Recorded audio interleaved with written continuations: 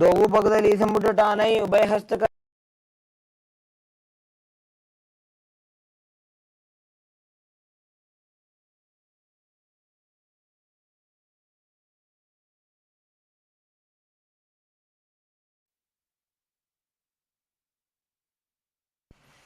दोवों पगदली जोड़ी संपुट करें. Next up is Bhujasana. From a seated position, lift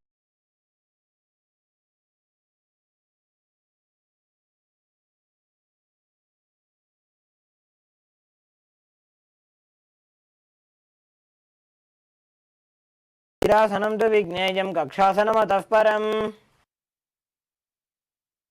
Next up is Kalyanasana. Sitting with your legs over your shoulders. Interlock your fingers behind you.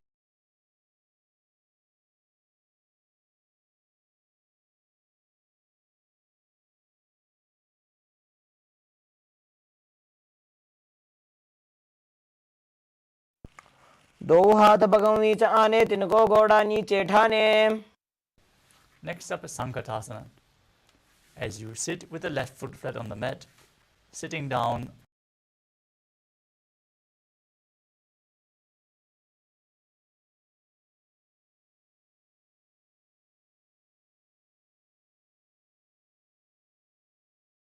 visualize yourself as an elegant swan and breathe in Ujjayi Pranayama, making an ocean-like sound as you keep your navel region contracted in Sankatasana.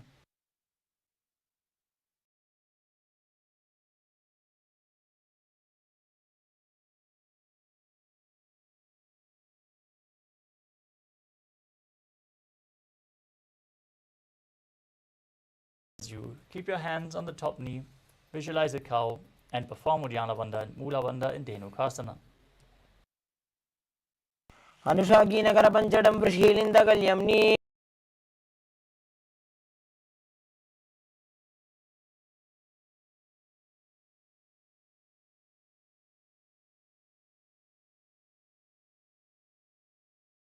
The opposite thigh as you twist your body, placing hands on opposite thighs. Gaze to your third eye and visualize Swamiji in your inner space in Machandrasana.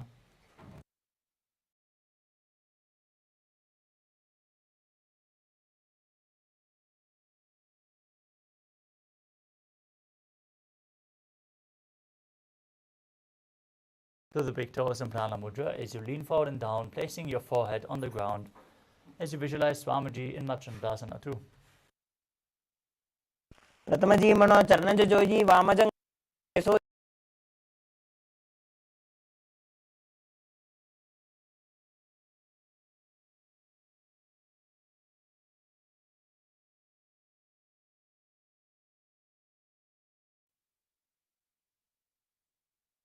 From the same position, interlock your fingers in Parusha Mudra, place them on the top knee, engage all three bandhas as you visualize Swamiji.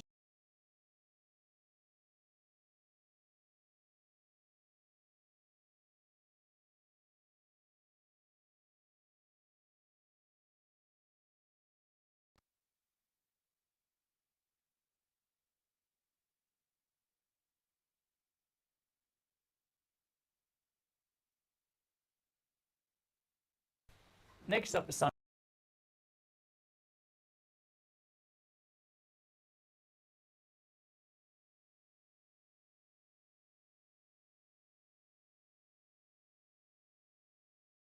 Over top, place your hands on opposite knees. Visualize yourself as an elegant swan and Sankatasana on the other side.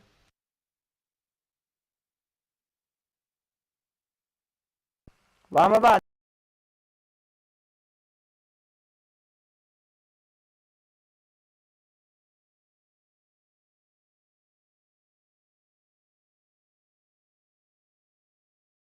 On top, visualizing a cow in Dhenukasana.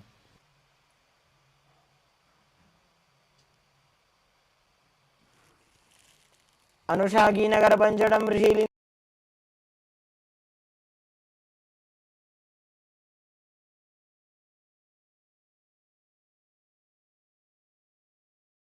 Onto opposite thighs as you twist your spine.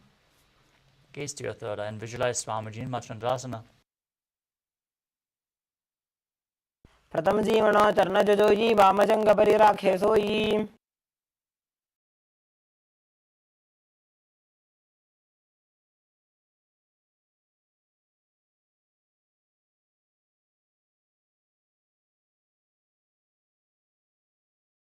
वाम हस्त बिष्टि दिशाने। Now interlock your fingers, place them on the top knee, and visualize Swamiji, your Guru, in Guru Asana.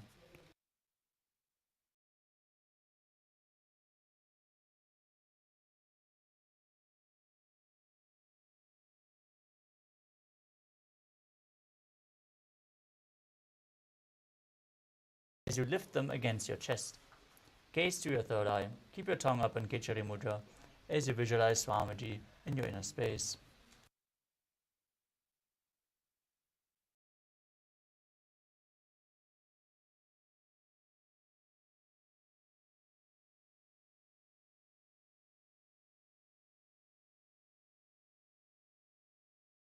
Your chest, gaze to your nose and visualize Swamiji in Bodha Shukasana. दो भूपगदली भूपरि धरे कोरमा हिलिए से करे।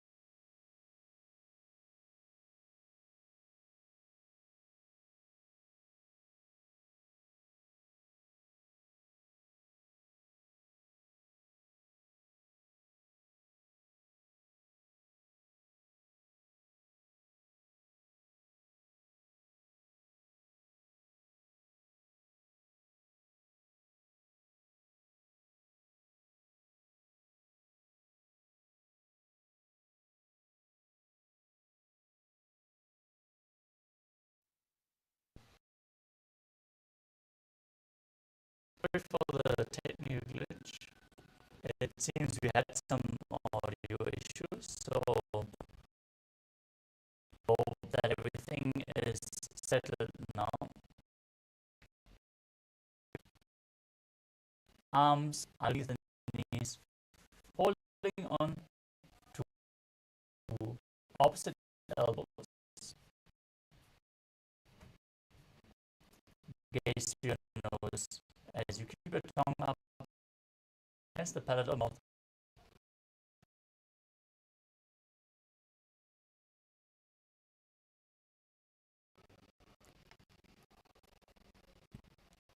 Engage your mudra. Visualize Swamiji's face.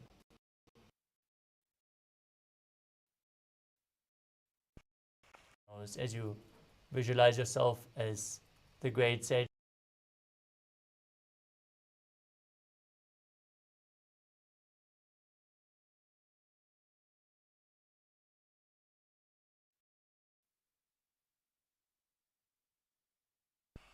मूलद्वारी धरती परिठाने डावा पग परिदच पदाने।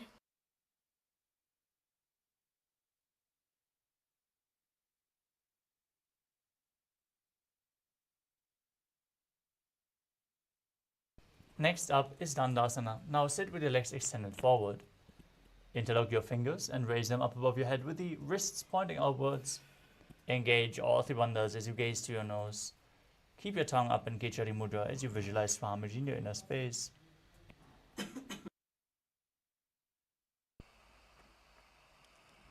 इदानीं गर्भिणीनां योगाभ्यासो यथा लघु. Next up is Arambhasana. As you sit with the legs extended, bend forward and down and hold onto the big toes in Prana Mudra. Place your head towards the knees. As you start breathing in Nadi Shodhana, inhaling through one nostril and exhaling through the other, alternatingly, without the support of your fingers. Control your prana flow with your will as you visualize Swamiji in your inner space. दो पग Mileva पसारी पगा का अंगूठा पकड़ी लीला टकोड़ा लगावे. Next up is Pidukasana. Now keep your knees slightly raised off the ground. Bring your shoulders down, hands in and around the knees, holding on to the soles of the feet from the outside. Gaze to your third eye and visualize Swamiji in your inner space. प्रथम बैसेदो पाव पसारी कछुक उर्द को कोरडो डारे. Next up is Jalandhari Bhavasana. As you keep the feet together, extended slightly away from the body, bring your arms below the shins with the palms facing up and bring your chin down on the feet. Gaze to the nose as you visualize Swamiji in your inner space. दो एड़ी मैली के दीजिए हाथ पसारी.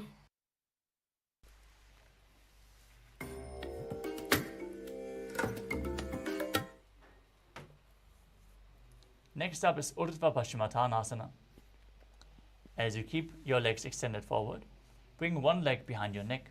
Lean forward and down as you hold on to the front foot with both hands. Visualize Swamiji in your inner space as you breathe in Pratyahara Kumbhaka. Visualize the prana flowing through 9 points within your body, which are the soles of the feet, the regenerative organs, up to the navel, to the heart, to the throat, to the uvula, to the center of the eyebrows, the top of the forehead, all the way to the Brahmaranda, the crown of the head in Pratyahara Pranayama. This is revealed by Mahadeva himself. Perform Urdhva Paschimottanasana. If you can't bring the leg behind your neck, you can pull it up towards your chest or cross it over your knee and lean forward and down. पश्चिमतानवत् संस्थितिं कृत्वा एकं पादं ग्रीवायां धृत्वा तिष्ठेत्.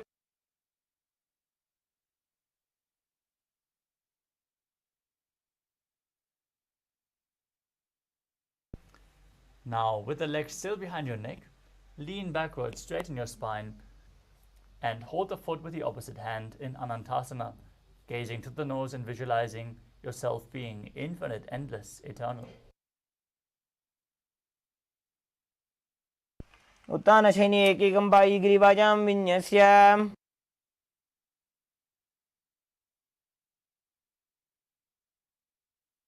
From Anantasana, roll onto the side of the hand, holding onto the foot.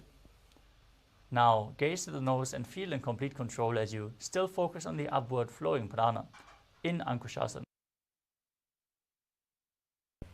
उत्तानशयित एकैकं पादं ग्रीवायां कुर्वन्.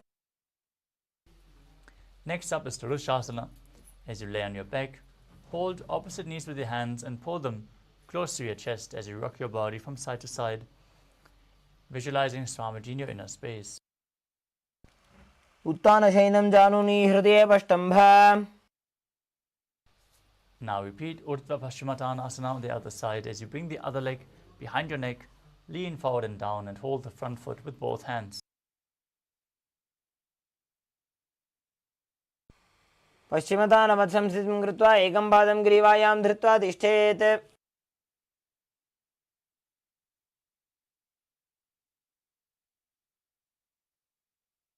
Now, straighten your spine, lay back with a foot behind your neck in Anantasana as you gaze to your nose and visualize yourself being infinite, an eternal one.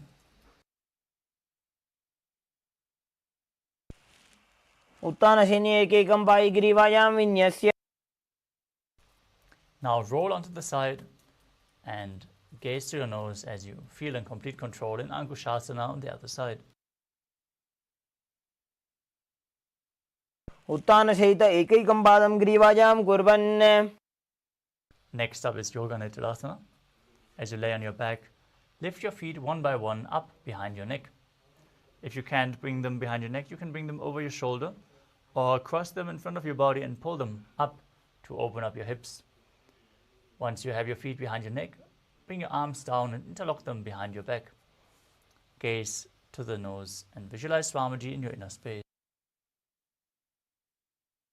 पादाभ्यां वेष्टयेत् कण्ठं हस्ताभ्यां पृष्ठबन्धनम्. Next up is Atma Ramasana. As you lay on your back, raise your legs and wrap your hands in and around the legs, interlocking your fingers behind your neck. As you gaze to your nose and visualize Lord Vishnu blessing you from within.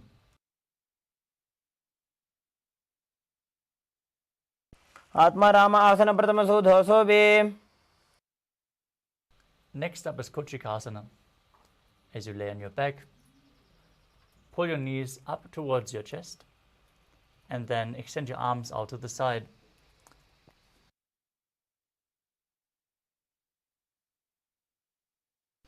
Keep the soles of the feet facing up towards the sky as you gaze to your third eye and visualize Swamiji in your inner space. दो हाथ सीधा सा करे तनसो ube Sapa करे. Next up is the Jatala Parivriti.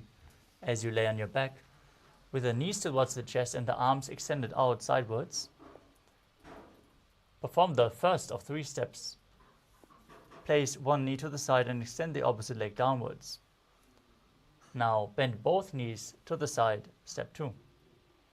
Extend both legs to the side, hold onto the feet and gaze away from the feet, step 3. Visualize Swamiji in your inner space. Perform the Mula Bandha as you return to the neutral position, pulling both knees towards your chest.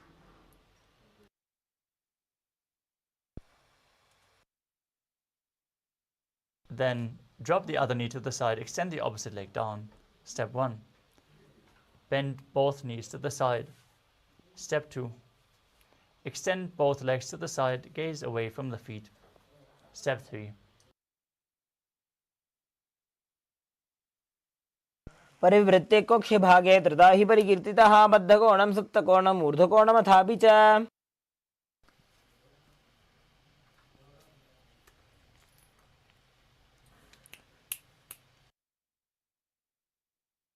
Next up is the Dviparapitam. As you lay on your back, place your feet flat, hold onto the ankles as you push your hips up and gaze to the nose, visualizing yourself as sturdy as a bridge as you perform Murcha Kumbhaka with Jalandhara Bandha and Mula Bandha engaged. प्रतिक्रियायुतं द्वन्द्वपीठ सर्वबलप्रदम्. With your feet flat, bring your hands over top of your shoulders, fingers pointing towards your feet as you lift your entire body off the mat. Visualize yourself as sturdy as stone furniture and engage the Mula Bandha as you breathe calmly through your nose in Sahaja Kumbhaka, performing Paryankasana. उत्तानशयनं हस्तदलाभ्यां भूमिं वष्टभ्य. Lower your body back down to the mat. Lift your knees up against your chest and hold on to the respective shoulders with your hands as you move your hips in a circular motion.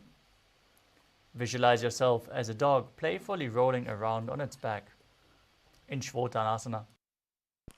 शवच्छरीरं संस्थाप्य जानुनी सम्मील्य नाभुवानिज. Now raise your legs and hips up.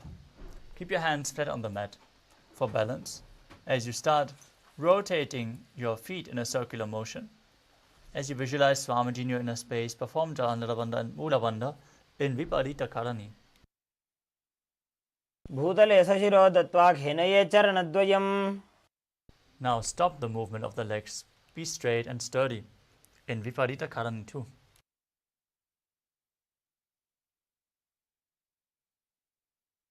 भूतले सशिरो दत्त्वा घेनये चरणद्वयं विपरीतकृतिश्चैषा सर्वतन्त्रेषु गोपिता. Next up is Langalasana. As you lay on your back, lift your hips and take your feet over your head, placing the toes down on the mat behind you. As you interlock your fingers and place them down on the mat behind your back. Visualize yourself as a plow as you perform Jalandhara Bandhan, Mula Bandhan and Langalasana. नरकासने स्थित्वा नासिका प्रदेशे भूमौ पादपृष्ठे स्थाप्य. Next up is Charita Paschimottanasana. From the same position, hold on to your feet with your hands. Keep your arms and legs straight. This is one of the 84 different asanas revealed directly by Lord Paramashiva himself. Visualize Paramashiva as you internally chant Om Nithyananda Paramashivoham. तानं शयित्वात् कुर्वीत शयितपश्चिमतानकम्. From the same position, bring your hips over top of your shoulders and spread your legs wide. Now visualize Swamiji in your inner space in Supta Konasana. परिवृत्य कुक्षि भागे त्रिदाहि परिकीर्तितः. Next up is Chakrasana. Bring your feet back together, hold onto your ankles with your hands, and then roll onto your back, keeping your arms and legs straight as you visualize yourself as a chakra, a wheel, in Chakrasana. शवासनस्तद्वौ पादौ कुर्यान्मस्तकतः परौ. Next up is Supta Prasarita Varangushtasana. As you lay on your back, keep your legs straight up above your body and hold onto the big toes with your hands. Now visualize Swamiji as you open your legs wide to the side. Perform the Mula Bandha and breathe in Ujjayi Pranayama, making an ocean-like sound while keeping your navel engaged.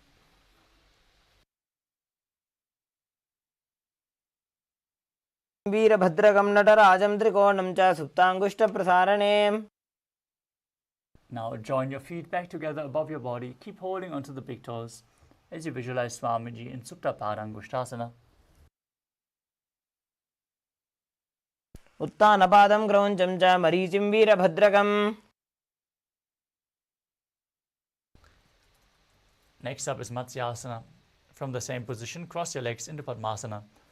Keep your legs flat on the mat as you bring your arms over your head and hold on to opposite elbows.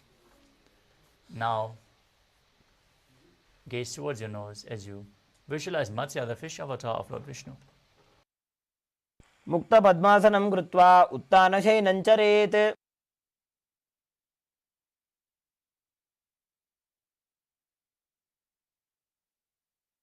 Next up is Padasharamasana.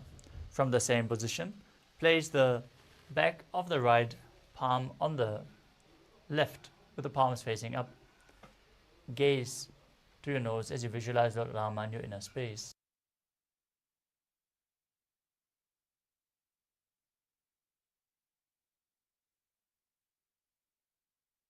प्रथमकरे पद्मासन आचे सूधो सोवे भूपरिपाछे.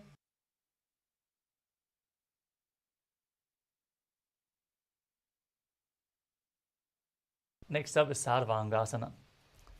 Now, with the legs in Padmasana, raise your knees and hips up. Bring your hands to the lower back for support with the elbows down.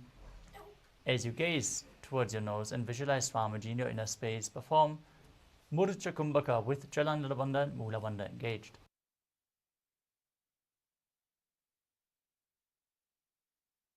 Next up is Vrishchikasana.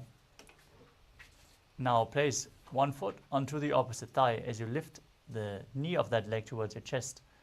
Stretch your arms up, hook your fingers forward as you gaze to the third eye and visualize yourself as a scorpion in Vrishchikasana. प्रथमशयन सूधो शीशिकेशिकी सन्धि सुदाखे. Now bring the other foot on the opposite thigh as you repeat Vrishchikasana on the other side. प्रथमशयन सूधो शीशिकेशिकी.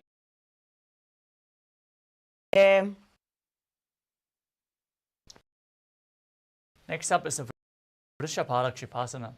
As you lay on your back, interlock your fingers behind your head, then lift your legs up off the ground and alternate, bringing one knee in towards your chest back and forth.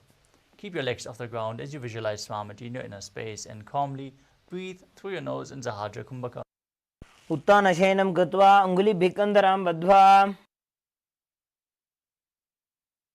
Next up is Maruttanasana. As you keep your hands next to the hips, pull your knees in towards your ear. Try to touch your ear with the knees back and forth as you visualize Swamiji and perform the Mula Bandha. श्रोतानवत् संस्थिति कृत्वा जानुद्वयं पर्यायेन कर्णयोः संस्पृशेत्.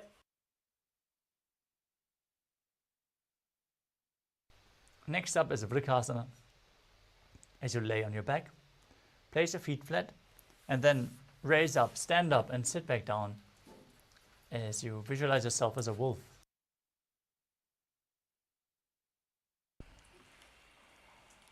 अथ उत्तानशयनं कृत्वा पादतलाभ्यां भूमिं धृत्वा. Next up is Lutasana. As you lay on your back, quickly throw your legs over your head and roll over completely.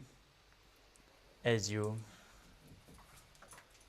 repeat this again and again, visualize Swamiji in your inner space and perform the Mula Bandha as you finally lay in a prone position. अथ उत्तानशयनं पादौ शिर उल्लङ्घ्य भूमौ स्थापयित्वा.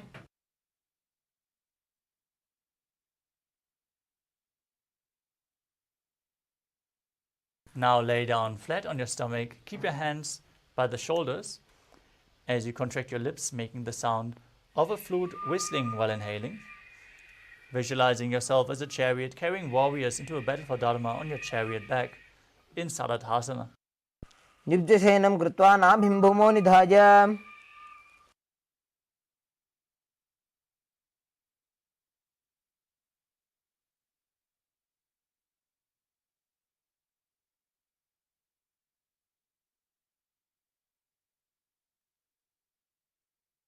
Next up is Dehalyolanganasana. As you place your hands flat on the mat, raise your body up into a plank position and jump your feet in between the hands back and forth as you visualize yourself transcend body and mind. हस्तद्वयं बद्ध्वा तन्मध्ये चरणद्वयम् उड्डानैव बहिरानीय. Next up is Jatyasana. From a standing position, place your hands on the mat and walk back and forth as you visualize yourself as a wise 60-year-old elephant. अथ जात्यासनं वक्षे येन जातिस्मरो भवेत्. Next up is Lolitika Karana. As you stand with your knees bent and the feet pointing outwards, bring your hands to the shoulder level and rotate them around your chest as you lean backwards, open up your chest and move your head in all directions.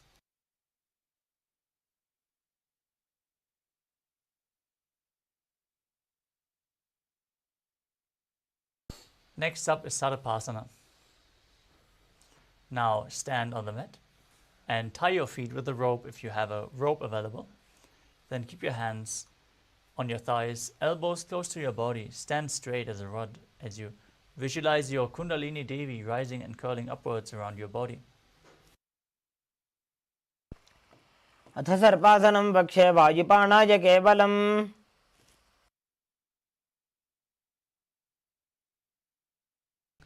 Next up is Ushtra Sadhanasana.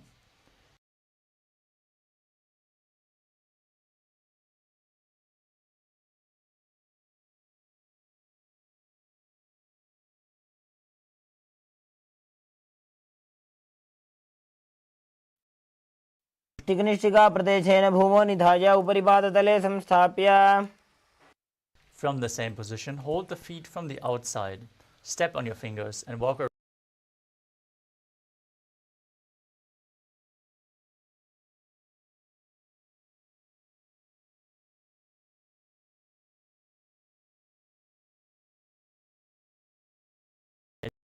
As you open up your chest widely, visualize yourself as a soaring bird diving in rapid speed headfirst as you perform the Mula Bandha.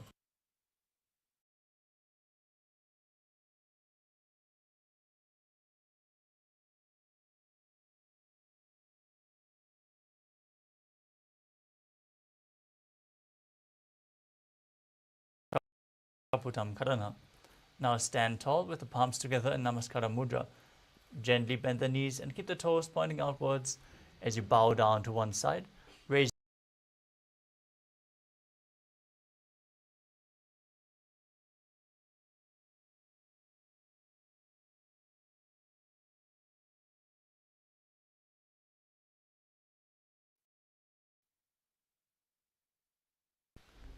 Next up is Khadgasana. Now visualize yourself as a rhinoceros and gaze to your nose as you lay down.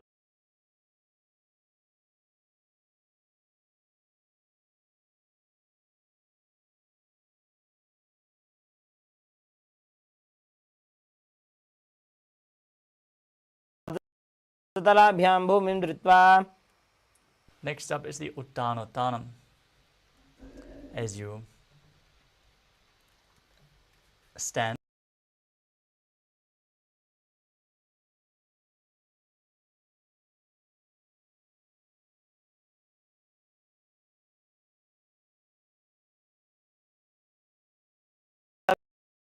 asidavyam iti utthanotthanam bhavati.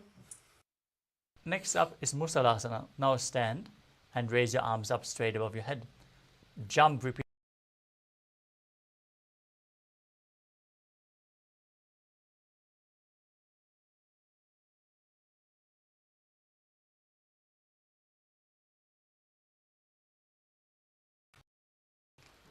Now pull one foot up towards your chest with both hands as you sit down and stand back up with the other leg, alternating on both sides again and again.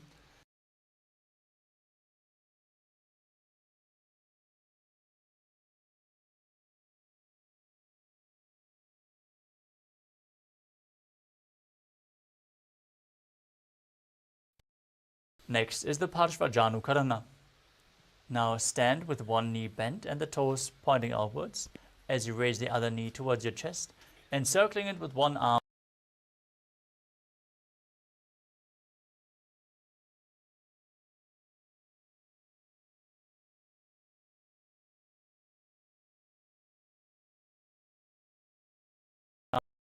Dandavasana. You can hold weights if you want to intensify this asana. Now visualize yourself fiercely dancing as Lord Shiva as you extend your arms and one leg forward.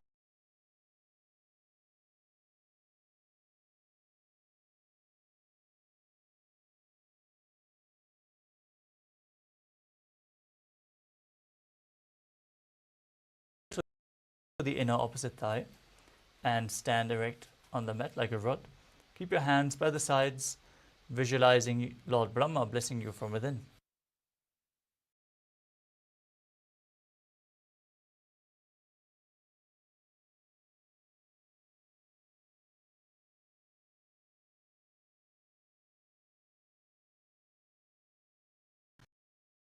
As you bring the left arm below the right and place your hands in Namaskara Mudra, visualize yourself as Lord Garuda as you do so. Uttana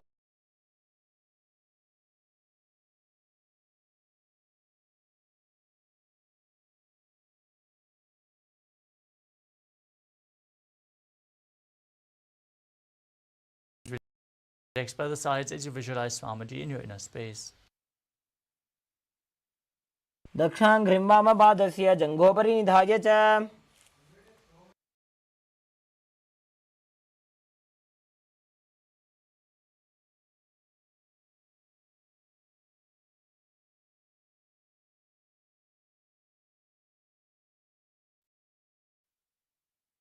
Next asana is Dhruvasana. Now stand on one leg and hold the big toe of the other foot.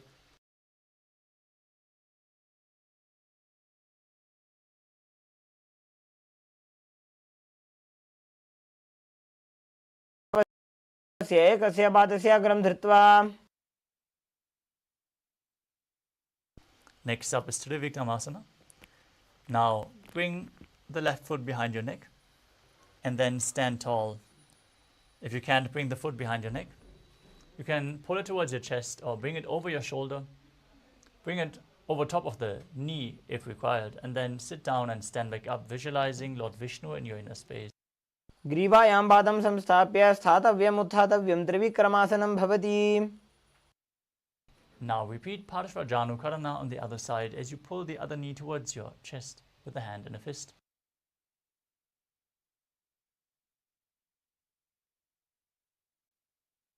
Point it slightly out, both hands underneath the knees, interlock the fingers in Padasha Mudra and bring the finger look towards your navel as you squat down all the way. Now visualize the great sage Goraknath, founder of the Natha Yoga Hindu Sampradaya. Next up is Guptasana. Now, as you visualize yourself as a tree with visualize tejas flowing to your third eye, rejuvenating your body.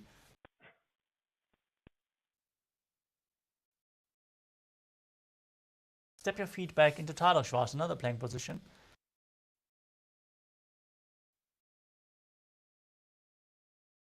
Tadapasana too.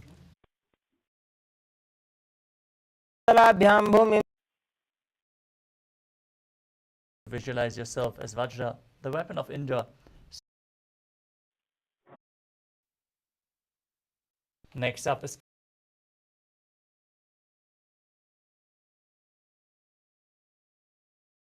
sit with your legs straight, legs folded back, toes pointing backwards with the knees open wide.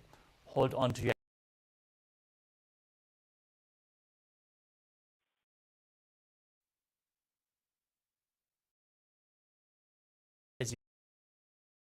and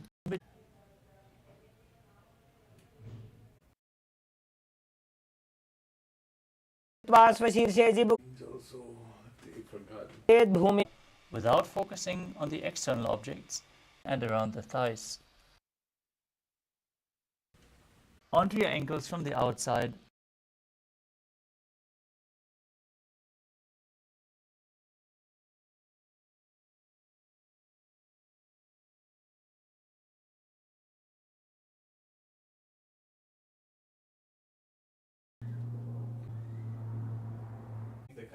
We have the Panchakshi. Yeah, but they send pictures. What else? Shiva, Paramashivoham. I won't do.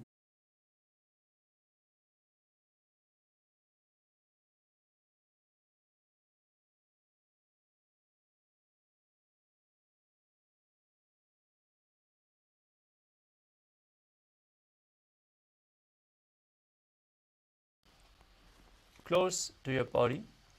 Hold the ankles with your hands and lift your feet off the ground as you visualize yourself as a Kadamba tree, a pious tree that promotes a long life. Breathe calmly through your nose in Sahaja Kumbhaka.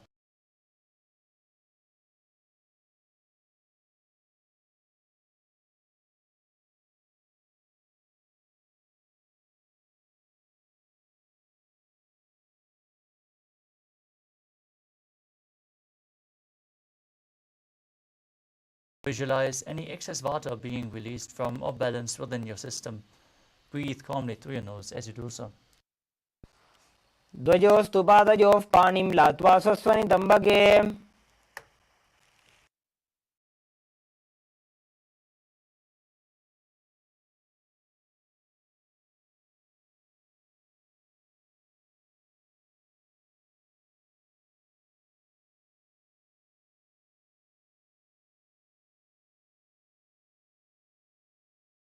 And gaze to your third eye as you visualize yourself as a powerful source of energy. पूर्वतानं चतुष्पादपीठं वज्रासनं तथा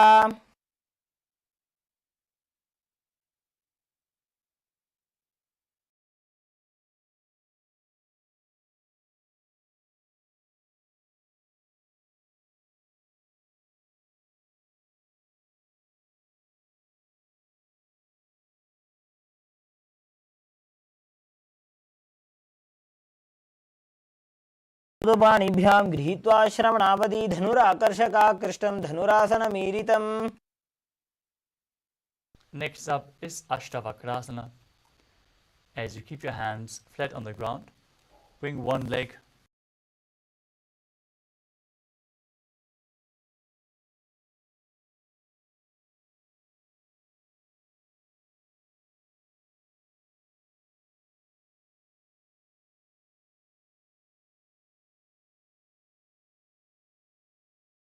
मयूरं सेतुबन्धनम्. Next up is Pranasana. Now sit and bring one foot to the opposite thigh. Raise the opposite knee and bring your respective shoulder underneath the raised knee.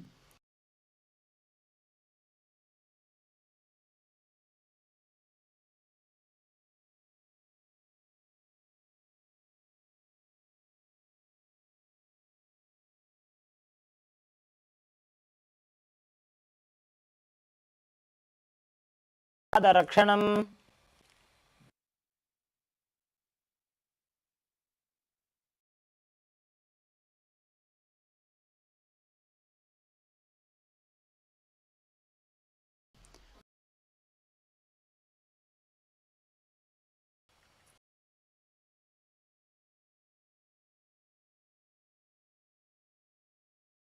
Low into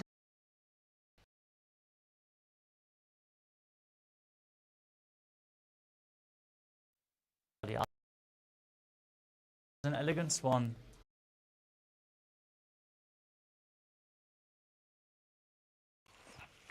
प्रथम पद्मासन को करे घोड़ा संधि माही कर इधरे तरफ दूसरी कर दो वो आने कोन्या ऊपर संधि लेठाने. Next up is Kurmasana 2. In Padma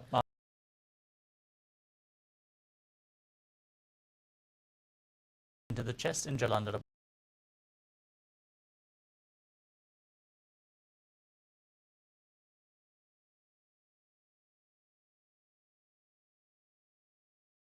Gaze to your nose. Keep holding onto your shoulders with your hands as you embody a turtle laying on its back in Uttana Kurmasana. Kukkutasana बंधस्थं कराभ्याम धृत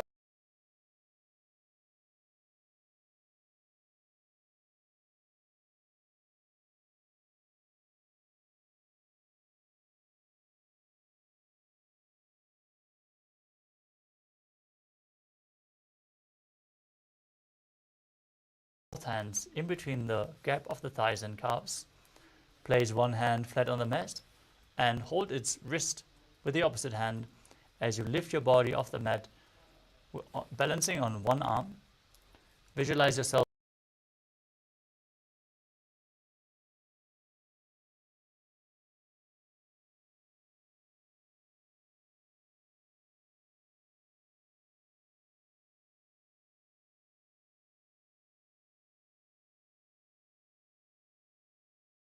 hold its wrist, push your body up and balance. Visualize yourself as a rooster in Pangu Kukkutasana on the other side. Kukkutasana स्थित्वा एकेन हस्तेन अन्यस्य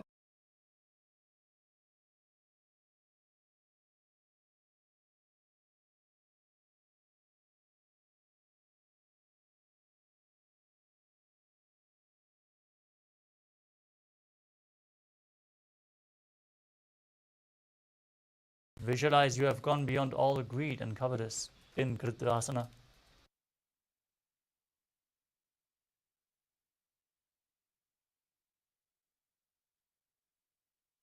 अभ्याम उत्तानाभ्याम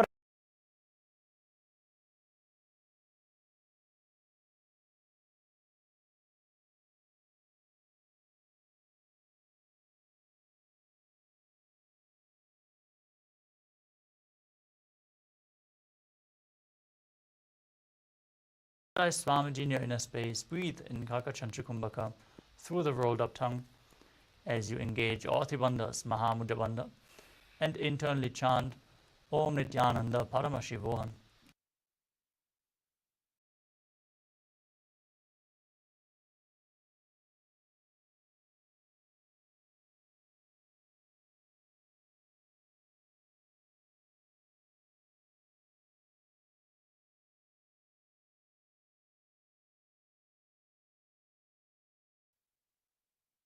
एतत् पद्मासनं कुर्यात् प्राणवायु प्रसिद्धये.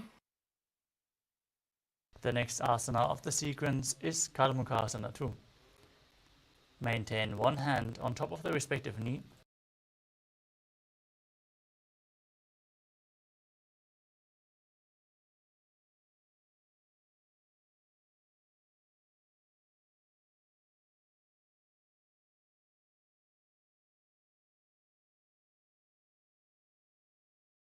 The Mula Bandha. अथान्यासनमावक्षे योगपूरकरक्षणात् कृत्वा पद्मासनं पाद अङ्गुष्ठजङ्घयोस्थितम्.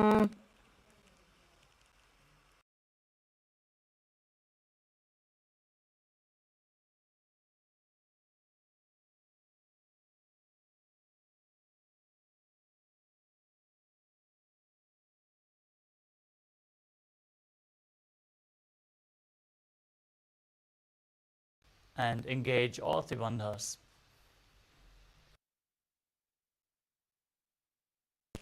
कार्मुकासनमाक्षित्य उदरे पूरयेत् सुखं तद्वायुर्वसो जाति कालेन सूक्ष्मवायुना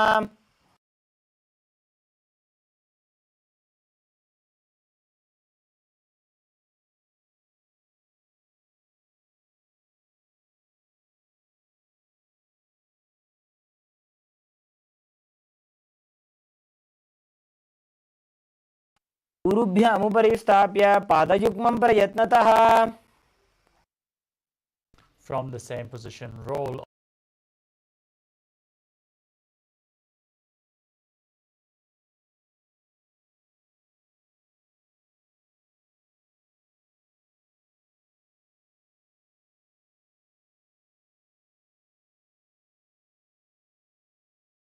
Sahaja Kumbhaka, engaging the perineal region and Mula Bandha in Nagarasana.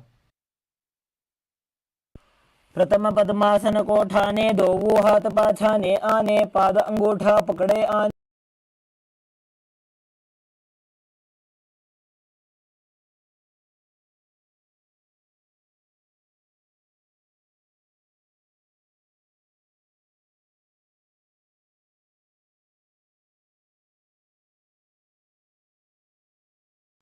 Breathing calmly in Sahaja Kumbhaka as you perform Kandukasana. नेत्रासने स्थित्वा हस्तपादान् निष्कुष्य ऊर्ध्वं दयेत् पृष्ठवंशेन भूमिं पोथयेत्.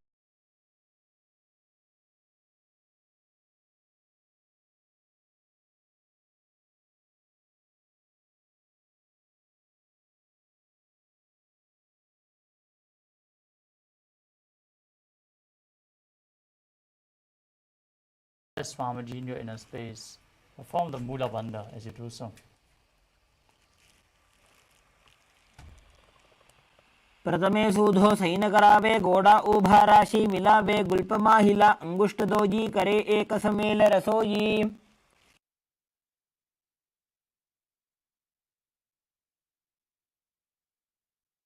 From the same position, with your knees raised, laying on your back, place your hands underneath the heels with the palms facing up.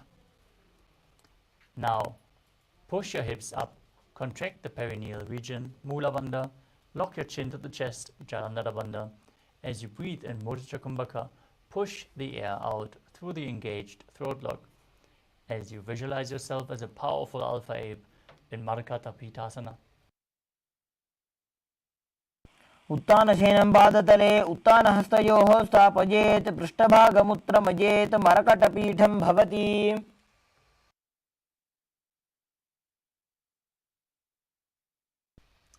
Now bring your hands to the hips and lift your hips up. Straighten your legs as you gaze to your nose and visualize Swamiji breathing in Murthy Kumbhaka with Jalandhara Bandha and Mula Bandha engaged, performing Uttana Shikhi Pitakasana. जङ्घोरुबलहीनश्चेत् उत्तानशिखिपीठकम् अप्रमत्तः प्रकुर्वीत भुक्तेः प्राग्विजितेन्द्रियः. Now raise your hips and legs up. Keep your legs straight as you place your hands on the mat, supporting you, balance in this position.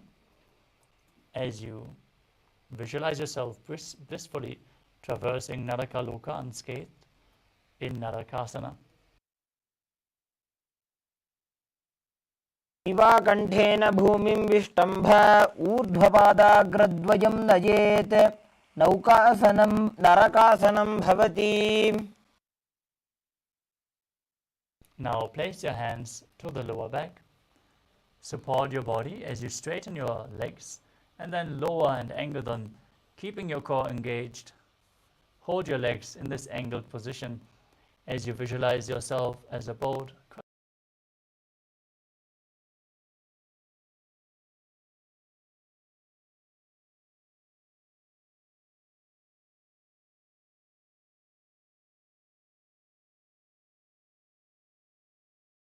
Straighten your legs. Be stable like a flagpole as you visualize yourself as the KAILASA flag, respected across all nations in Dvajasana.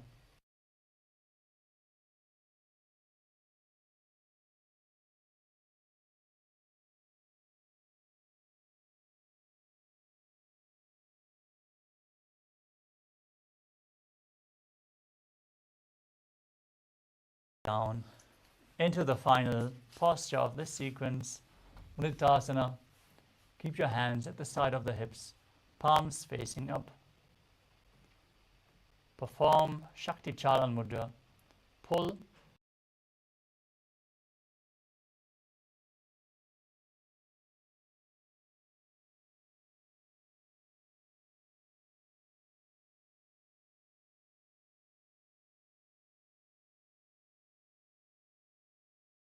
without internal or external movements, as you visualize that your body is dead and Swamiji is liberating you. Internally chant the Mahavakya, Om Nithyananda Paramashivam.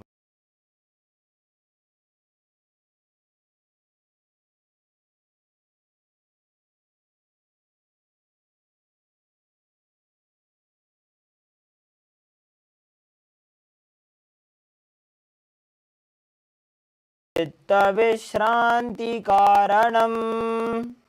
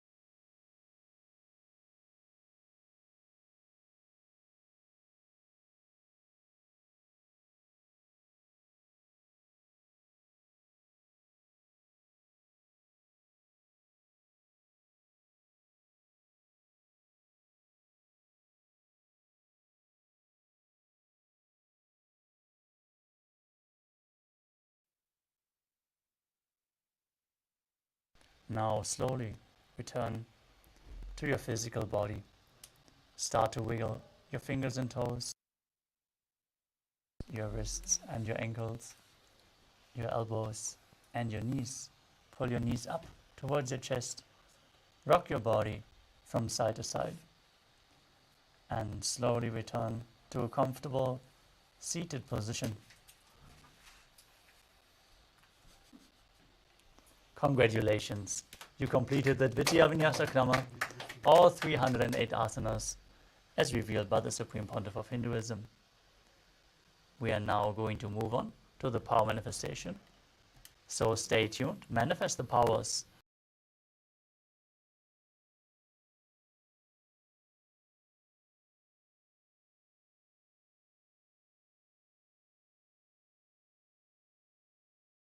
And Namaskara Mudra in front of the heart center. Close your eyes, take a deep breath. Visualize Swamiji in your inner space as we chant the Purna mantra. Om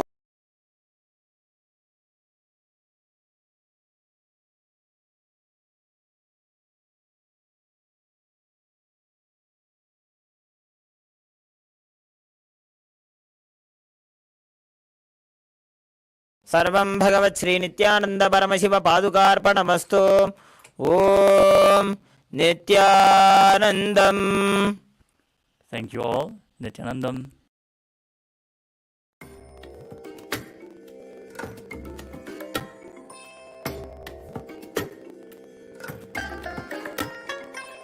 I bless you all. Let you all open all your three eyes and manifest the powers of Mahasadashiva. Om Nithyananda Paramashivoham. Om Nithyananda Paramashivoham. Om Nithyananda Paramashivoham. Om Nithyananda Paramashivoham. Om Nithyananda Paramashivoham. Om Nithyananda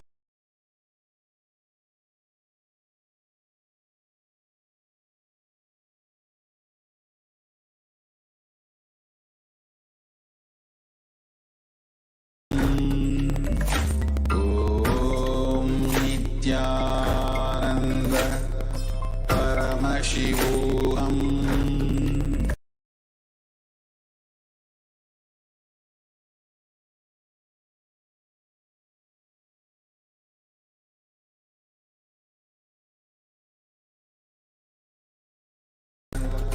Paramashivoham. Om Nithyananda Paramashivoham.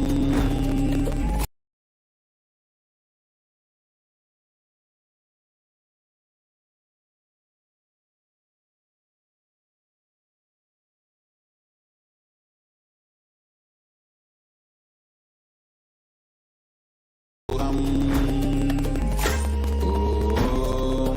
Nithyananda Paramashivoham. Om Nithyananda Paramashivoham. Om Nithyananda Paramashivoham. Om Nithyananda Paramashivoham. Om Nithyananda Paramashivoham. Om Nithyananda Paramashivoham. Om Nithyananda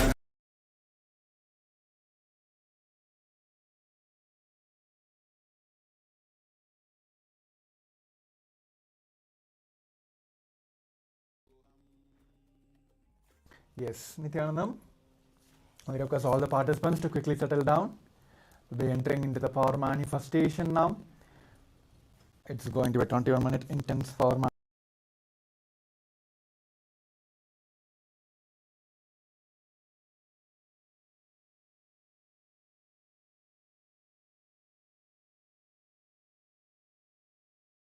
Please collect everything and settle down in your place and make sure your cameras are turned on. We'll be entering into the power manifestation segment very shortly.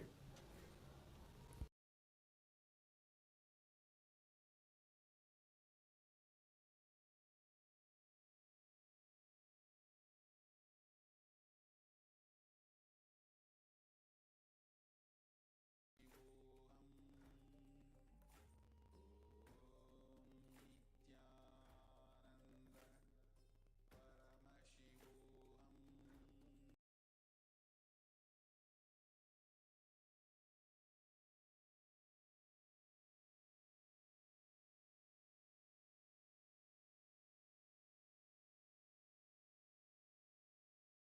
गगन सदृशं तत्त्वमस्यादिलक्ष्यम् एकं नित्यं विमलमचलं सर्वदी साक्षिभूतं भावातीतं त्रिगुणरहितं सद्गुरुं तं Namami.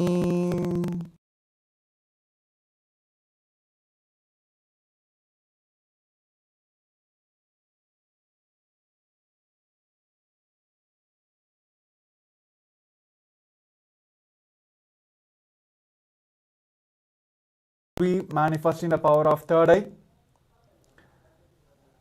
and today we'll be manifesting the words. I'll be projecting a couple of words for all of you. We'll be manifesting the power of third eye to the blindfolds.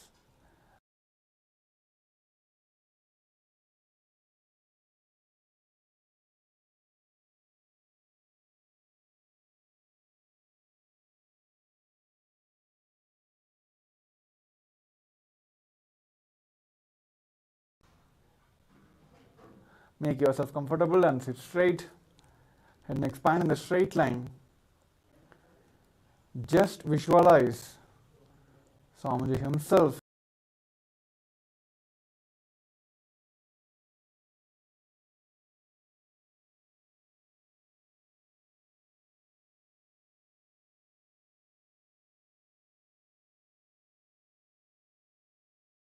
completion space. Let us chant the Mahavakya Om Nithyananda Paramashivoham intensely. Om Nithyananda Paramashivoham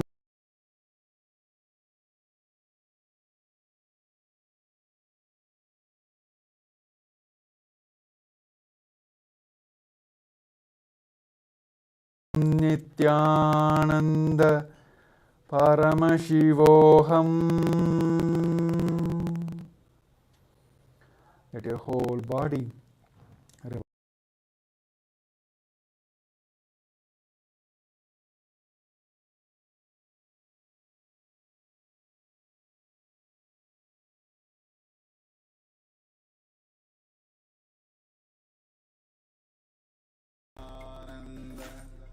Paramashivoham. Om Nithyananda Paramashivoham. Om Nithyananda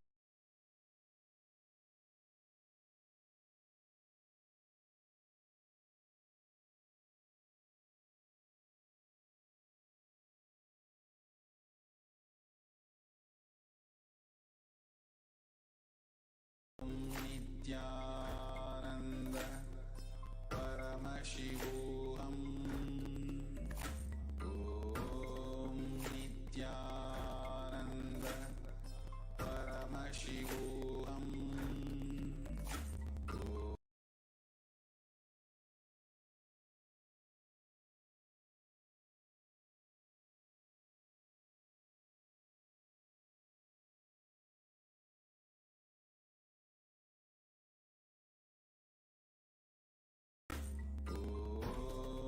Nithyananda Paramashivoham. Om Nithyananda Paramashivoham. Om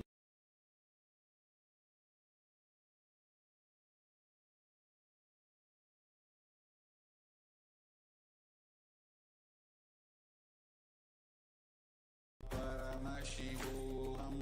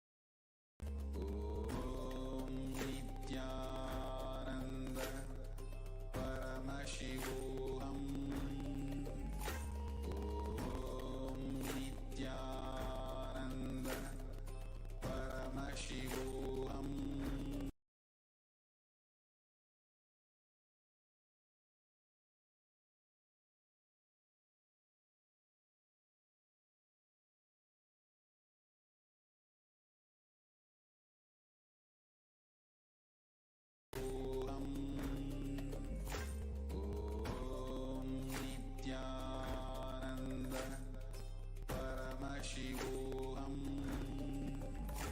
Om Nithyananda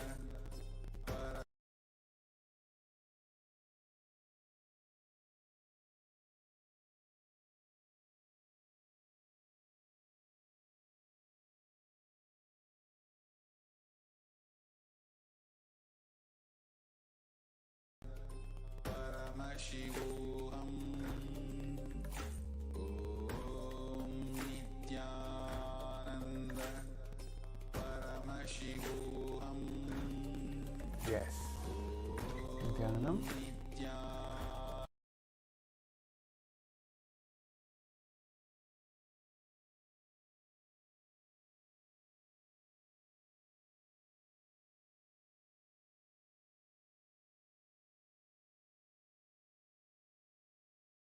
Let us take a few moments to share what Paramashiva, what Swamiji have revealed to all of us during. There was a word which was projected for you. So now you can pen down. Oh yes.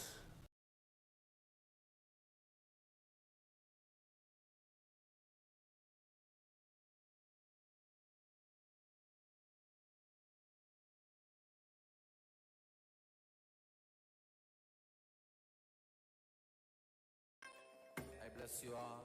Let you all open all your three eyes and manifest the powers of Mahasadashiva. Om Nithyananda Paramashivam.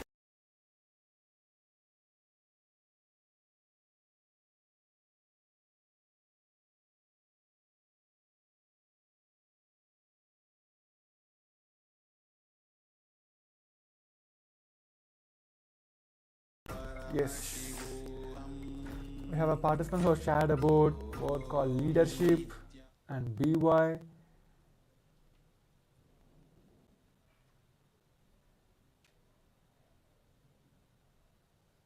Okay, that's one.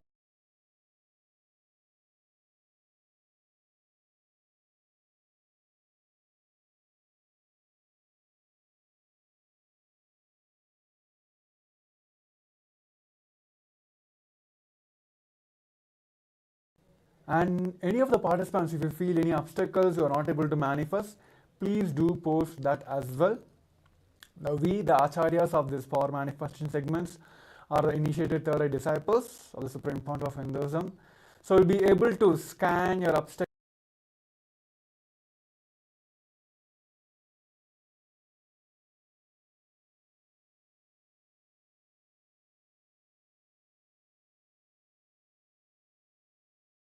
Word called ownership, which was projected for all of you. I think I have manifested maybe like almost like half of it. So right, it's the ownership, leadership.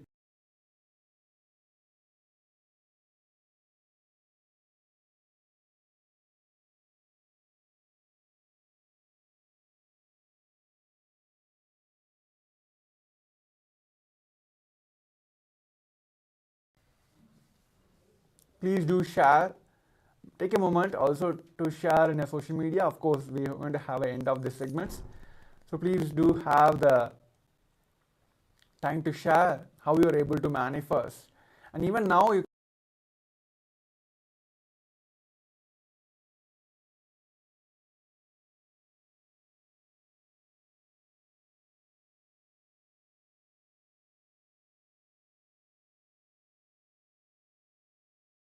for manifestation.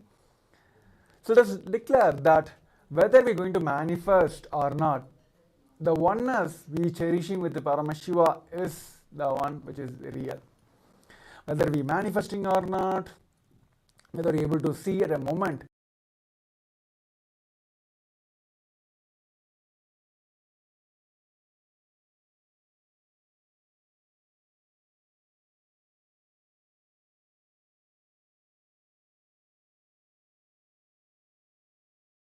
segments. So all that are programmed in a way that it gives you more and more completion process. There are the layers of obstacles, the layers and layers of obstacles. It will help heal and it help you manifest the powers. So that's why this attendance.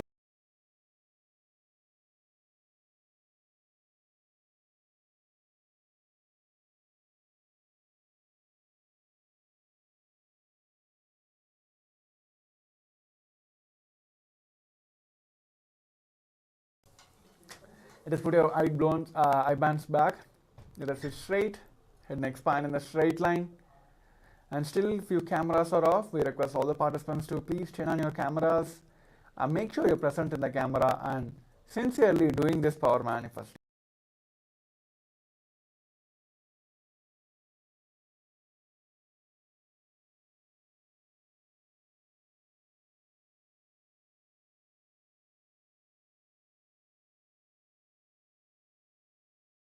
All the oneness moments, the Swami Onnada moments you had with the Supreme Pontiff of Hinduism, bringing all that, just intensely visualize Swamiji himself sitting on your third eye.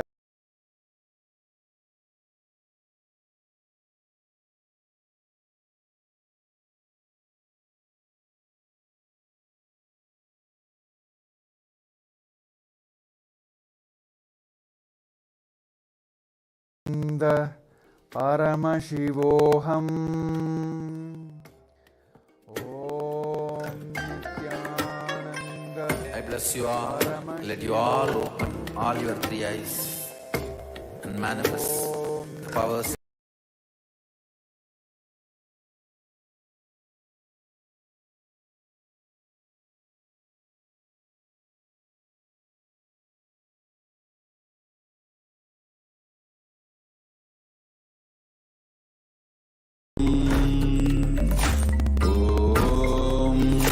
Nithyananda Paramashivoham Om Nithyananda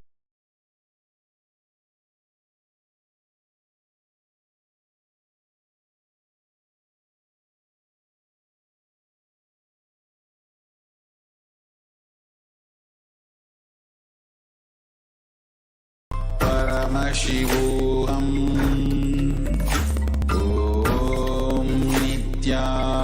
Nithyananda Paramashivoham Om Nithyananda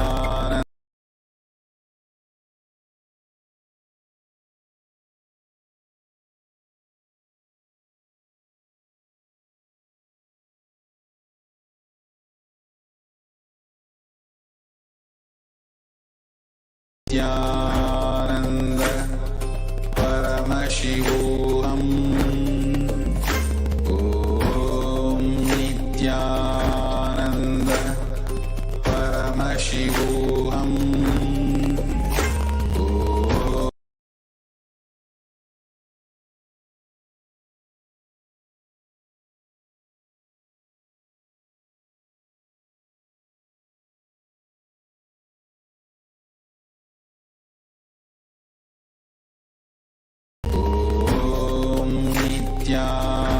Nithyananda Paramashivoham Om Nithyananda Paramashivoham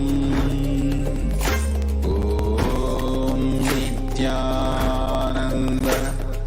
Paramashivoham Om Nithyananda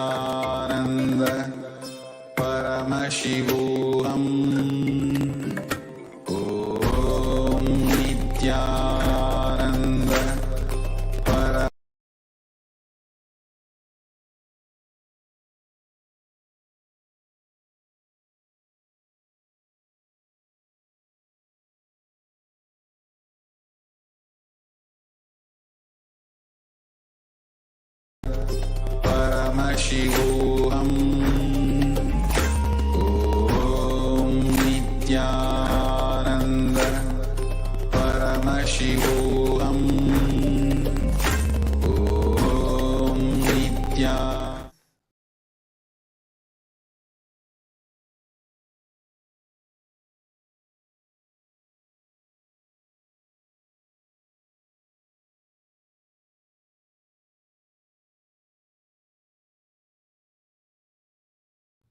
to share what Paramashiva, what Swamiji have revealed to you during this power manifestation segment.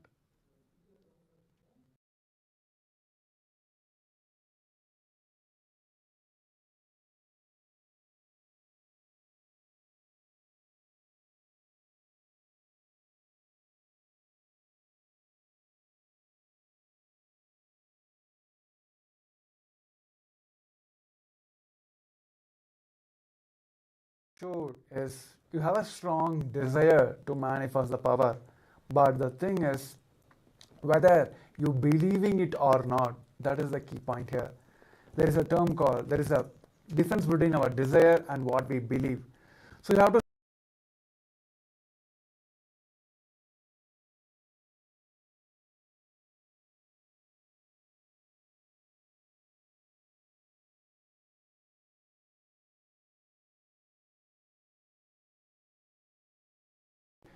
there is suddenly your mind comes into a play and you just randomly visualizing the things. So just sit with a complete completion space, just in the space of oneness, and let's start manifesting. Let's start believing that you are Paramashiva.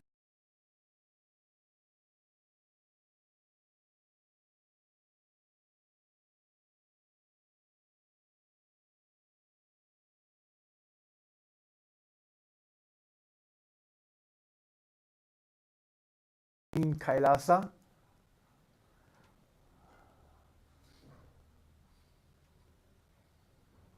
Yes. So let us verify our answers now. Yes. It is the word called encourage was projected for all of you.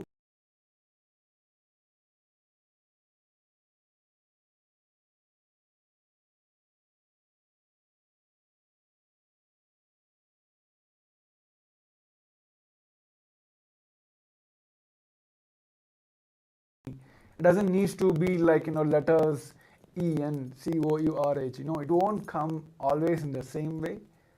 During our levels, the first levels, level by level of our manifestations, Paramashiva Swamiji himself will reveal to us in the way we understand, way we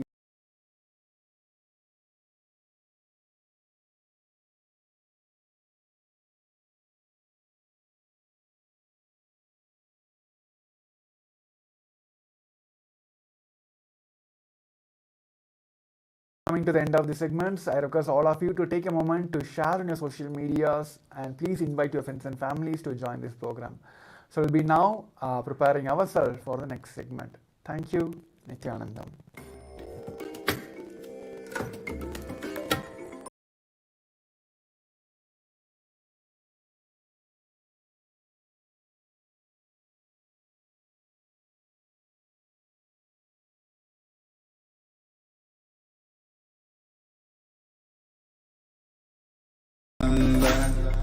Paramashivoham Om Nithyananda Paramashivoham Om Nithyananda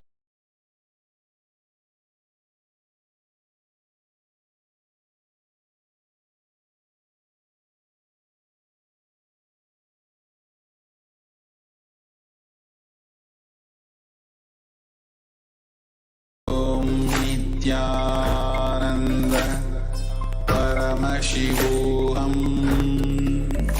Om Nithyananda Paramashivoham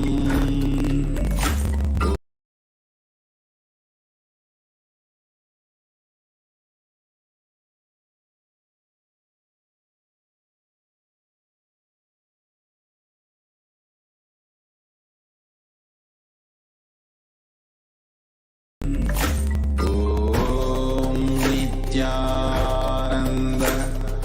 Paramashivoham Om Nithyananda Paramashivoham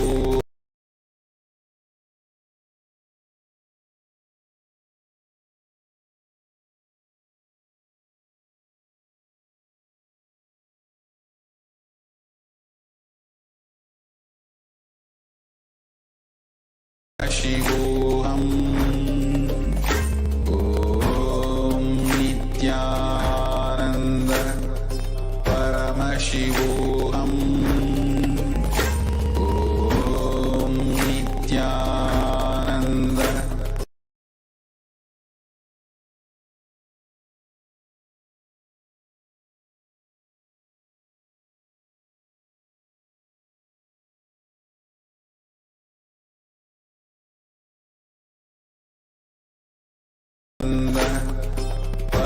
Paramashivoham Om Nithyananda Paramashivoham Om Nithyananda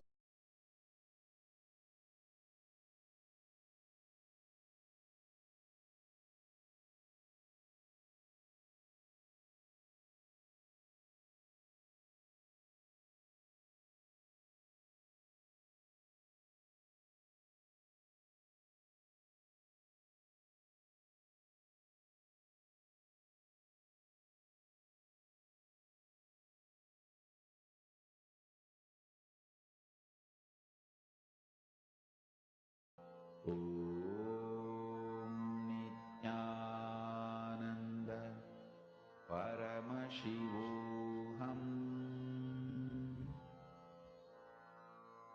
Mahamahavagya, spiritual lullaby for Samadhi, and Suprabhatam, wake up call, wake up song for Paramashiva. This Mahamahavagya is spiritual lullaby for you to fall into Samadhi. Suprabhatam, wake up song for Paramashiva to wake up in you. Just remember this one powerful cognition. This Mahamahavagya puts me in Samadhi. This is spiritual lullaby for Samadhi, for Paramashiva to manifest. With this one spiritual powerful cognition, chant this Mahamahavagya.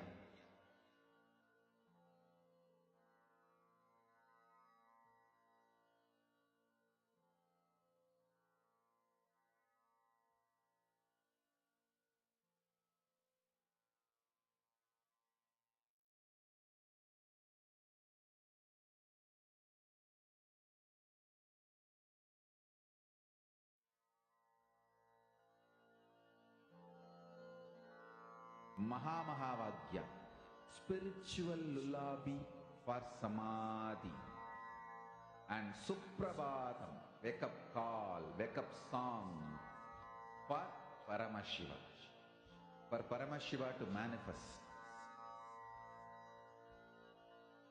With this one spiritual powerful cognition, chant this Mahamahavagya. Om Nithyananda Paramashivoham Om Nithyananda Nithyanandam Paramasukadam Kevalam Jnanamurtim Dvandvatitam Gaganasadrisham Tattvamasyaadilaksham Ekam Nityam Vimalamachalam Sarvadi Sakshibhutam Bhavatitam Trigunarahitam Sadgurum Tam Namami. Nithyanandam. Nithyanandam to everyone. Welcome to all the participants. We are all already in the day 17 of the program, on the 17th day of Paramashivoham program.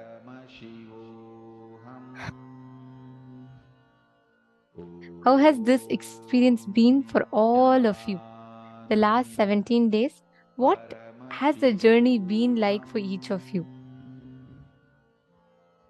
Please take a few minutes and let us know in the chat. And I also would like to take a few minutes to just thank. There are so many of you who have been very, very sincerely attending the program, and you have been available here continuously. Each day, I see so many of you sitting here with sincerity. It's your daytime, nighttime, or morning, whatever time it is of your day, irrespective of the time, irrespective of the situation. Each of you have been here sincere and committed to the whole journey of Paramashivoham. the journey of each of you discovering your highest possibility, manifesting that highest space of Paramashivoham. So welcome to this program. How has this journey been for each of you? Diana has posted it was wonderful, and Pinyush and Nithyanandam, Ma Gaikshali, Nithyanandam. Ma Gaikshali, actually it's wonderful to see the way you have been extremely participative and very, very nice. Your intensity, your seeking is really wonderful, Ma. The way you are, the way you ask questions, your sincerity to wanting to know. And I know you from whatever time zones, different time zone that you could be from. I know each day you make sure that the 16 hours you sit here very sincerely. There are few of you who are very, very sincere, like Ma Donna, extremely sincere. Ma Gaikshali is always here and very sincere and inspired. And Ma Pinyushen, and also Ma Zhang, and Ma Diana Spilov, of course. Ma Diana Spilov, Ma Margarita Vascolens. Actually, Ma Margarita, though she might not be posting messages, I also see continuously she's there, who's listening to the sessions. And also, of course, Ma Priyesha is another person that I remember. I don't know if he's here right now, but Ma Priyesha is another person who makes it a point as much as possible to be here. And there are so many of you here who sit, who make yourself available. Ma Susan, I can go on telling, Ma Agama Priya, and Sumit Agrawalaya. I know what, even through your night, each day you make it a point to sit, to listen, and it may not be very easy, but you are here extremely sincerely. And Punidanaya is a participant who's there. Almost every Paramashivoham, I know Aya will be there. And the best part is, if he is late, he always completes. He always makes it a point to maintain that integrity, which is very beautiful. So there are a lot of you who have been here sincerely. If I've missed any of your names, and if you have been here, I apologize, maybe because I'm not immediately remembering the name. But to every one of you who have made it a point to ensure that you are here, maintaining the integrity, being here, attending the sessions, participating, that in itself is very, very beautiful. Please understand, just you being here shows your commitment for you wanting to experience the Paramashivoham in your lives. And that commitment is enough. When you are here with that decision, and when you are here from your side to take that step from your life, Swamiji will be here ensuring that he does the best for you through your journey.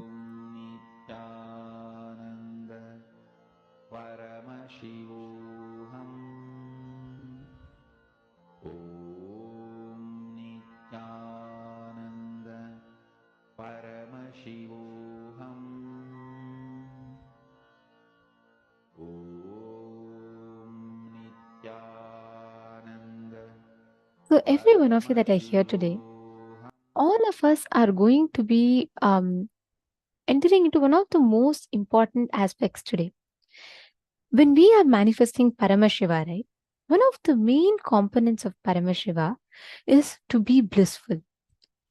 He exists in that eternal bliss, in that supreme auspiciousness. He exists as that formlessness in form.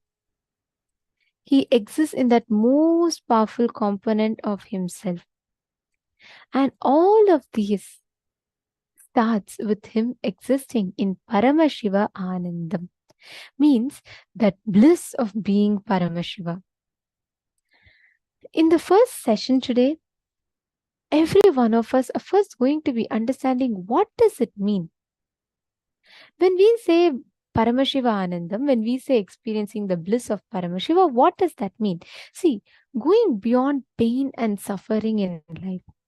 Every one of us go through some amount of pain in our lives. We all do go through some amount of suffering in our lives. The quantity might be different, but every one of us go through our respective sufferings. But is that suffering really required? Do we need to go through that suffering in our lives? Why? Why do we need to suffer in our lives? what is the reason that could cause suffering in our lives? We are going to be learning about these profound truths in all of our life right now. All of us are going to be understanding about how we manifest this space of Paramashiva Anandam and how we all experience that suffering in our lives and how we can liberate ourselves from that suffering, because we don't need to suffer. See, we all unnecessarily create a delusion inside of ourselves saying that yes, there is suffering, life is bound to be suffering. But Swamiji very beautifully tells, your fundamental nature, the very core existence of you is bliss. So at your very core, you don't need to suffer. Suffering is not needed for us. But why do we choose to suffer? How we can break free from suffering? These are all the most important truths that we are going to be learning today. And the first session today is, what is Sahaja Samādhi and how can you experience Sahaja Samādhi? So shall we all get ready? Let's all listen to that session.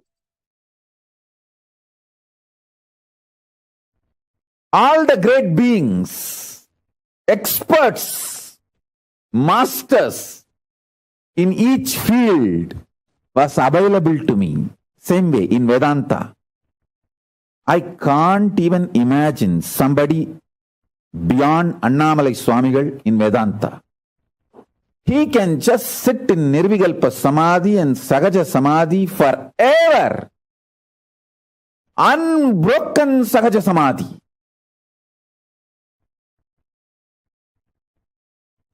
The most powerful unclutching, most powerful unclutched being I've ever seen is Annamalai Swamigal.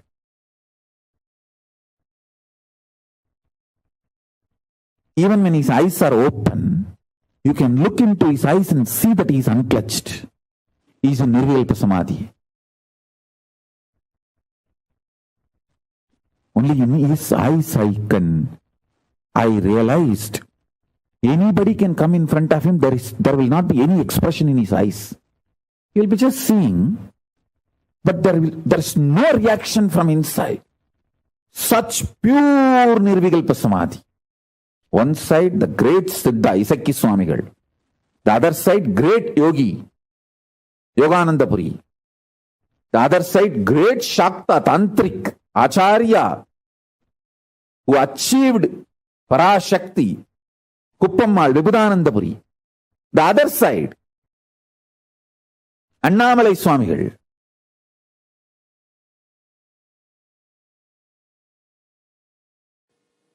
Samadhi means being one with the source. Perpetual completion means Sahaja Samādhi. Understand,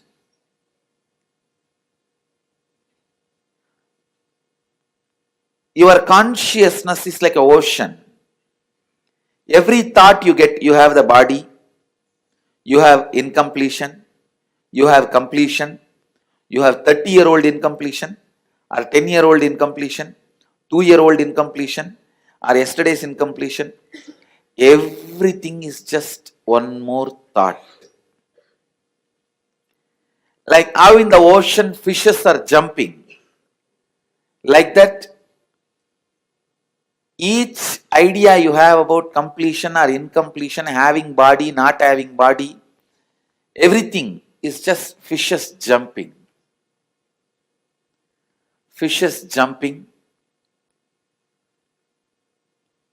in the conscious ocean.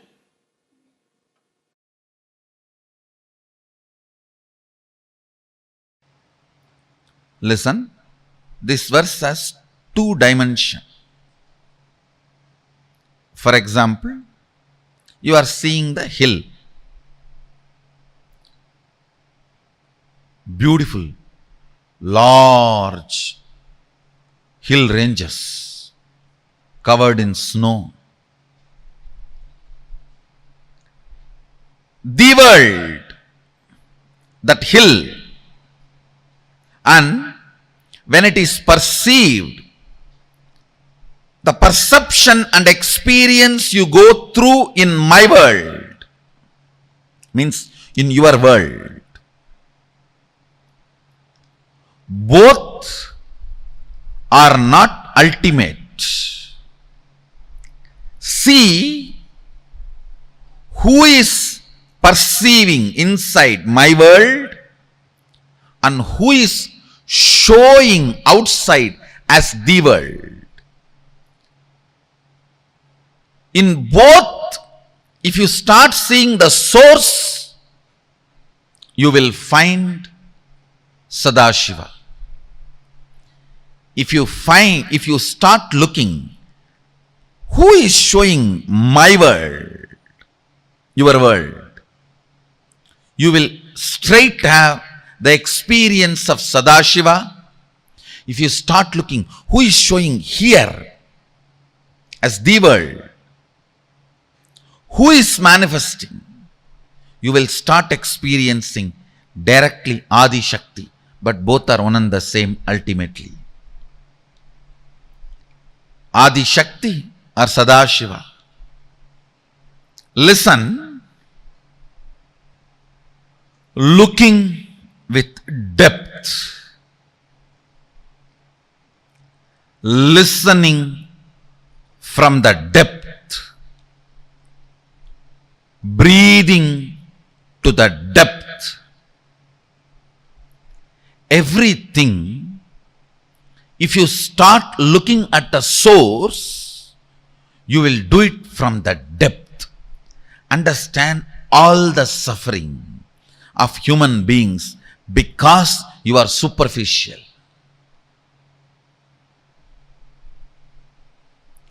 Depth brings powerfulness, joy.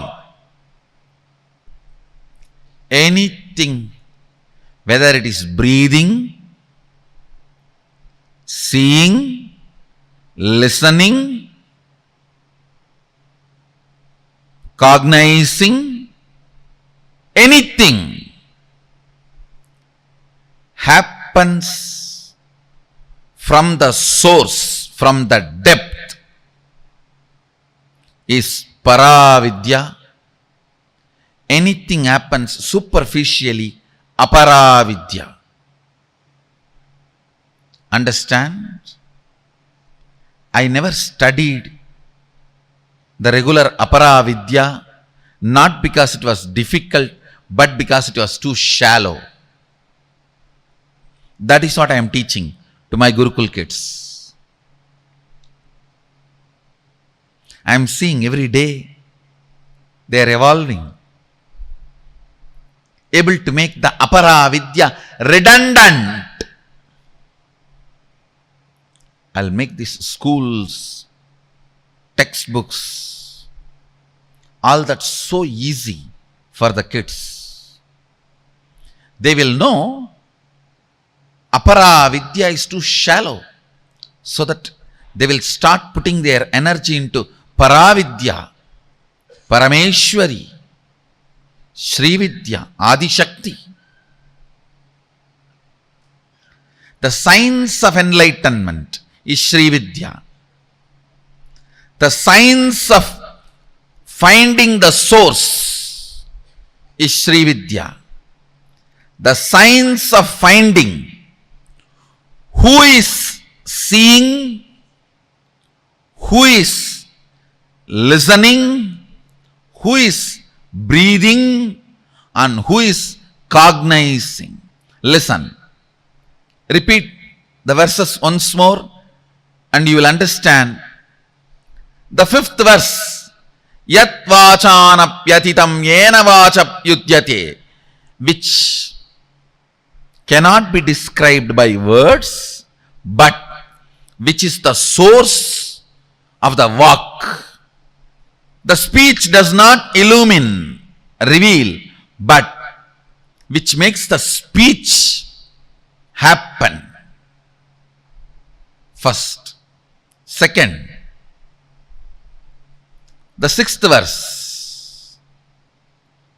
Yanmanasana manute yena hurmano matam, means cannot be cognized by the mana, but which makes mana cognize, which makes mana operate. Next, yat chakshusha napashyati, not which can be seen, but through which the organ of seeing is lit, functions.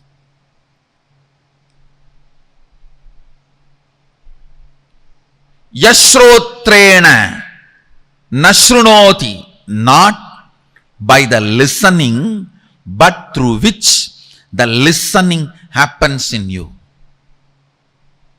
Yat pranena na praniti, ena prana praniyate, not which can be breathed, but by which the breathing happens. This is one of the most powerful Sahaja Samādhi technique. Constantly try, whole day whenever you can, just try to remember, who is making me see? What is the energy in me which makes me listen? What is the source of me which makes me cognize and think? What is the source of me which makes me breathe in and breathe out? Suddenly you will see, your eyes will be open, but you will be sitting like a hatching mother bird whose eyes are open, but she is not looking outside. The mother bird which sits on the eggs for hatching, her eyes will be open, but she will not be seeing. Your eyes will be open, but you will not be seeing, because you are seeing the seer. Whenever you find time, just try to sit, even for a few minutes. You will pick up Sahaja Samādhi. Your eyes are open, but you are not seeing. Your ears are open, but you are not hearing. You are not sleeping. Your cognition is alive, but you are not cognizing. That is the state called Sahaja Samādhi. After some time, even if you are cognizing, you will not be moved out of that state. You will continue to be in that state and you will continue to cognize. That's a perfection of Sahaja Samādhi. Understand these 5 verses of Kenopanishad is the most powerful technique, method for Sahaja Samādhi.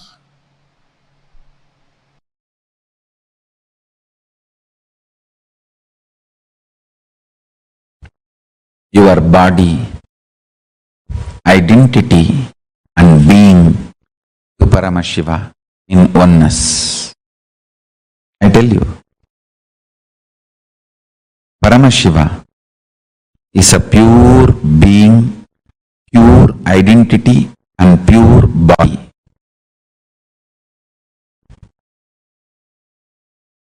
After you declare your integrity to Guru, every breath, every time you breathe, it is tuning with Paramashiva. Inhaling, exhaling, everything is tuning with Paramashiva. Whether you do yoga, or waking up in the Brahma Muhurta, or attend satsang, do the oneness process, Paramashivoham process, or chant Mahavagya, do puja, anything. The tuning goes goes on and on and on. When I come and sit in the satsang, I am spending this moment with you all and celebrating your existence with my existence as Paramashiva. Listen to this truth. When I come and sit in the satsang, I open myself to your being and tune your body, identity, being to Paramashiva in oneness. And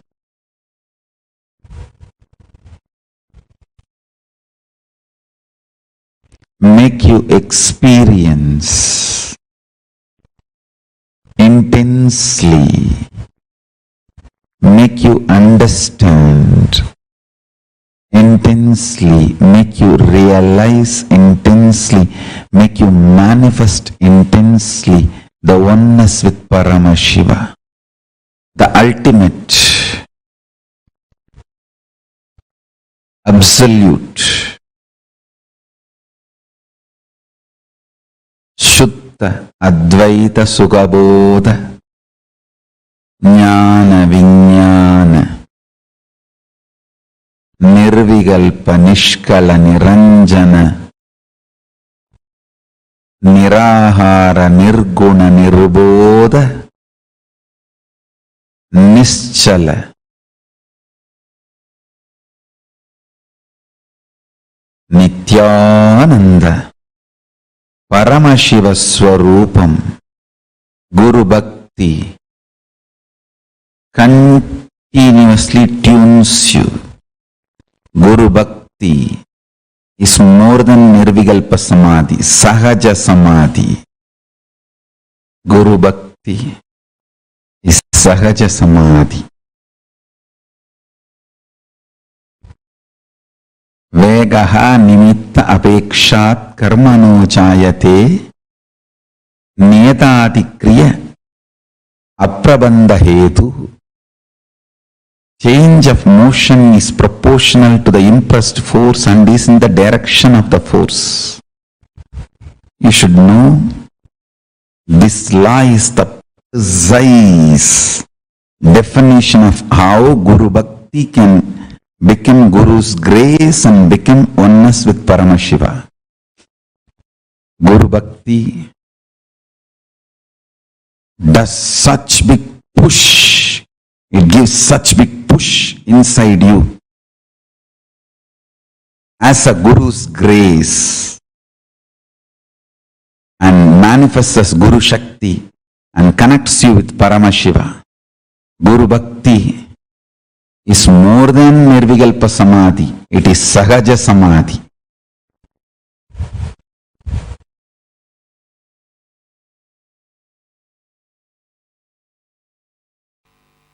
Let me explain that word Guru Bhakti. Being authentic to Guru. Look into your inner image.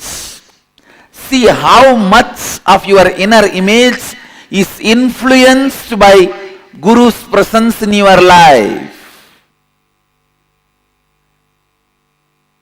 Look into your inner image.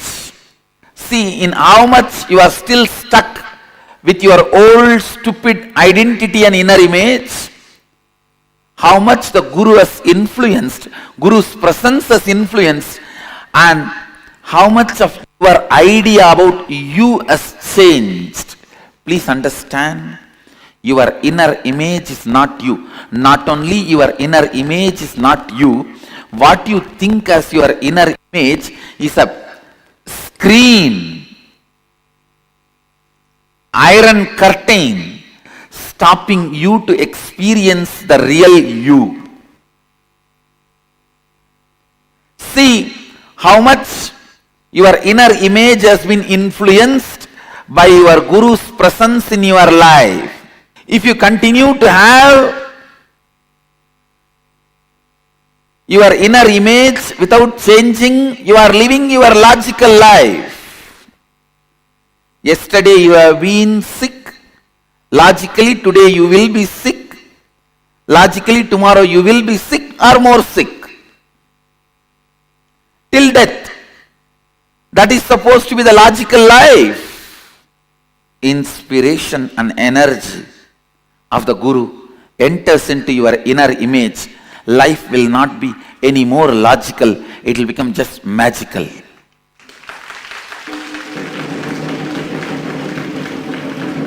It is not any more logical. It will simply become magical.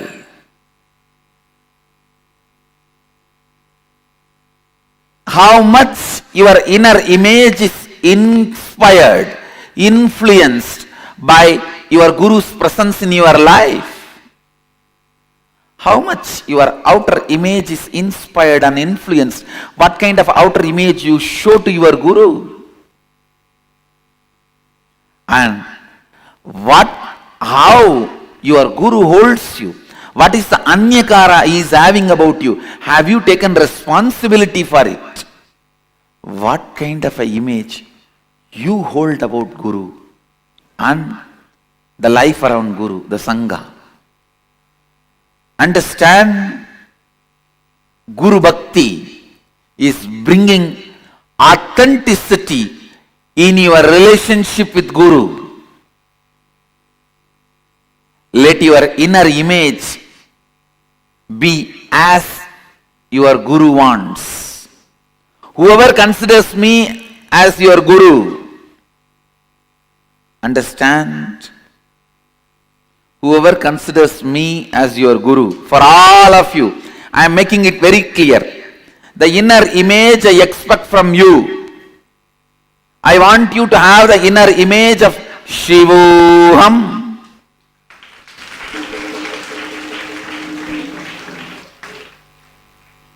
My taste is very simple in anything. I just want the best thing.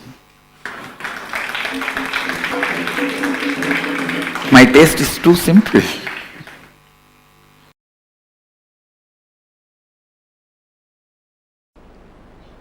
See, if your inner space is in the mode of self-denial, you will have exactly the friends, family, people with self-denial only falling in your eyes, falling in your senses, falling in your perception. If you are in the mood of completion, you will have only people who want to do completion falling in your perception. Listen. So, whether you are in the state of a devil, demon, bhuta, preta, rakshasa, gandharva, muni, kinnara, kimburuda, gandharva, yaksha, rakshasa, rishi, whatever space you are in Advaita.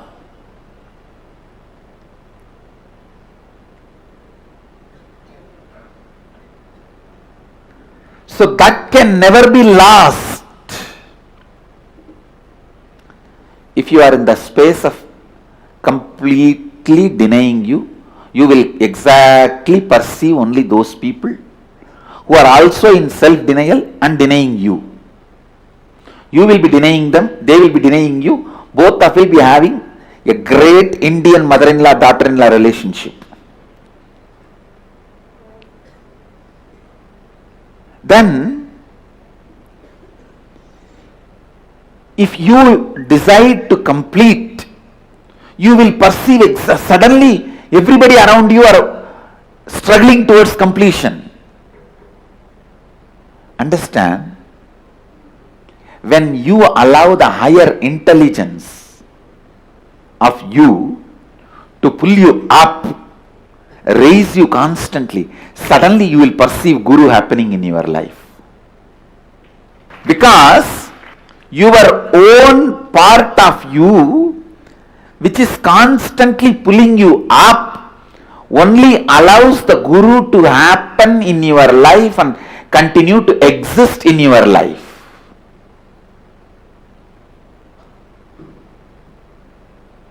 Only then you perceive Guru in your life. If you are in the level of, oh, he has stolen my 200 rupee, he may steal my 300 rupee, he may steal my plastic bucket, you will only have that kind of people around you. In your perception, in your lifestyle, you will have only the people who will steal your mug, jug, the cloth which you kept without using, or the shampoo packet cover you hid under your pillow. You will exactly have only this kind of people in your perception. And when you start perceiving, oh, I will defame this fellow, I will destroy his identity, you will see exactly that kind of people happening around you, who will be defaming you and trying to destroy your identity.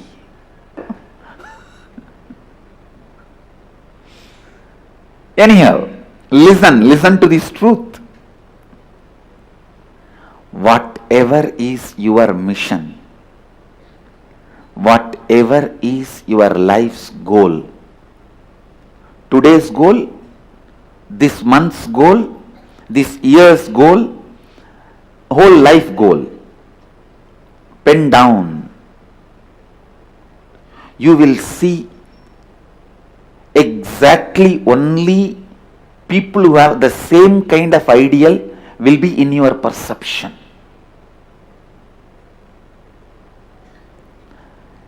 Today's goal is just to get out of this problem. 1 month's goal is how to get out of this reporting system. 1 year's goal is how I can cheat that method, this method, and become Mahant, whatever goal you have. Or your goal may be the other way. Today's goal, how I can really become authentic. 1 month's goal, how I can become authentic and integrated. 1 year's goal, how I can become authentic, integrated and responsible. Life's goal, how I can be enriching. You will see exactly those kind of people will be in your perception. You don't need to show to anybody what you are penning down.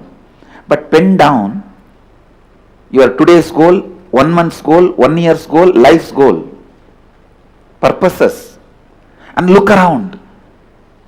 Whoever is in your perception, means whoever is impacting your inner space, all of them will be struggling with the same thing, same frequency. Whether you see Amavasya or Purnima, moon is full. Your perception only changes. Whether you are in the space of my shampoo bottle has been stolen, my chappal has been stolen, or in the space of Advaita Satya. Advaita is the truth.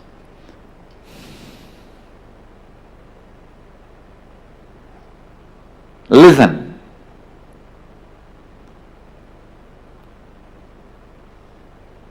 Changing your perception about you, changing your perception about you is the most important, most powerful, listen, most important, most powerful, most authentic, Advaitic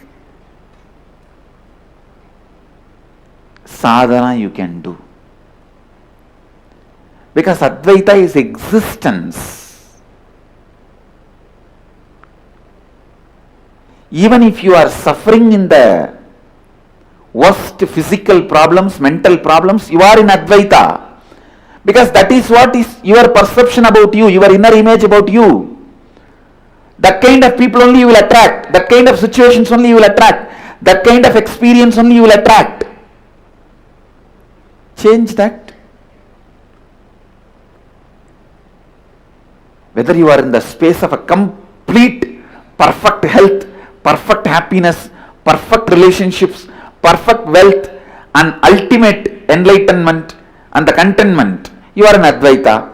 Or you are in the space of worst suffering, physically, mentally, emotionally, psychologically, nothing worse can happen to you anymore. Even then, you are an Advaita. Because what you decide to perceive as you perceive that as everything. If you perceive yourself as Sogam, you will see everything as Sogam around you. If you perceive yourself as Soham, you will perceive everything around you as Soham. If you perceive yourself as Shivoham, you will perceive everything around you as Shivoham. That's all. If you put Vibhuti on your forehead, you will see simply everyone around you. You will have people with Vibhuti as everyone around you, and they will be in your perception. If you put Namam in your face, you will see that kind of people in your perception around you in your life. If you put Kumkum, you will see that kind of people around you. If you keep it empty, like atheists, because inside is also empty, they keep outside also empty as a symbol. See, when we have Mahadeva inside, we put sacred ash outside and tell the people Mahadeva is inside. When Devi is inside, we put Kumkum and tell the people Devi is inside. When Vishnu is inside, we put Namam and tell people Vishnu is inside. When everything is empty inside, they tell people by not putting anything empty. And if you keep it empty, you will exactly get the people who will also have emptiness around you. It's up to you.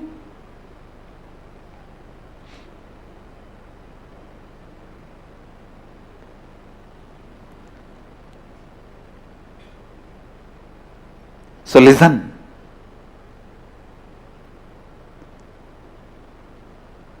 The perception about you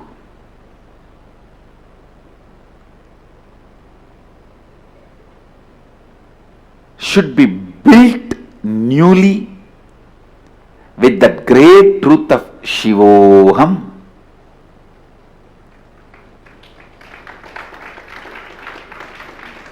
Decide. If you want to cook, you have to burn the firewood.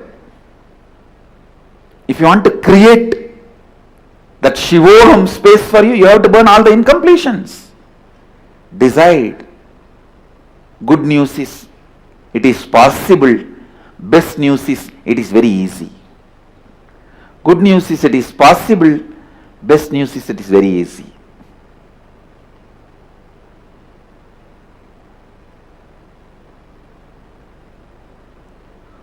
Go on completing. Decide very clearly, till I am perceiving myself as Shivoham, I am going to be doing completion. That cannot be stopped. Tell yourself, do you want to become Shivoham today or after 25 years? I am okay with anything. But till then I am going to be doing completion, I am not going to drop it. Better, why don't we become today instead of wasting 25 years? Then simply, naturally, your being will tell, yes, why waste unnecessarily 25 years? To celebrate the truth which already I am. And simply you will see, all your inauthenticities will be burnt. Simply your biomemory will be purified and cooked. The cooked biomemory is only called as Siddha. Siddha means, in Sanskrit, boiled. In Bengali they say Siddha Alu, means boiled potato. A cooked biomemory is Siddha. If you cook your biomemory with Shivoham,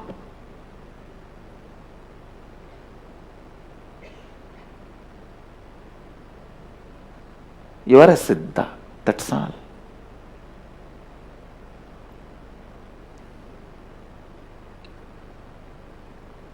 Cook your biomemory with Shivoham, Shivoham, Shivoham.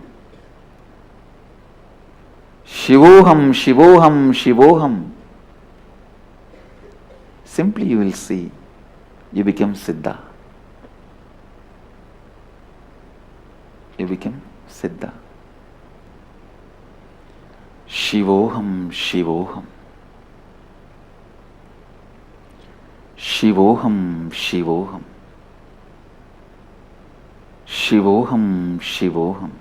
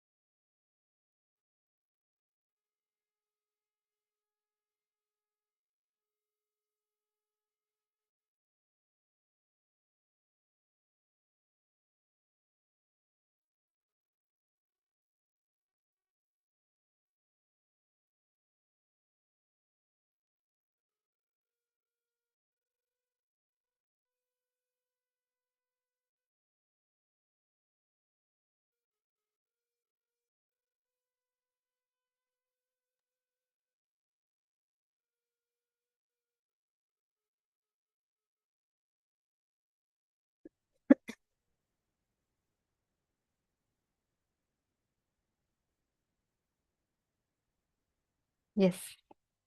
Sahaja Samādhi. Living, experiencing the space and the state of Samadhi, oneness. See, Swamiji is explaining a very important truth in this. Swamiji was explaining about seeking. When you constantly unclutch and that space of seeking is completely awakened in you, when you reside in the same state of unclutching continuously and completely, that is called Sahaja Samādhi. Guru Bhakti. Tuning in yourself into the space of oneness with Paramashiva is Sahaja Samādhi. Actually, you all should know, today's day is very, very significant because the deity that we are having today is Ashwarudhamurti and Gurumurti. These two are the forms of Paramashiva, where in one of the Leelas, Paramashiva appears as Guru. He embodies himself as a Guru and he comes and saves one of his dearest devotees, Manikavasagar.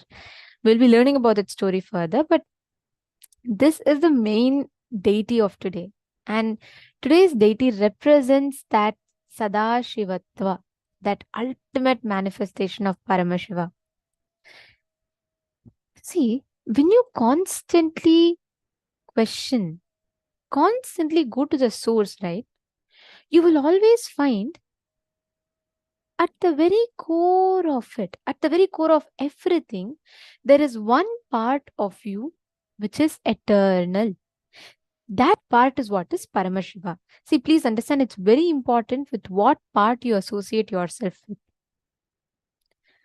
Let me say, for example, if you think the best in my life, the best that I can do is I can only do this much, and this much. Like you can say, okay, I am a best singer, I have a good voice, because of that I'm a best singer. Then understand, when your voice fails, you will fall into depression. If you think life is all about seeing movies and enjoying movies, when your eyes fail, you'll fall into depression. If you think your life is all about food, taste, enjoying the taste of food, when your tongue fails, you'll fall into depression. If you think your life is all about just having good relationships, when people leave you, you will fall into depression. If you think life is all about the knowledge that you have, when your intellect starts failing, you will fall into depression. If you think life is all about physical health, when you age, you will fall into depression. When you think that life is, even if you think life is just puja, when your organs fail, you're not able to do it, you'll fall into depression. Swamiji very beautifully tells, and this is one of the most, I'll say, like, this statement made such a strong impact in me. Swamiji said, the only thing that can save you, the only thing that can really help you is not building your definition of you based on anything else, but only on the part of you that is eternal. Amongst all of this, there is a part of you inside you which is not touched by the ups and downs of life. How many of you have noticed many times there are these moments where you have the most scariest thing happening in front of you, but you still feel like I can get through this. I mean, there's one part of you which will not be affected at all. How many of you have experienced that? Laurent Lavingaya and King Singh, Jan Chang. How many of you have experienced it?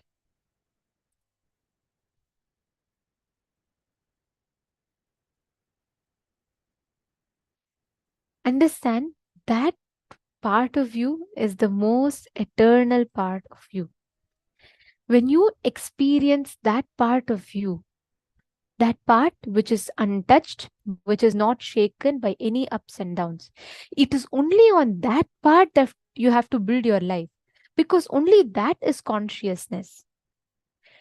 Consciousness neither gets too excited nor it falls into depression. It does not get angry nor does it get sad.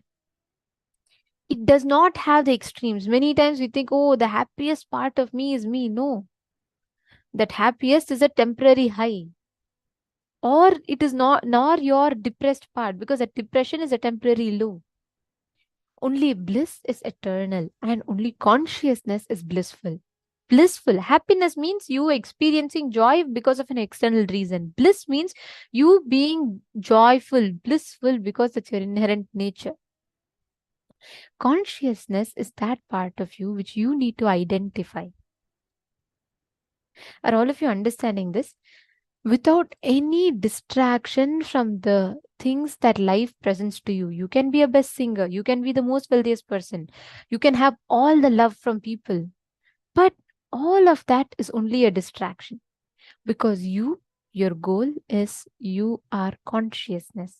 You are consciousness that is untouched, that is undisturbed by any of these that's happening outside. Are you all catching it? Marishu Deng, Ma Chingho.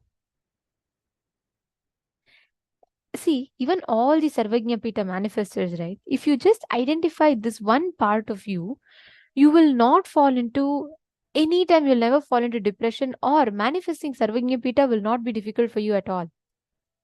You will just know it is just a will.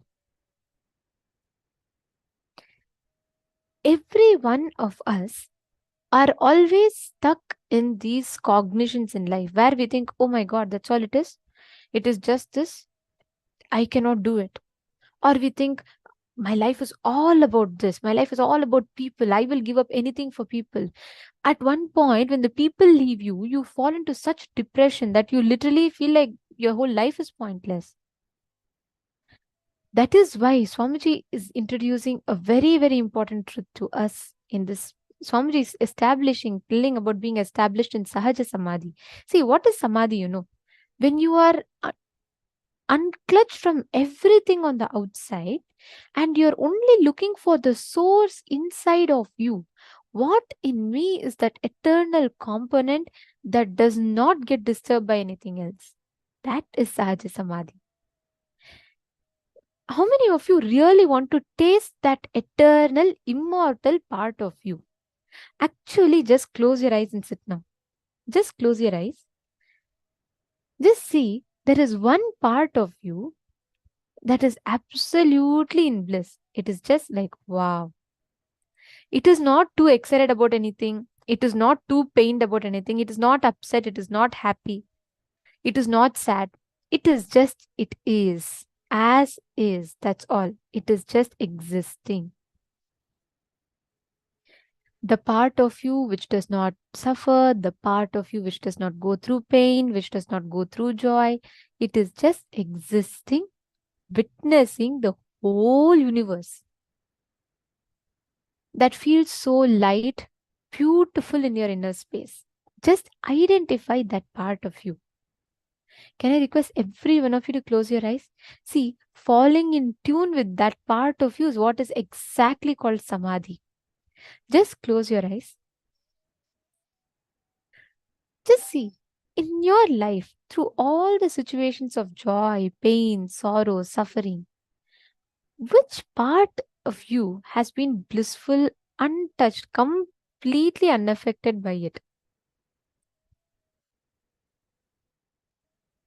Identify.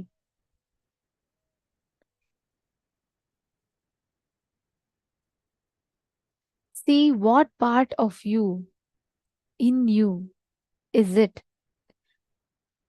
that is not touched, that is not affected, nothing can shake it.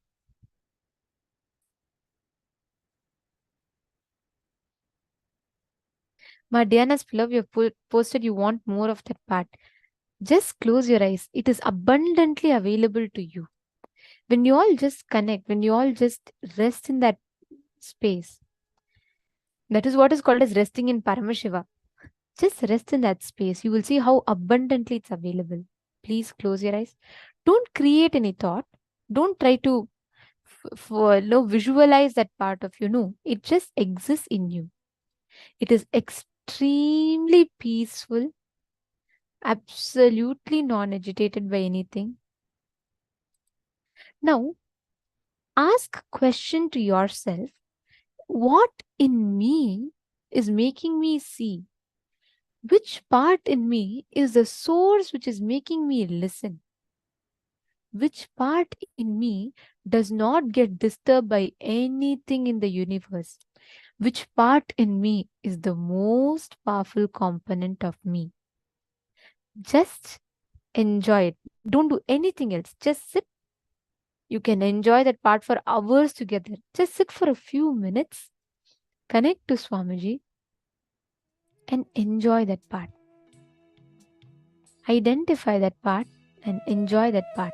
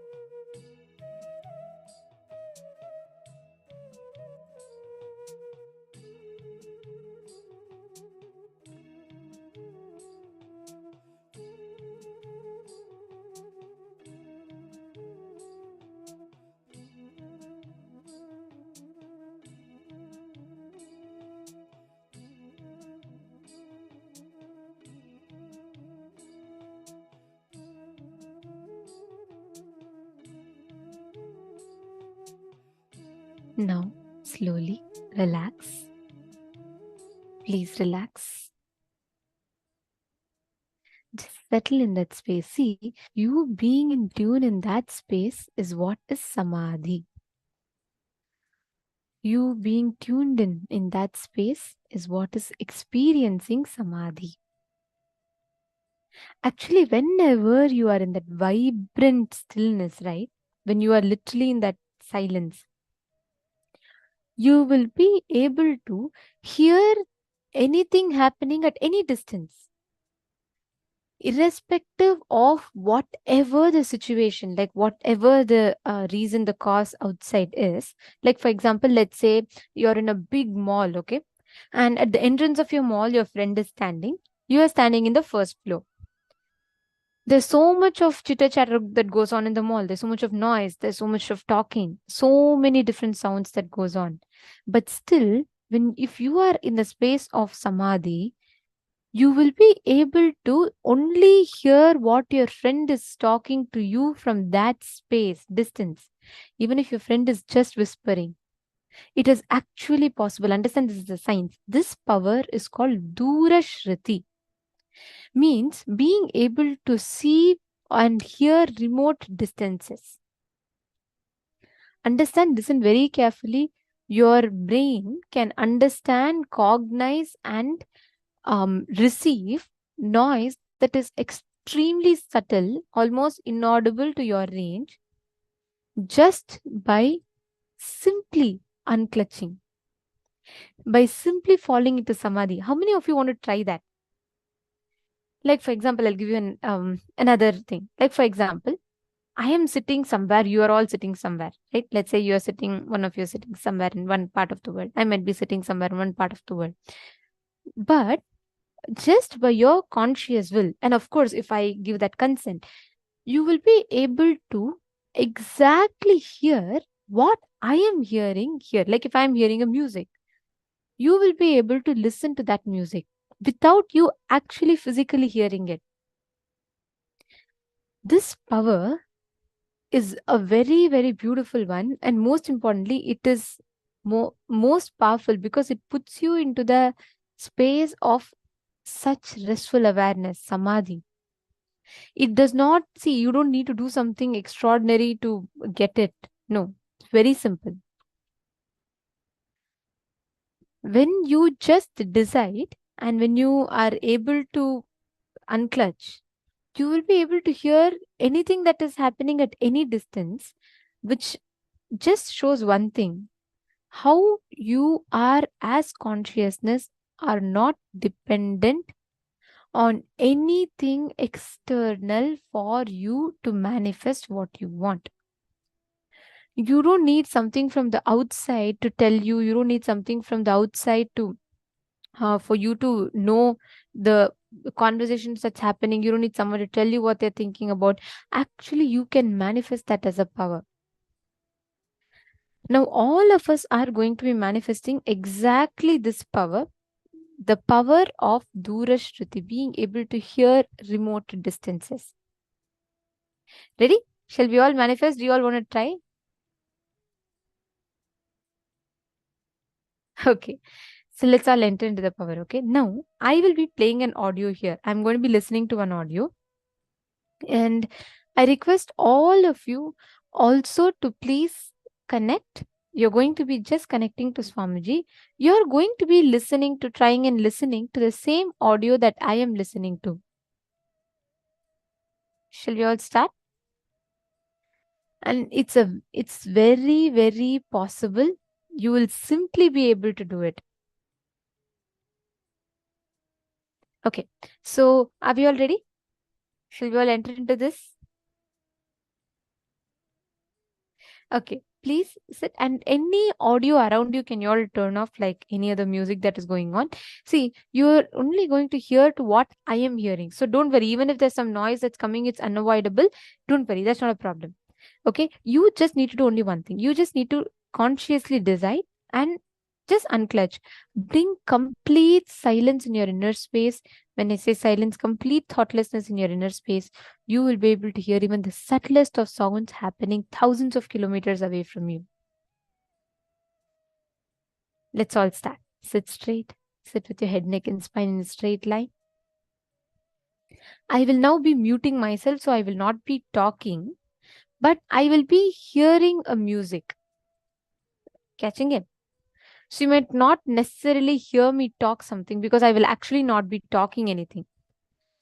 I'll just be hearing some music, and you're all going to be scanning and identifying what music exactly that I'm listening to, and you're going to be trying and identifying that exact sound.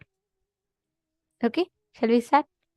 Okay, so in the count of 3, I'm going to be muting.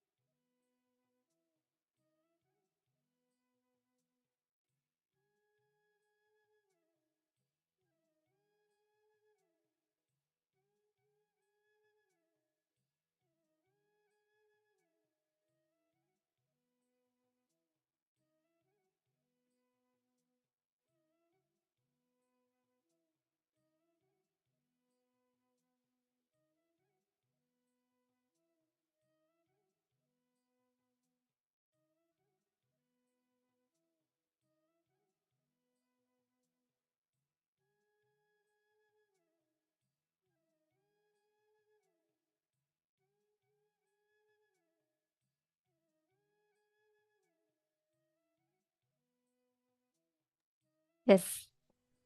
Okay. Now, please relax. Each of you can post what is the exact sound that you heard. What was it? It could be anything. I'm not necessarily. It might or might not be. It could be like, for example, it could be even sound of some random train, or it could be sound of cars. It could be sound of, or it could be a music, a song. It could be anything, or it could just be silence. What exactly did you hear in the last 1 minute or so with your third eye? When you were completely unclutched, what was it that exactly you heard? Come on, can each of you post in the chats?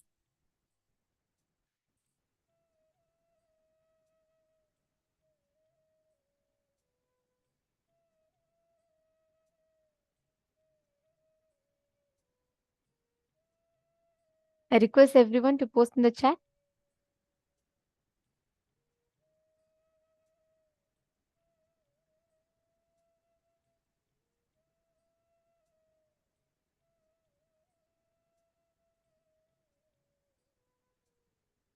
Let's see. People posting different things. Meditation music, water running, fire cracking, okay. Piano, keyboard mix, frog noises in between. Come on, everyone. Soft flute music for meditation. Meditation music. Come on, Ma Jenny Tran, Ma Xian Zhu, Pevin Hong, Sonal Goel, Suri Lakshmi. Can I request every one of you to post? Okay, Ma Suri Lakshmi has posted.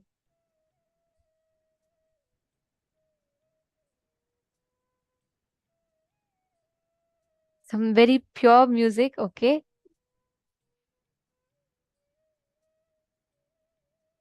See, you all should not put all the guesses, Some people are putting like jazz, classical, this, that, all possible music you're putting. You should not put like that.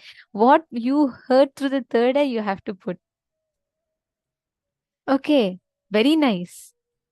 But right now, I'll not be saying who is manifested, who is not.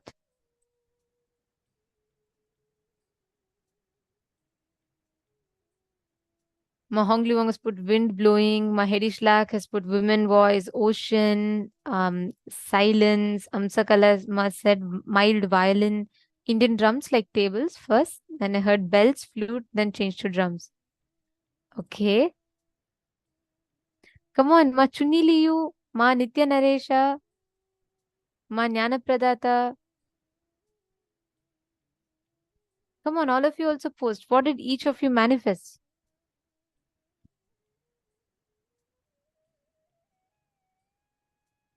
And yes, the male bodies. I request all of you also to post.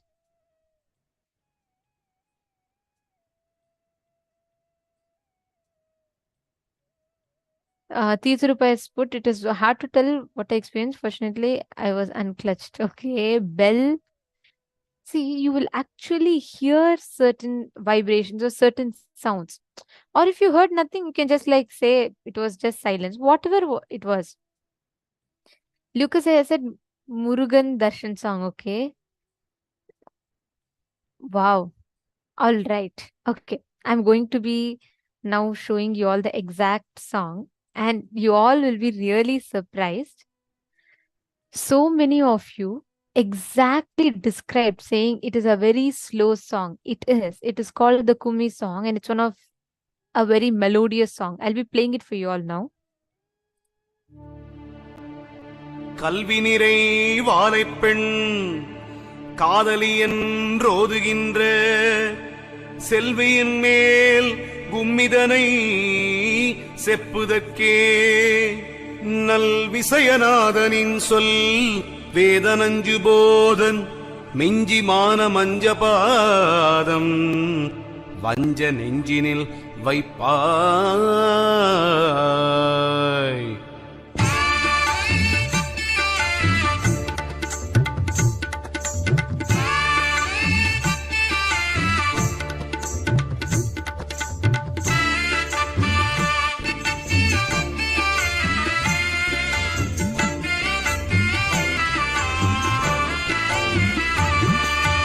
சத்தி சாடாதரி வாழை பெண்ணாம் அந்த உத்தமி மேல் கும்மி பாட்டுரைக்கே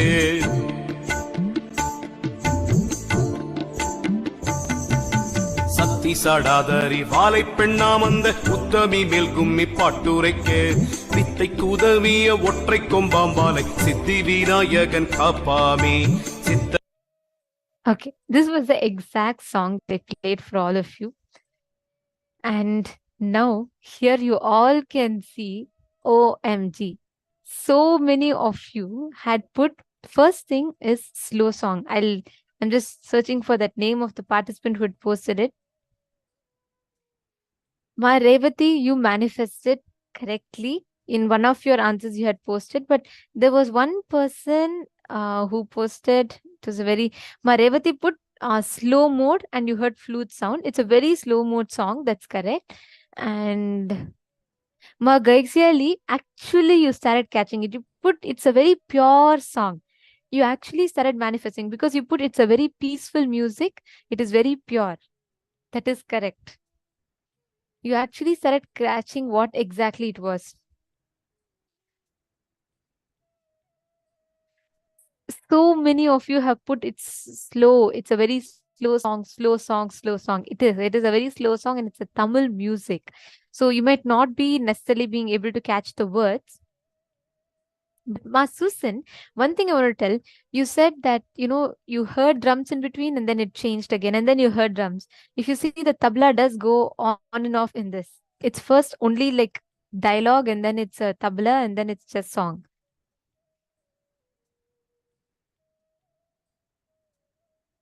Ma Ratna Prabha, maybe you have put it snake related. This is just a normal song. It's a classic song. Okay, beautiful. Okay, not done. One more round. Shall we all manifest? Now, don't try to guess now, okay, maybe Ma will listen to some song, let me see, or something like that. All of you are going to use your third eye. See, this is the key. Bring absolute silence in your inner space. You will hear the subtlest of the sounds outside. So the only thing you need to remember is to bring complete unclutched silence inside of you. Then Swamiji will show you whatever I'm listening to. Okay? Okay, so at the count of 3, I will again be muting myself. You'll not be hearing anything. But you're going to be listening through the third eye. Means you're going to be coming to that space of complete unclutching. And you're going to be trying and scanning what is it exactly that I'm visualizing. Sorry, what I'm hearing. And you're going to be scanning that to the third eye. Shall we start? Okay, 3, 2, 1, start.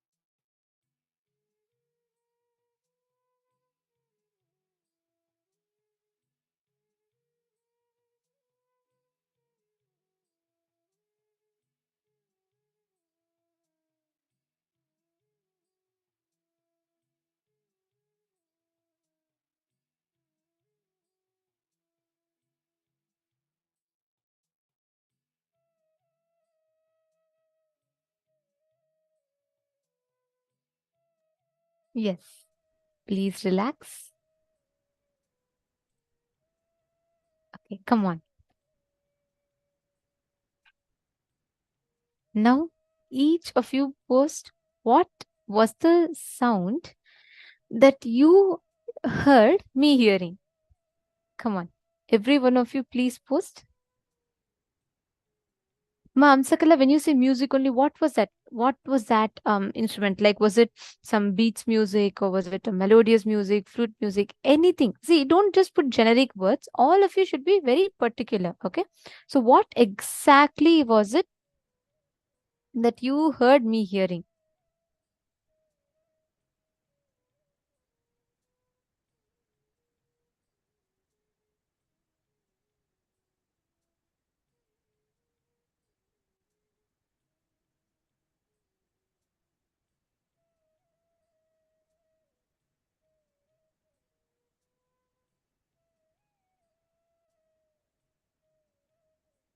And let's see, each of you was it flute, silence, tabla, music only, pot closed with cloths. Okay.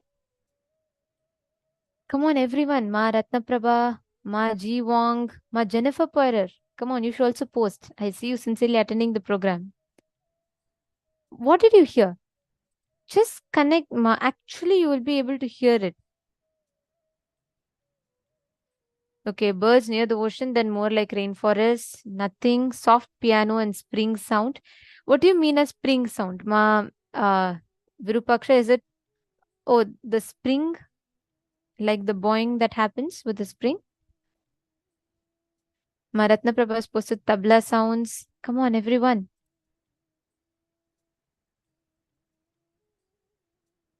Ma Chunyiliu, Ma Jnanapradata, Ma Sally Chen.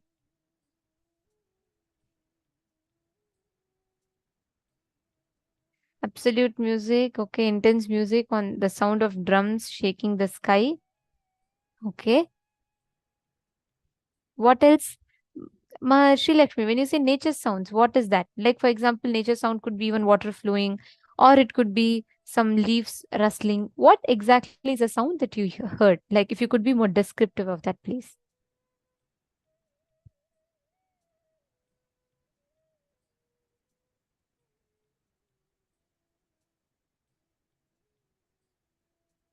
Ma Revati has put Villupata, nature sounds, bird, water, female voices. Okay. And singer is a man. The man is about more than 30 years old.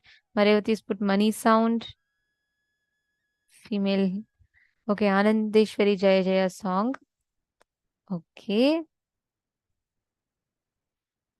All right. I think it's now time for us to verify. I'll also check what the male bodies have posted now. Guitar, Vedic hymns. Okay. Then intense song. Okay. What? See, Punidanaya, describe it. Try describing it. When you say, when intense song, was it instruments? What type of instruments were there? See, when you are more descriptive, right, you will be able to experience the sounds more powerfully. Sumit Agrawalaya, what did you hear? Did you try manifesting? How was it?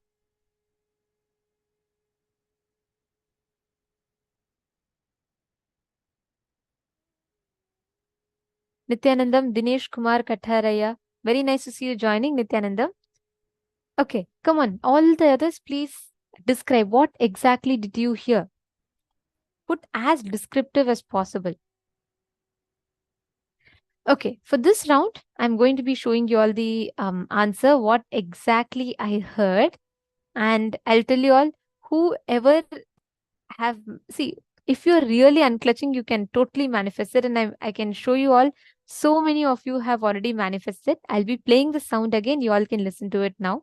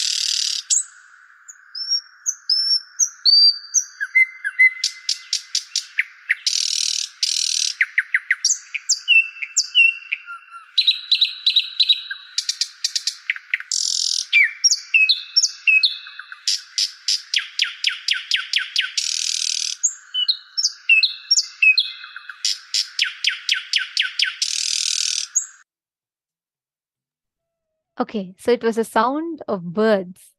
And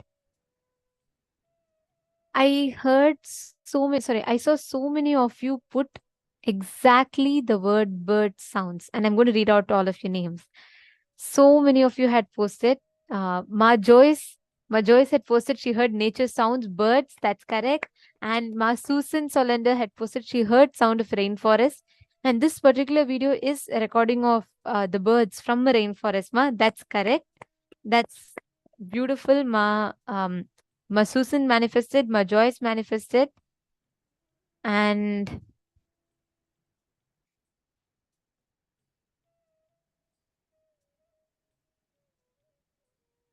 I saw others also. I'm just trying to scroll through and understand the names. Sorry, see the names.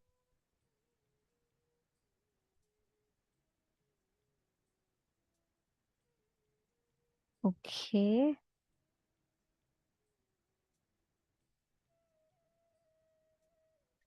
Yes, here. So Ma Sri Lakshmi also had posted nature sounds, and so many of you have posted. Even Ma Priyatma Sarupini has manifested. She has put water flowing with sounds of birds, and oh my God, so many of you have put nature sounds. Like even Ma Hongli Wong,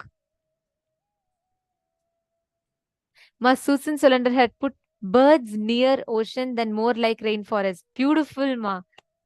Susan Solander had manifested spot on.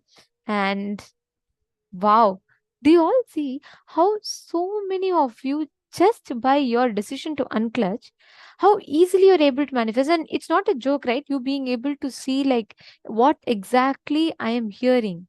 It could be any sound for that matter, but all of you were able to precisely identify saying it's a bird sound. That's what happens when you unclutch. You will be able to experience that ultimate liberation. You'll be able to experience that ultimate manifestation happening in you. All right, beautiful. Now, with this, we'll all be entering into the next session where we understand the types of pain and what is pain, why does pain happen, and the types of pain.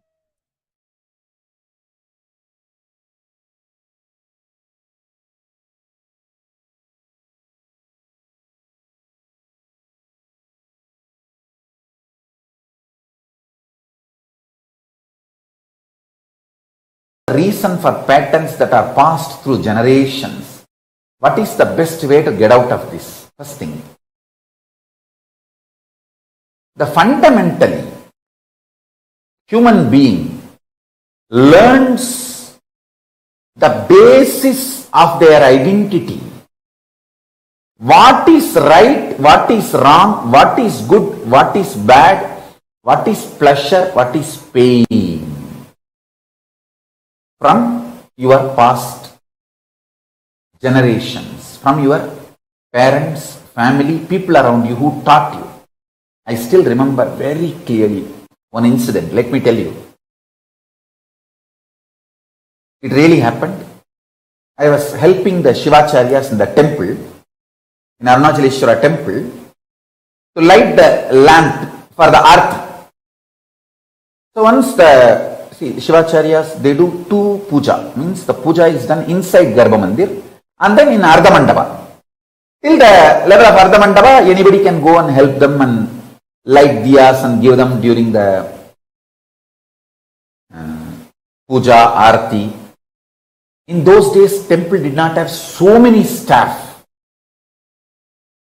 And even the staff were there, not only understaffed, they were to run around to all the different sannidhis, shrines. So we are small kids who volunteer. We also go and help here and there, and it's a big blessing and it's such a joy to volunteer and do puja to Arunachaleshwara. After the puja, they will give the vibhuti first to us, so that's a big pride.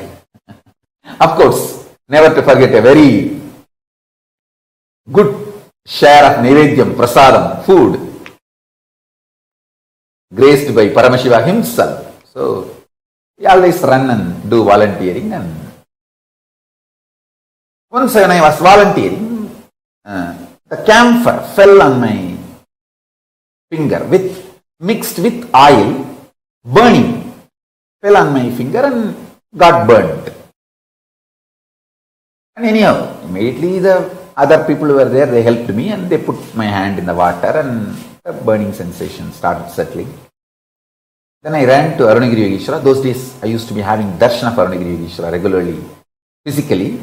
I ran to him and said, like this, it happened.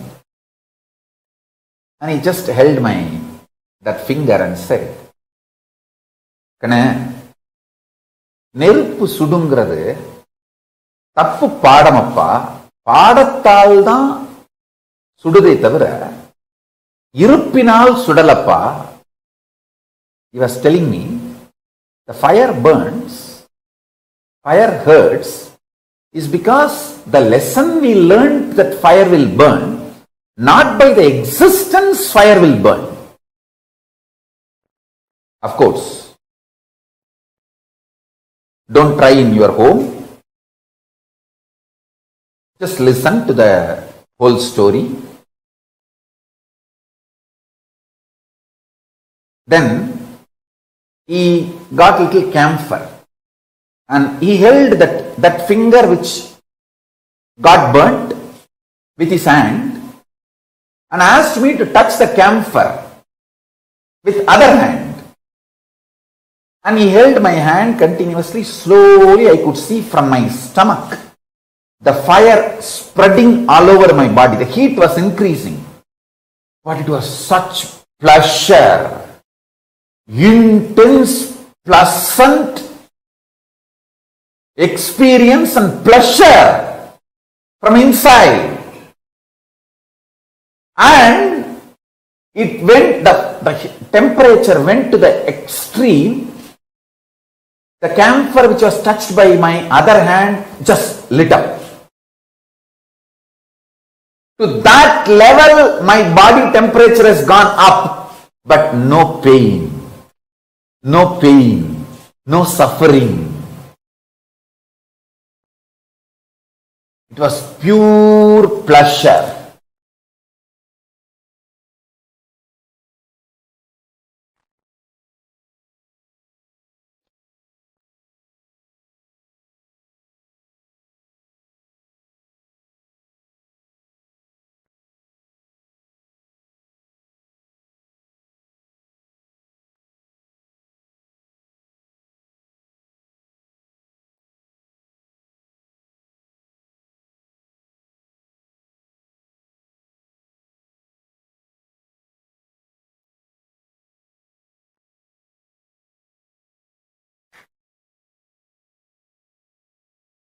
I still remember how he raised the whole, not just temperature, my cognition about fire. That's it. I realized even the so-called fundamental experience like fire burns is because you learned that way. You are delusory learning, not because of its existence. He said, hey, Agni, தத்துவமப்பா, அது வயத்துக்குள்ளே தான் இருக்கு. நம்ம வயத்துக்குள்ளே இருக்கிறது எப்படி துக்கம் கொடுக்கும்? He was trying to teach me in Tamil. I am trying to repeat the words as it is. Fire is a principle, fundamental principle of existence, and it is there inside our stomach. Anything which is inside our stomach, how can that destroy us or burn us or disturb us? Skin is the Prithvi. You are still alive as the master of you. When the head is not there, that one lesson,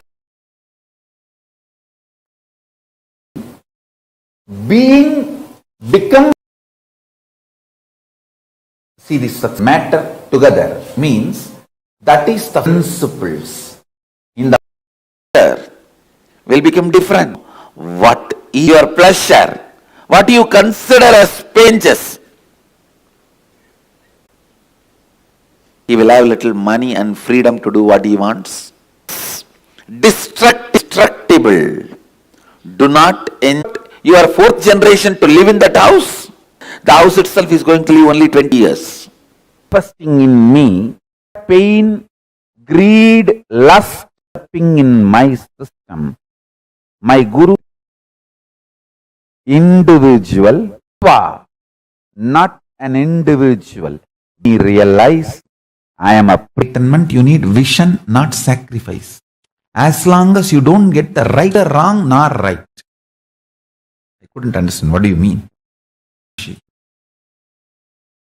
It was when the you need to cut yourself again. If you need certain kind of a ferociousness to do sacrifice till the vision. Because it is not required regularly. Once the vision clicks, it is not the vision clicks. Once the vision clicks, you don't need sacrifice. And perseverance, will, persistence. For that you need sacrifice. Not. You are very only with some of the basic questions about life. What is life? Is this understandings. Life only continues to make you, how can I avoid it? What is joy? How can I have more? Father, mother, uncle, society, teacher, finally from Guru. How many ever questions and clicking with them is maturity, listening your own answer and experiencing once for all is enlightenment. Understand? It's nothing but basic questions. What is life? What is death? Why suffering? Why pain? What is bliss? What is joy? How can I have more joy? How can I have less pain? What is it that is living inside me? What is it that changes inside me? What is it that does not change inside me? What is it that is making me move? What is it that is making me tired? What makes me exciting? What makes me feel bored? For these basic questions, if you have better and better answer and click with the better answers, that is called maturity. Naturally, the answer your friend gives when you are 5-year-old will be different. Your mother gives when you are 6-year-old will be different. When your father gives when you are 14 will be different. Finally, when you reach your Guru, the answer he gives will be different. So, clicking with better and better answers is maturity. Ultimately, clicking with your own answer, experience, and the question disappearing once for all is enlightenment. That is enlightenment.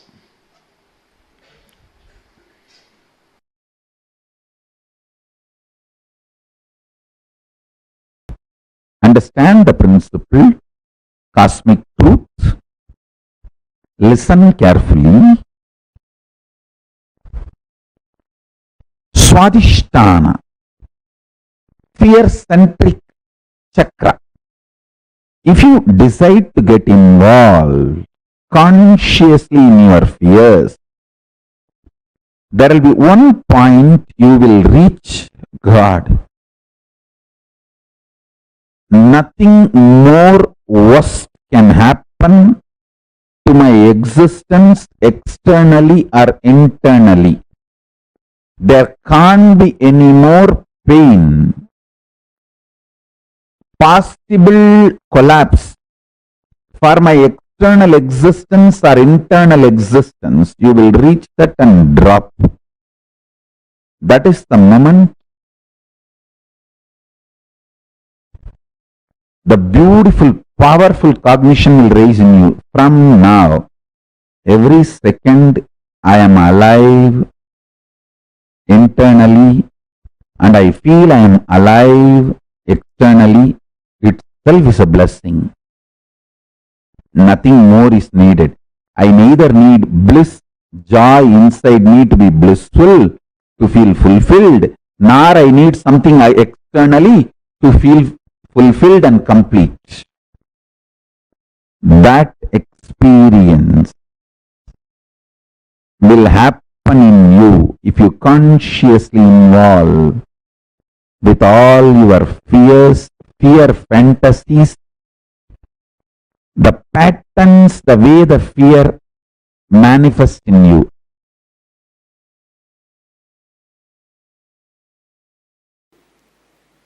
Overpowering you.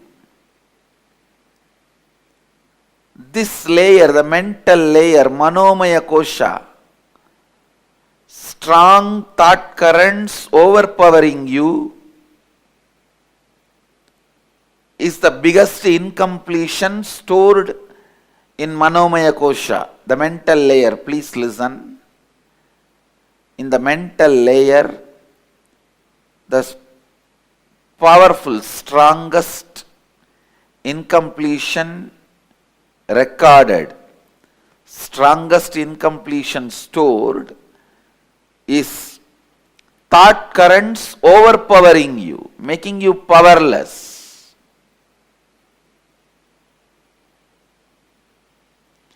In this layer, we store all the pain patterns. We store all the pain patterns. Physical pain, mental pain, emotional pain, spiritual pain. All the pains are reduced to mental pain and recorded in your being. Please understand, physical pain also, when it is recorded in your mind, it becomes only mental pain. It is the mental pain about physical pain, that's all.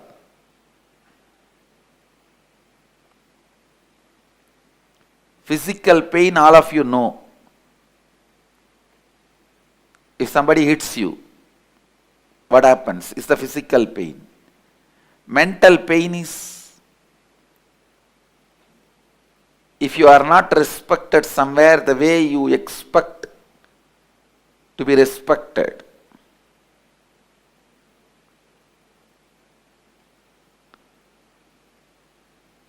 Emotional pain is somebody whom you really love or trust cheats you. And spiritual pain, conscious pain is pain of not achieving what you want to achieve in your life.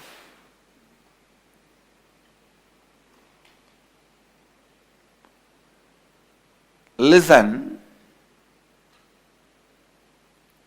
these four major pains get stored in your pain body, in your mental layer. Mental layer is pain body.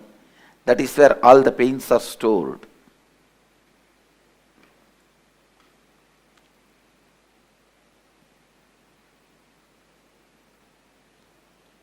I'll lead you into a very powerful process to get you out of this mess you created for yourself. Each thought current overpowering you and torturing you, even though you don't want them. Now I tell you, sit, recall each and every incident, relive them in your inner space. Write them down. I commit with you today with this Samskara Dahana Kriya, I'll complete all your pain patterns because they are not worthy of carrying. You have a stupid U-Haul service. Constantly your pain being transferred wherever you go. This U-Haul service does its job even if you don't call them. That's the problem.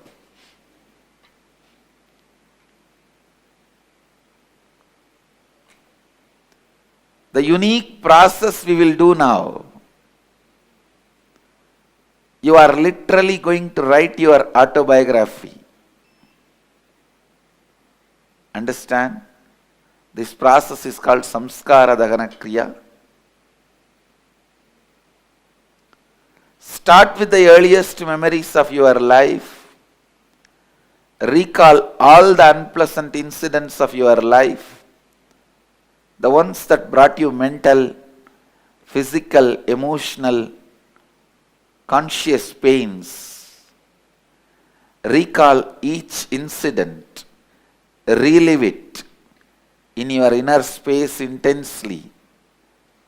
Go back to the same situation, same emotion, same thinking pattern, same understanding, same experience. Go back to that age. Bring that same emotion, bring that same experience. After reliving, write down each incident clearly as if you are writing a story. Do not censor anything. Do not avoid any incidents. Write each and every incident. Don't censor. Do it really, really sincerely. Go ahead. Let's gather for next session. Thank you. Be blissful.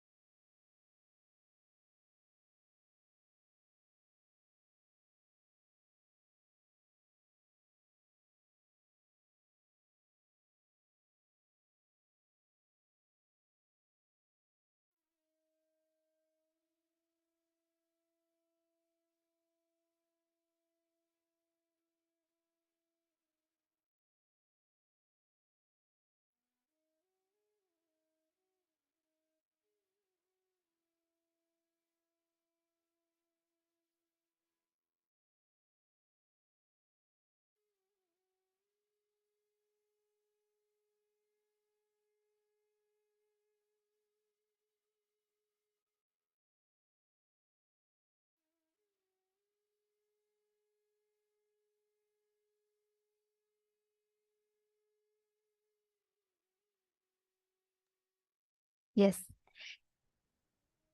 The types of pain that each of us have. First of all, Swamiji explained a very, very important truth. Pain is only an imaginary part of us. It is not real, but pain is something that the society imposes onto us and makes us believe that it is real and makes us suffer for that. See, the moment you start believing that pain is real, that is when pain starts. All the so-called worst sufferings are because you are taught it is a suffering, not because it is a reality.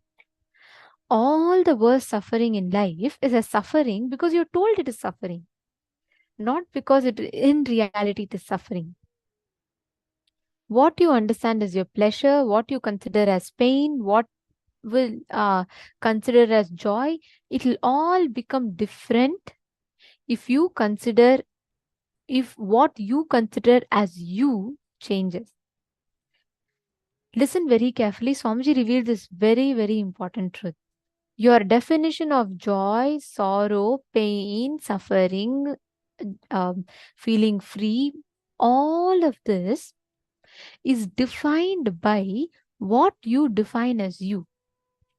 If what you define as you changes, then what you experience of as life will change completely. What you define as you is not what you define as life. Sorry, what you define as life is not what you define as you. What you define as you, if that changes, your ideas of pain and suffering will change.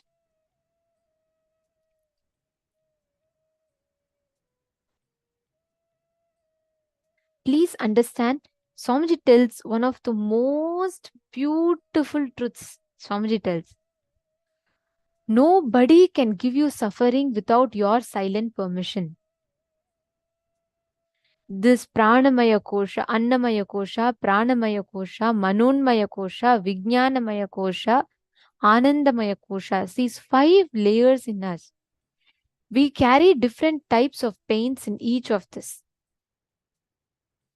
And all of us carry that pain in different levels in each of these levels.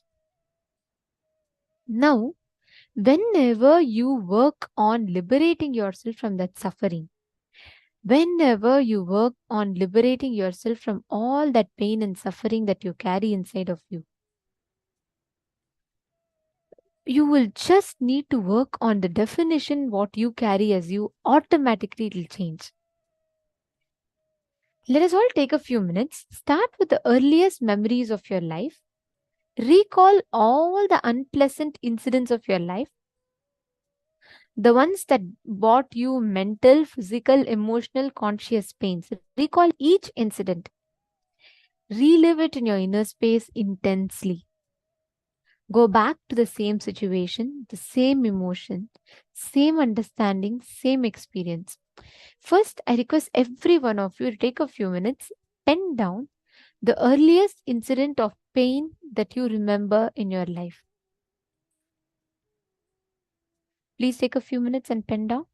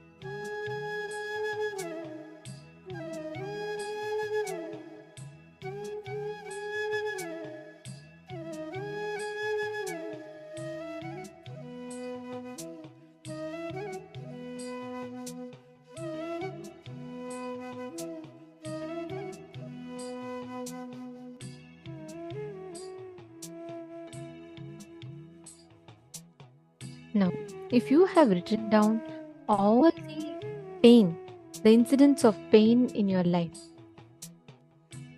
now listen very carefully. All these are stored as incompletions in our inner space. And each of these incompletions sit and they're literally breeding in your inner space. Now,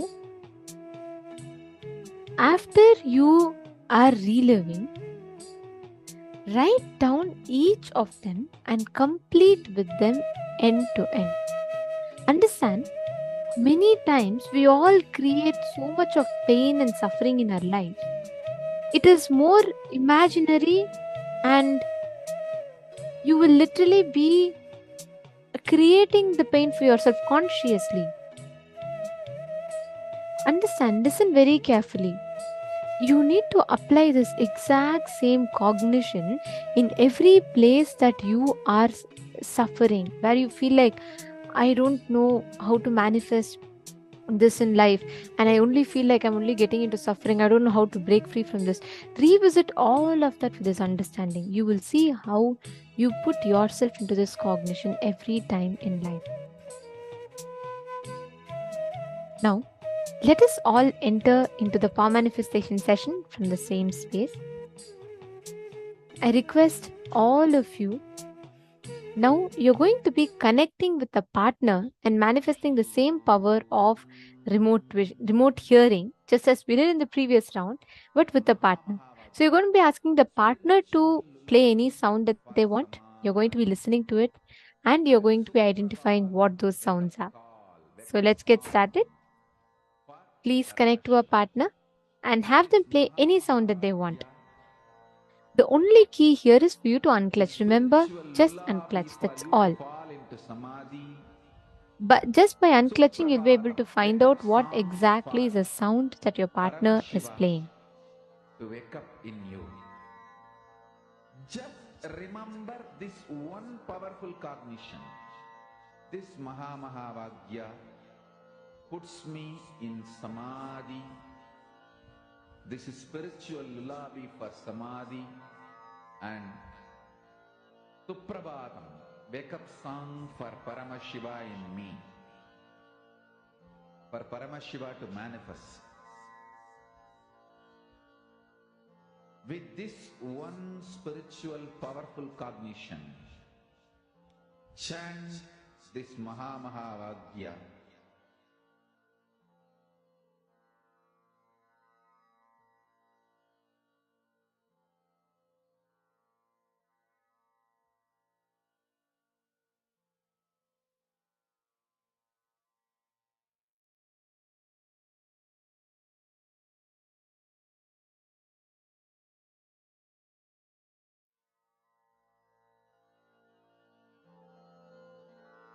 Mahamahavagya, spiritual lullaby for Samadhi. And Suprabhatam, wake up call, wake up song for Paramashiva. For Paramashiva to manifest. With this one spiritual powerful cognition, chant this Mahamahavagya. Om Nithyananda Paramashivoham. Om Nithyananda Paramashivoham. Om Nithyananda Paramashivoham. Om Nithyananda Paramashivoham. Om Nithyananda Paramashivoham. Om Nithyananda Paramashivoham. Om Nithyananda Paramashivoham.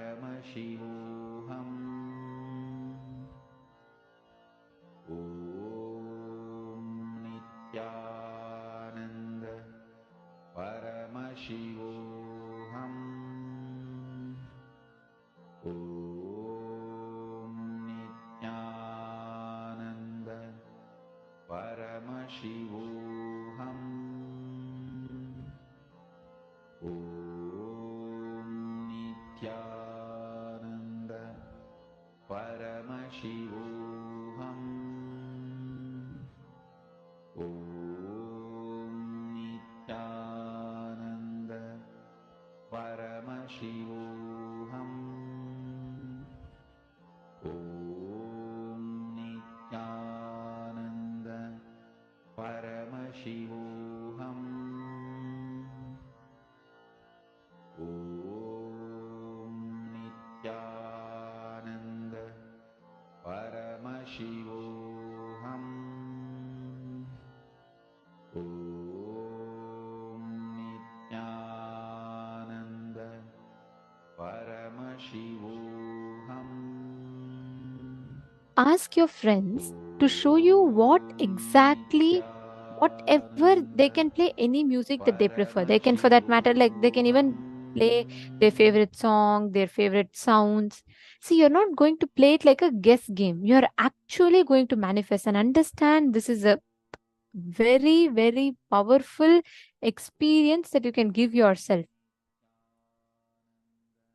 So this power is one of the most beautiful powers to manifest. So please continue manifesting with the partner.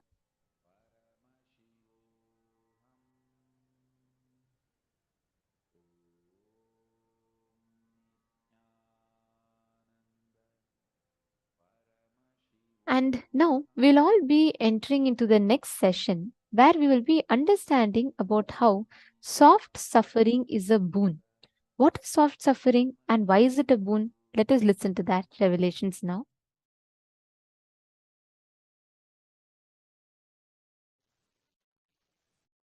Listen intensely. Life is neither suffering nor joy. Life is neither pain nor pleasure.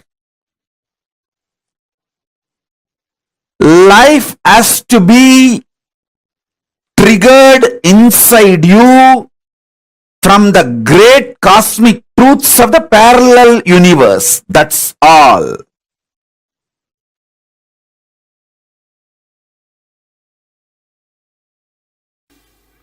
The moment you feel the suffocation, liberation starts in you. Okay. It is like a gold touching the mercury. The moment gold and mercury comes in contact, gold starts melting. Okay. Same way, the moment you feel the suffocation, it starts melting. Okay. And sometime we ourselves ask Sadashiva this as a boon. I may not be able to handle myself pushing me towards liberation. You better appear in the form of suffocation to me and go on pushing me towards liberation. Why Tirunavukkarasar got the stomach pain? He actually asked Sadashiva, till you fill my heart, let my stomach torture me. So that is the way he got that disease.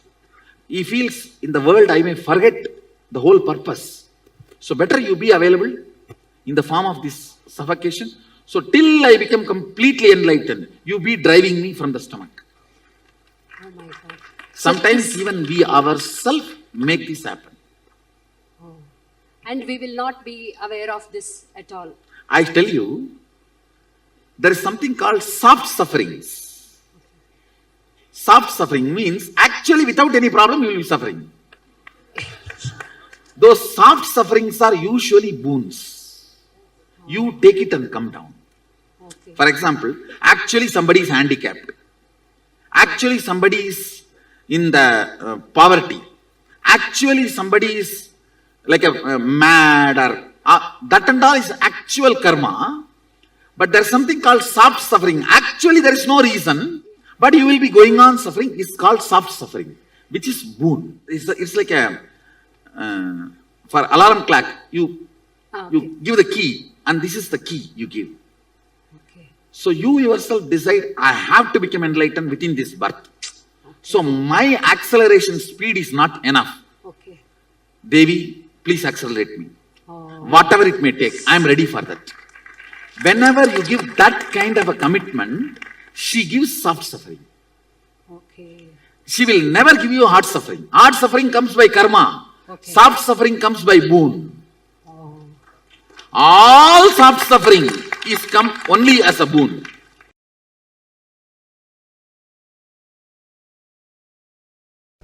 If I have the body which gets tired, then I know the signs to get out of tiredness. Understand? What do you mean by saying your body gets tired? Then you know there is a space where you are not tired. When you know there is a space where you are not tired, you know now there is a space where you are not tired and where you are tired. Now, it's only a simple science we need to manifest, where we are not tired. You may just have to find out the basic secrets. What keeps me not tired? Physically, simple things, pitta. I tell you, almost 99% of your tiredness, boredom, depression, all are physical problems, not mental. Actually, if you are depressed, the best way to get out of depression is tell 2-3 people to torture you. No, really. When you have a real problem, you will not create this soft suffering. You just need a strong 2-3 people to torture you. Then the whole problem will be solved. Because there is no suffering from outside, you just go on torture yourself. Soft suffering is luxurious suffering. It is like the fellows who don't do hard work. The fellows who don't walk to go and buy vegetables in their real life. Try to run on the cycle which does not move from one place. Soft suffering is the luxurious replacement of the real suffering. When you do not have the real one and you want to have that pavam feeling, enjoying pavam feeling is pavi. Who is papi? Who enjoys the pavam feeling, who cherishes the victimhood, is sinner.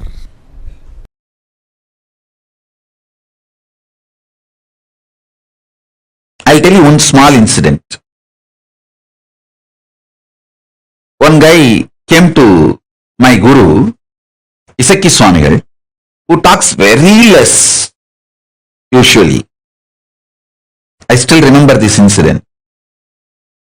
He came to Isaki Swamigal for stomach pain, some constipation or some stomach pain, and he was complaining because of that stomach pain.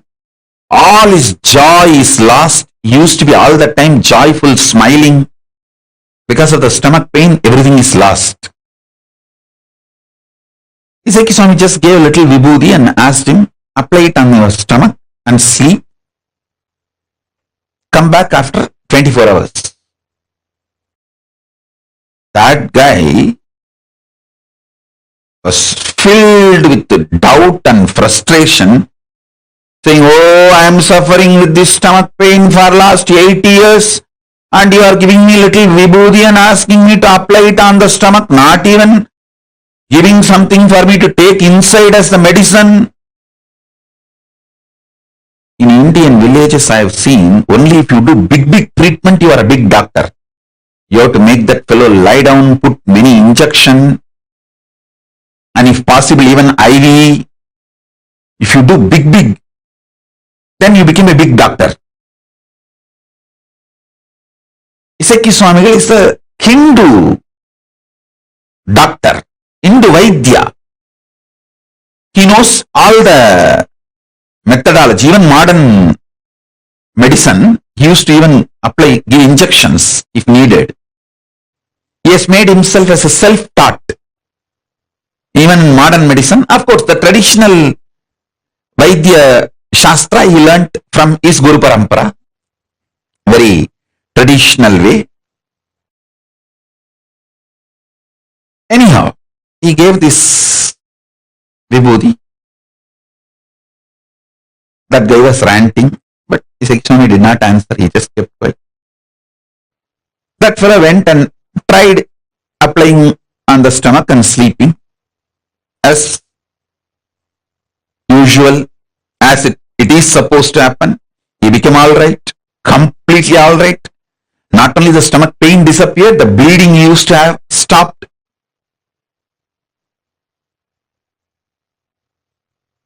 He ran and came back. He said, I'm completely alright.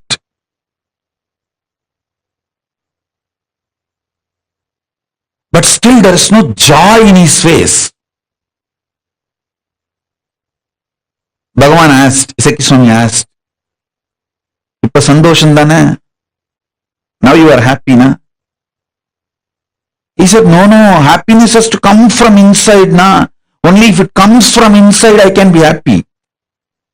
He smiled and said, being sad, you built it. With a lot of effort, convincing you with false ideas, logic. But to be happy, you expect it should come from automatically within. It's like you dump 1 ton shit on a diamond and you expect the diamond should shine beyond the shit you dumped. You consciously dumped sadness on you, multiple times convincing you. See, as a baby, we are all bubbly, excited, joyful, natural existence. The existential reality was joy and excitement, jumping, dancing.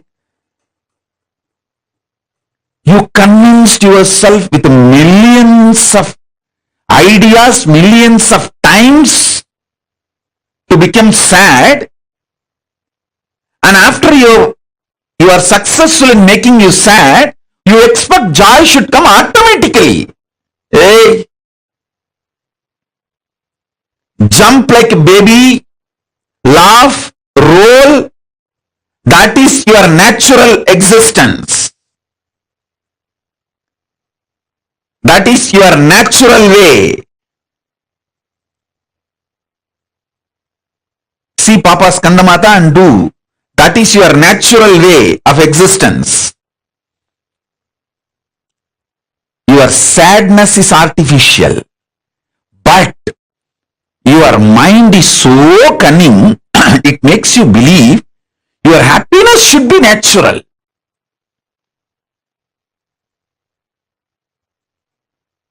Your happiness is natural, but you dumped so much sadness on you, you made your sadness like natural. The natural, you have to break it and reclaim your joy as natural.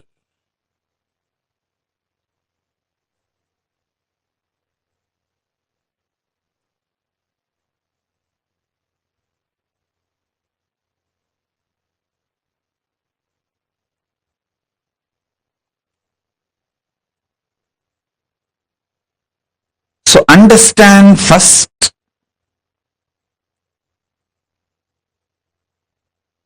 your joy, jumping, excited, inspired state is your nature. You made it disappear from your life and you made sadness natural.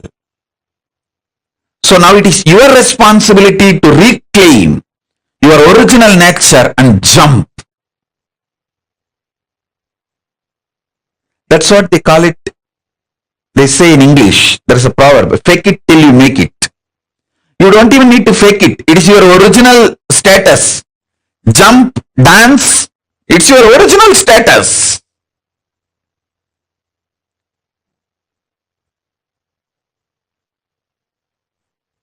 Be blissful, it's your original status.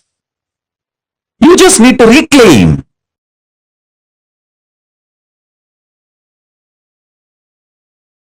Actually, in reality, delusion itself is because of your non-involvement, inactivity, withdrawal. When an elephant sleeps, even a wolf and fox will try to bite his leg. Listen. When an elephant sleeps, wolf and fox will try to bite his leg. When a lion is fast asleep,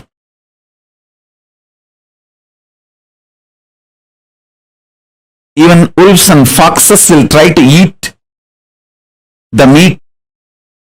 Listen carefully. I'll repeat. Because the lion is sleeping, wolves and foxes get the courage to come near the lion, try to eat the leftover meat. Because the elephant is sleeping, wolves and foxes will try to come and bite the feet of the elephant, try to take a bite. Because you are not involved with yourself, even your delusion is invited upon you. Listen. Why you have nightmare? Because you fell into the lower conscious identity. Your decision to fall into the lower conscious identity naturally invites nightmare in you. Your decision to wake up to the higher identity not only will throw away the nightmare, it can throw away all delusions and illusions.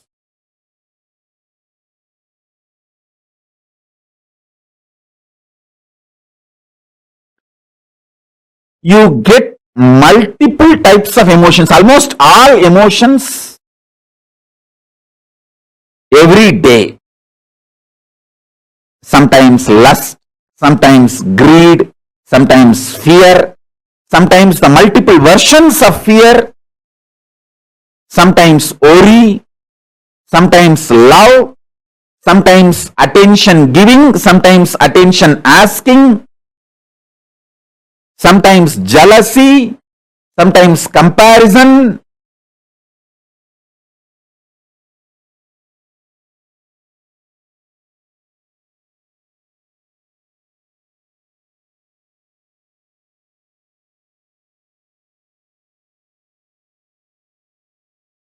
Various emotions, sometimes the willpower, sometimes arrogance, sometimes frustration, different emotions I can describe. All kinds of emotions you get.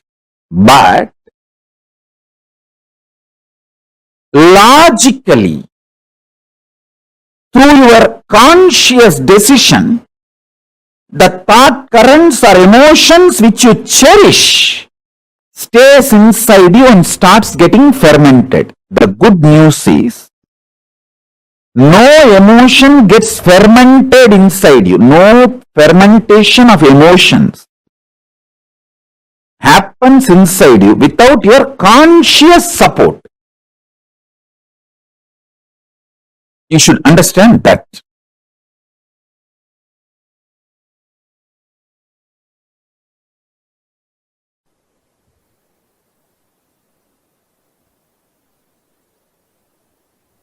Due to the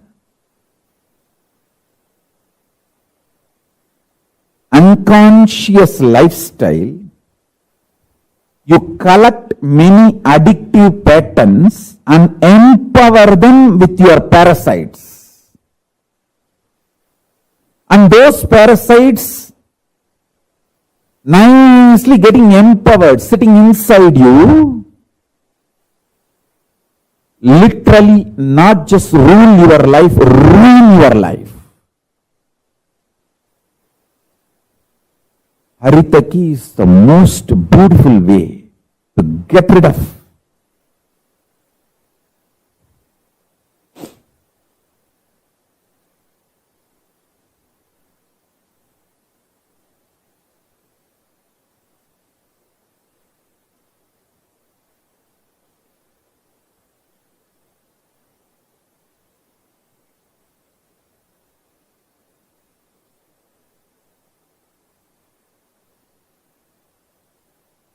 Multiple parasites sitting in your muscle memory. I can give you lots of examples. If you are married, you know backseat driving. How your spouse sits in the back seat and drives you. Same way, the parasites sit inside your stomach and drives you. It drives you crazy. I don't need to tell that. You know it.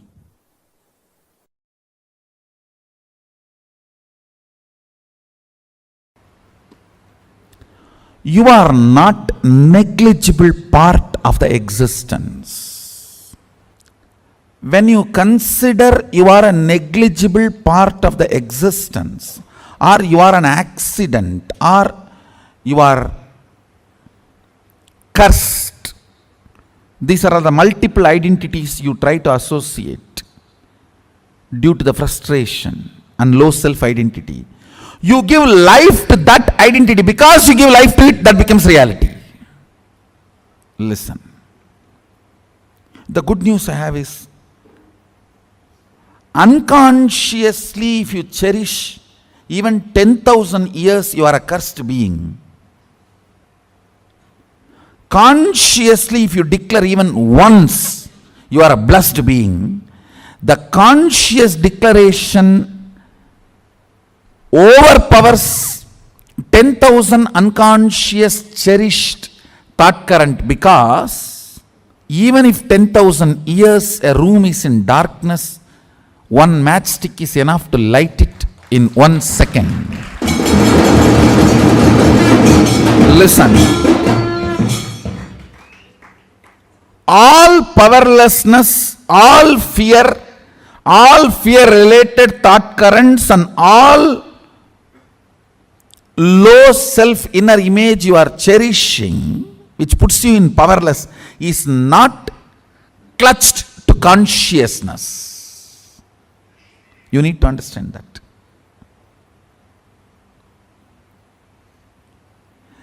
They are all there indirectly receiving or sucking the energy from consciousness, but they are not supported by consciousness. That is why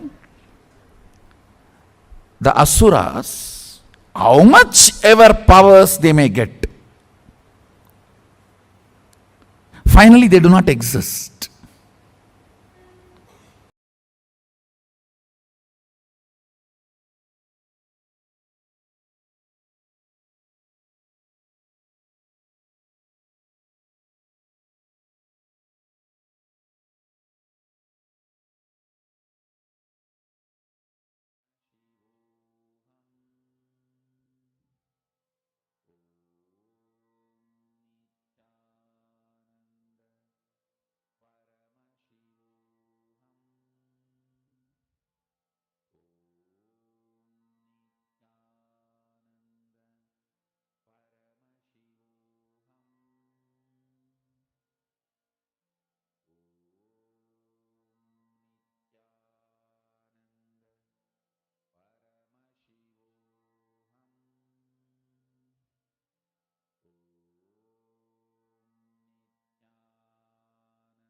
Yes.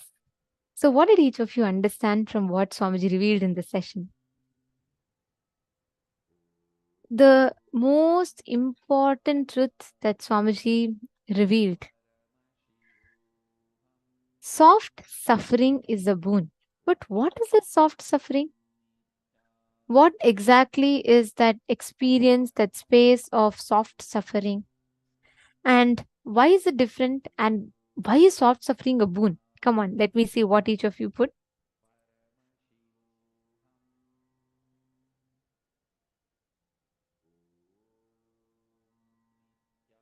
I request every one of you here to please post.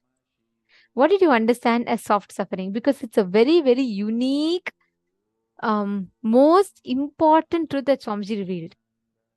If we just understand it, right? So many complaints that we carry against life. Oh, life is like this, life is like that. All of that will completely leave.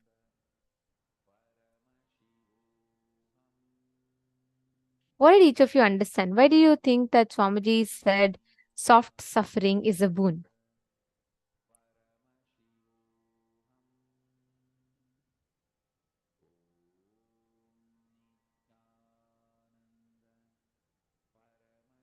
Okay, Getizaya and Suvit Surendranaya, both of you should not, you both are trying to guess with logic for Durashruti power. It doesn't work with logic. Both of you have to listen. See, the key is to unclutch and listen. I'm seeing both of your conversations now, so I'm just saying. Unclutch and try to tune to that subtle, like for example, there's a place, I forget, it's called the world's most quietest place. That library is so quiet that if you go, you can literally hear your own heartbeat and blood flow. And that's that external noise is cancelled out so much. But that is one external silence. This is like 10 times of that, but internal silence. No inner chatter, no thought currents or disturbances, clutter that happens in your inner space. And that is what will make you manifest. That is what will make you be able to hear any distance that you want by will. Are you understanding? It doesn't happen by guessing. Both of you are trying to guess. Both of you should manifest from your inner space.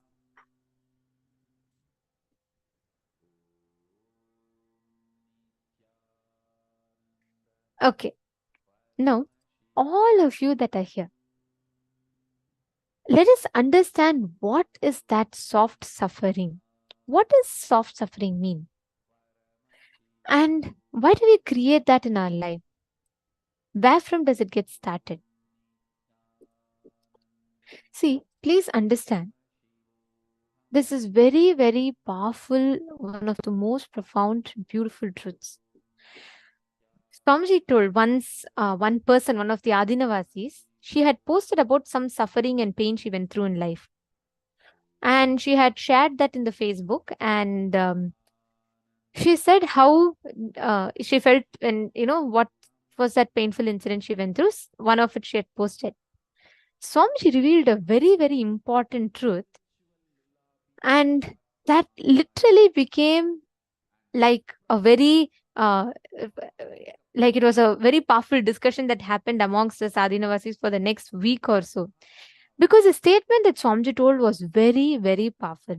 I think like it's still etched in my heart. I cannot forget that statement. Swamiji said, joy gives you wings, but pain gives you roots.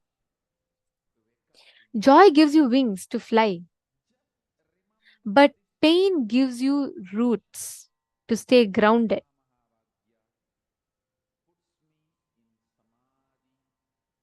Every time, whenever we get joyful, we experience bliss, we're all like so happy. We're like, oh my God, this is what it is. This is what I was wanting. Correct. Joy gives you wings. It gives you that experience you enjoy.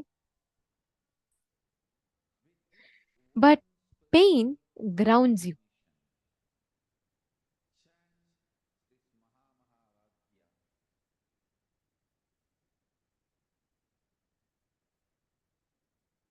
Pain grounds you from where you are, what you are. And that joy, most of the times, distracts you. And pain brings you back ground to earth with who you are.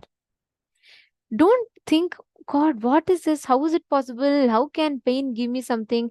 Swamiji made a very, very important statement. Life is neither suffering nor joy.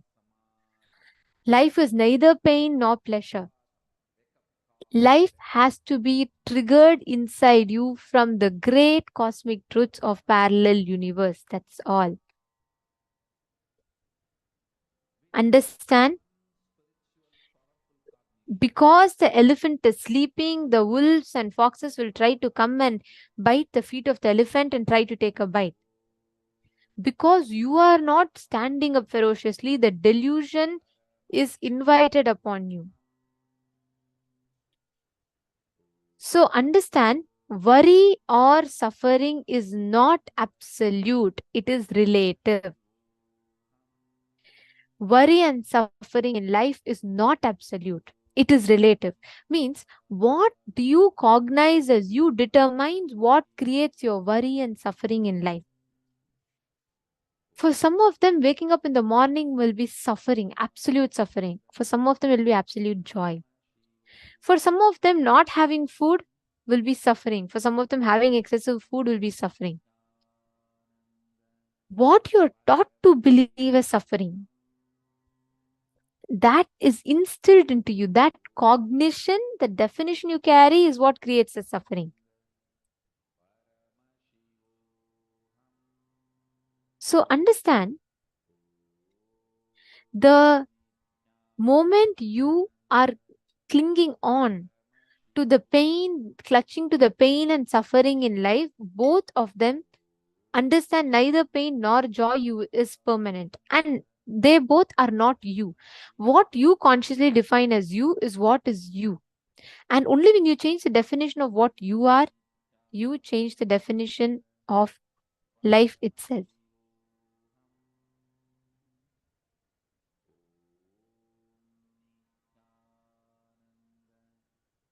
Look into incidents from 4 aspects of your life: career, relationships, health, and wealth.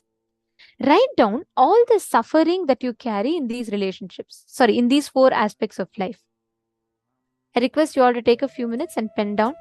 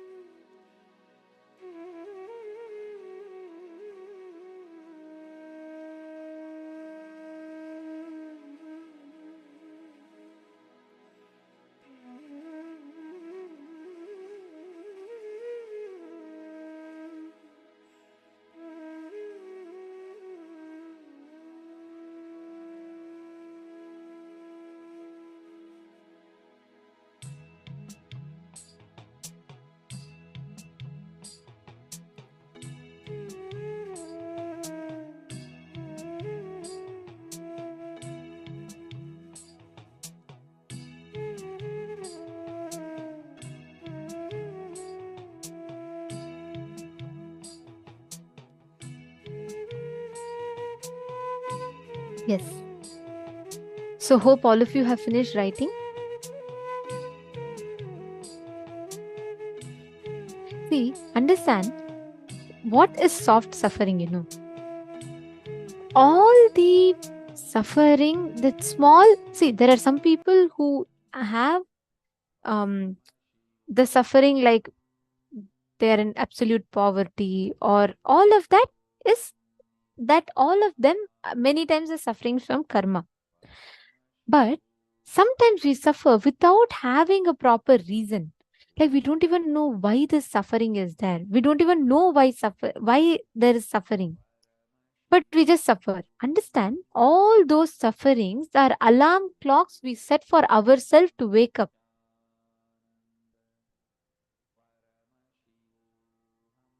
Masusan is saying it seems to be a placeholder till we reach enlightenment. I can say, but sometimes these pain and suffering, right, they ground you back. And they remind you of your higher purpose in life without letting you settle with delusions.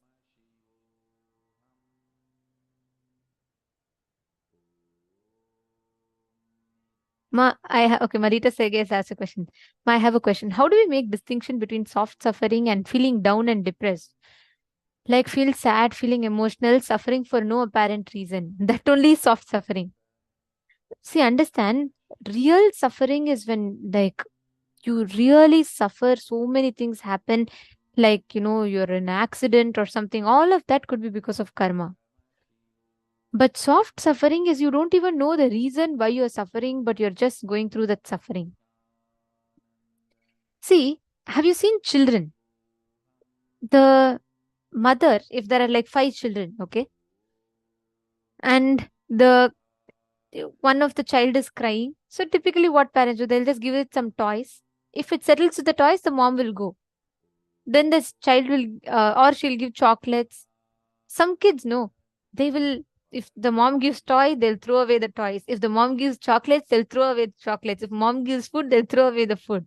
They will keep throwing tantrum till the mom picks up the child and keeps it on her hip and then pampers the child. Right?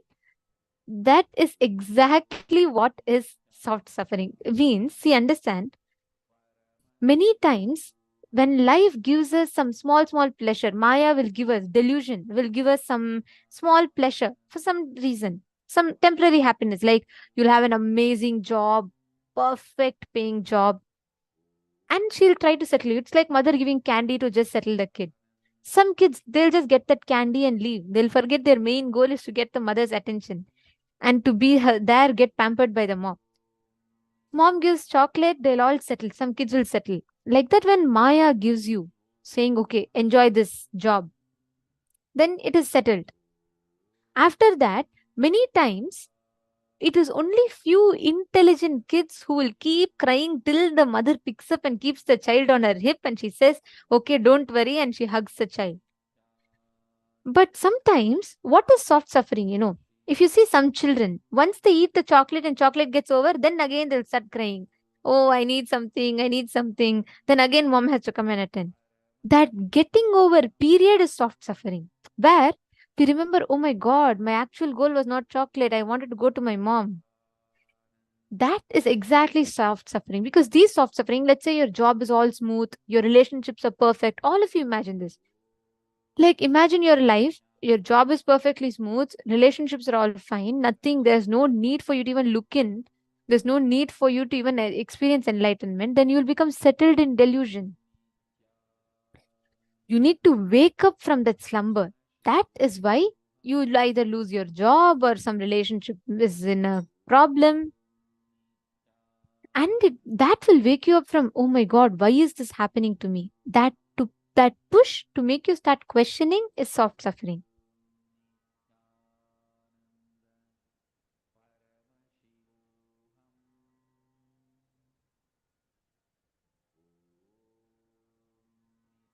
Understood? Okay. So all soft suffering in lives that we carry, is because of the alarm clock that we have set to ourselves. Swamiji was saying in the satsang clip also, right? How we set that alarm clock. It is like a reminder we put for ourselves. Come on, Paramashiva, please happen as is suffering so that I can wake up. Malitas is asking, so ma, say for example, when I have great or high paying job, etc., I still felt inside of me not happy. Does it mean I have soft suffering? Yes, that's right. That is soft suffering. See, there's a very beautiful story. Once Narada, Mahavishnu's great devotee, both Narada and Vishnu, Krishna are walking on the road, like they're walking by the villages. And Narada asks to Mahavishnu, he says, oh, Narayana, what is delusion? You know, people all say they're stuck in Maya, stuck in Maya. What is this Maya? Then Krishna tells, okay, I'll tell you what is Maya, but before that, I'm very thirsty. Can you go and get me some water and come? Narada says, yes, yes, my lord, I'll go get water and come for you. And then he goes to the nearby village. He goes to fetch water. When he fetches the water from the well, he sees a very beautiful woman standing next to the well.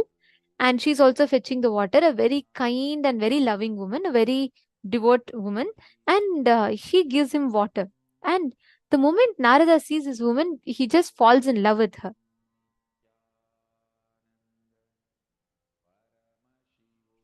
And what happens is the moment Narada sees, he falls in love with her, and then he tries to find out who she is. Then he realizes that she is the village chief's daughter. And what happens is, next he goes to village chief, he meets the chief, and then he asks permission, and the village chief says, yes, yes, you can have my daughter, no problem. He marries that woman, and then he starts farming. He needs to take care of the family. He starts farming, and after some time he gives birth to children, and they're all living such a happy life. Everything is going amazing. Suddenly one day a huge flood hits the village. All the crops are destroyed, and Narada is holding on to his wife, and he's holding on to his children. The flood is so strong, it tears apart that whole house, and the children are taken away, the wife is taken away. Narada is left all alone. He's crying, oh God, why are you giving me all this suffering and pain? That time he hears a voice, Narada, did you get water for me? He then wakes up. He realizes, oh my God, what was it? Until that flood hit him, he didn't even remember the necessity to go back to his God, who he thought he could not live beyond more than a minute away from. That flood had to come to wake up Narada. After that, he realizes, what did I just fall into? He then rushes back. Then Krishna laughs and tells, this is Maya. This is delusion. Even before you can realize, even before you can understand, you just fall into it. And you realize that the whole thing is happening right in front of you just to wake you up from that slumber that you are in. That is what is soft suffering. Understanding, Malita? Mahongs is saying this is not soft suffering. Dis-ease is also a soft suffering. If that pushes you to the guru, if that pushes you to enlightenment, see, sometimes we get so stuck in delusion, we decide to even give up on our life because of certain things. But this, if that suffering is pushing you to expand, if that suffering is pushing you to stand up and, bring completion to yourself, then it is soft suffering. Okay, beautiful. Glad that you all understood. Now, one more quick round. You're all going to be manifesting this round of Durashruti, and I request every one of you to connect to your partners. I see many of you manifesting beautifully. See, we all manifested one round. So many of you got it absolutely like right on dot. Connect to your partners, any one of them, and you're going to be manifesting this power. They should play any audio. They'll, of course, keep it muted and they'll play the audio. And you're going to be listening to it through the third eye without physically actually hearing it.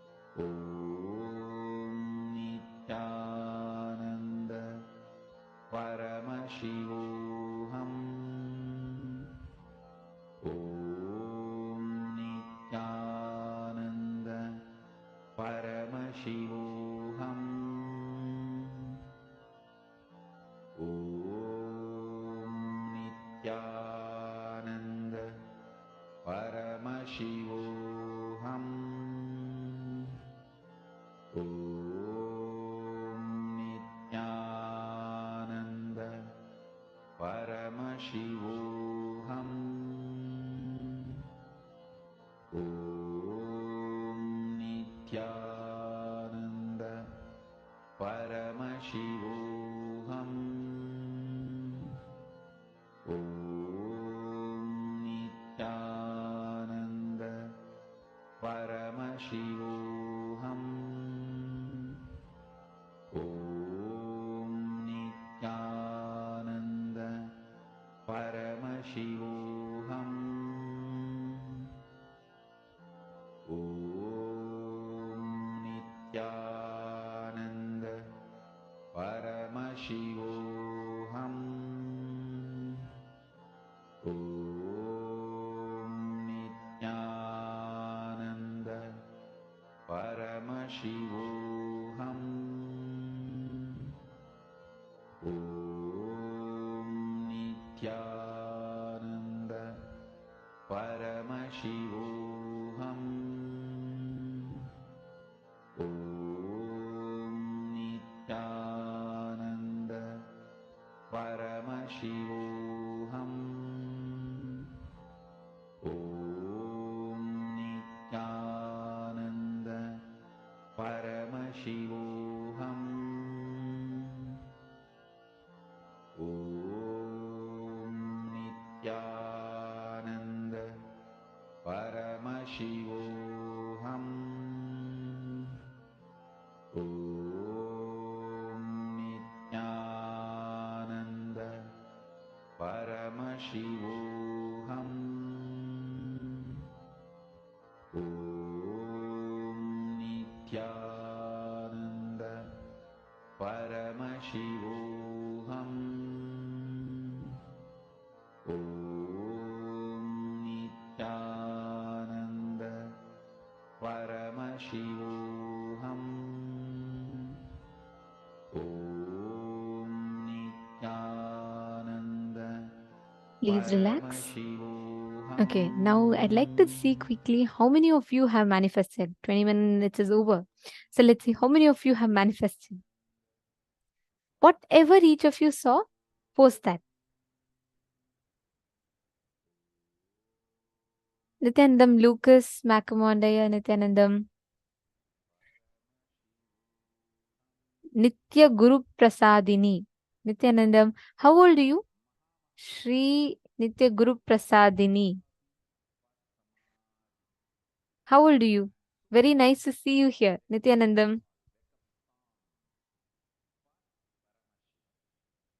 And okay. Gyatazaya, Sumit Agarwalaya, Punidanaya, come on, both of you should also manifest. I'm not seeing you both manifest. Punidanaya is laughing. Come on. Yeah, you're sitting in the sessions, you're listening to all the powerful cognitions. It's high time that you manifest.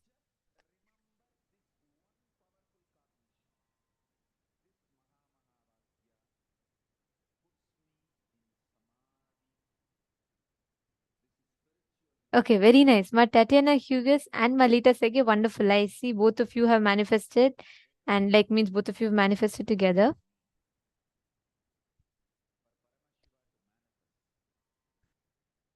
Okay, come on. I'm not seeing so many of you actively manifesting. Dear participants, in whichever state of consciousness that you're all in, please come back to waking state. We're all preparing for a very important initiation today. I know this time is a little difficult for Chinese participants because it's your like right in the middle of the night time for sleeping. But come on, we can do this. I request every one of you to participate proactively. Okay, see, listen very carefully. Ma Lita Sege, you had a question about suffering, right? The next session we are going to be listening to, Ma, is a very, very important one. Many times we feel that we have been wronged by life. We feel that life has given us like negativity, we are not able to handle it. We have been wronged by life. We get that whole experience in us, right? But actually, do you know, more than the suffering itself, that thought current that you carry causes that suffering.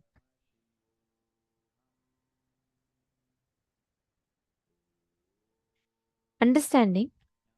So now we are going to be understanding one of the most important component of what causes suffering in us. Many times the victimhood that we cherish. Don't be surprised. We all carry victimhood. See, when you feel, oh God, life has created so much of suffering. Why did I need to suffer? What did I do to deserve this suffering? Look, my friend, even that person was very lazy, but that person manifested more success than me. All the victimhood, you feeling you have been wronged by life, is a delusion you insert into yourself. In this session, it's a very, very, very important session which we are going to now be listening to, where we will be understanding about what is this delusion that we put into ourselves and how we can complete with that victimhood.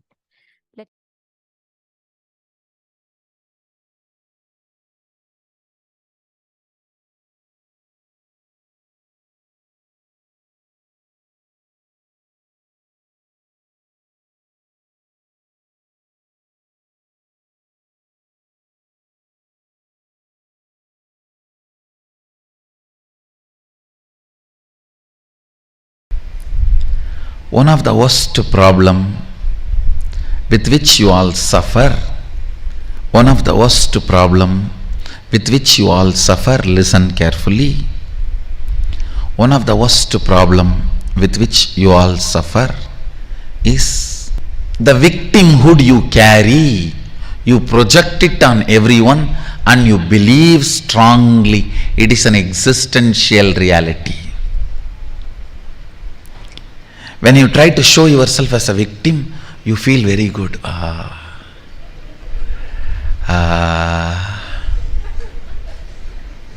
is what I call powerless pornography. Cheapest pornography. Cheapest pornography a human being can enjoy is the taste of showing themselves as victim. Enjoying the victimhood. That's the cheapest pornography any human being can enjoy. Because you enjoy that, you do not want to deny the existence of it. You want to project that on everyone. And whole world there is so much suffering. You mean to say there is no suffering? I mean, there is no suffering. After going through so much of attack from all corners of the world, I mean, there is no suffering. Understand, ask the question in right way. If Sadashiva made all of us in his own sea, don't ask why there is so much suffering, then how can there be delusion of this suffering? Ask the right question. Don't ask why there is so much of suffering. The moment you say why there is so much of suffering, you put the anchor on the delusion and you are trying to question the Turyatita. Put the anchor on Turyatita and ask, then why am I feeling there is so much of suffering?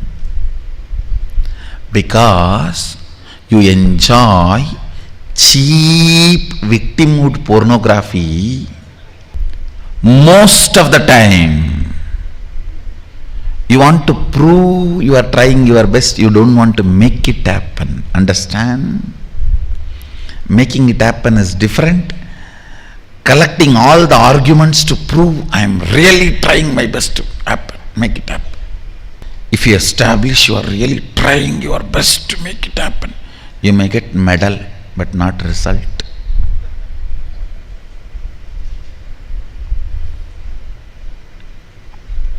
You may get medal, not result.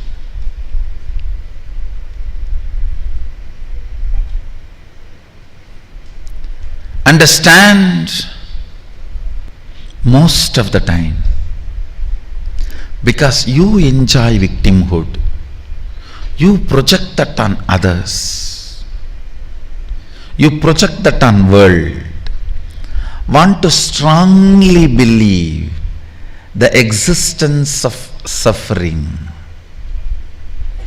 When you want to believe something, nobody can stop you. Nobody can stop you. No one can stop you when you want to believe something.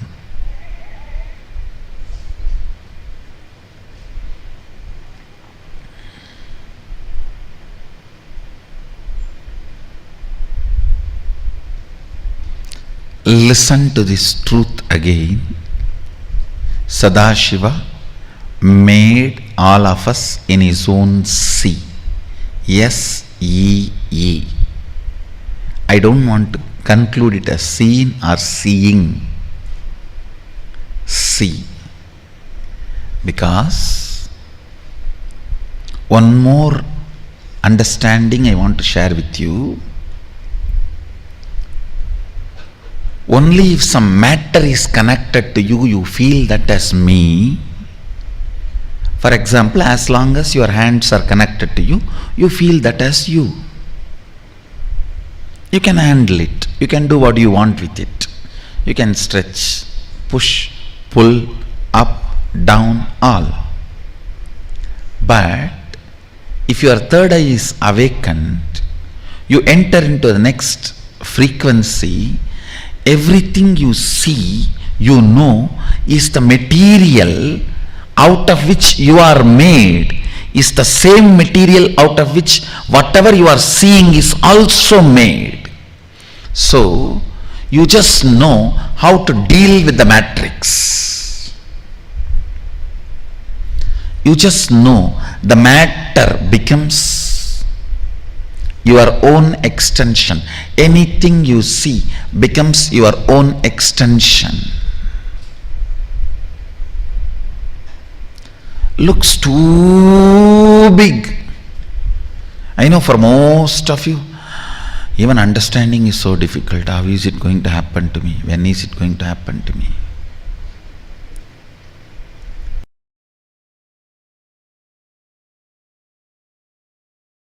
Because I decided to do tyaga. Understand? You can always sacrifice the achievements, pleasantness, bliss, joy related to your past. You can always forget that you completed PhD. But you can never forget you got delayed for one of your examination because you spent time with your girlfriend, or you slept and you did not appear for that examination. That pain you will be carrying even now. Sacrificing the past related pains. Understanding even factually, many of your pains are unjustified and incorrect. Understanding, even factually, your pains are not supported, justified by the reality, real happening is completion. I am repeating. Even factually, as per the real happening, what has happened, if you look what has happened from all dimensions, even your pains are not justified. Your pains are not really right. Even your pains do not have justification to exist in you. If you see the past happenings multidimensionally, is completion with the past. I tell you, how much ever you say, no, I know I have some pains which are absolutely justified. No. You may be Guni, you may be Kaikeyi, you may be Surpanaga, you may be Danganaka duck, Danganaka dick, I don't care. You are wrong.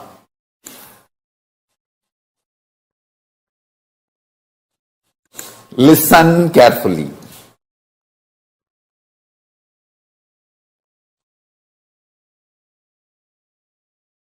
Listen again. I am repeating.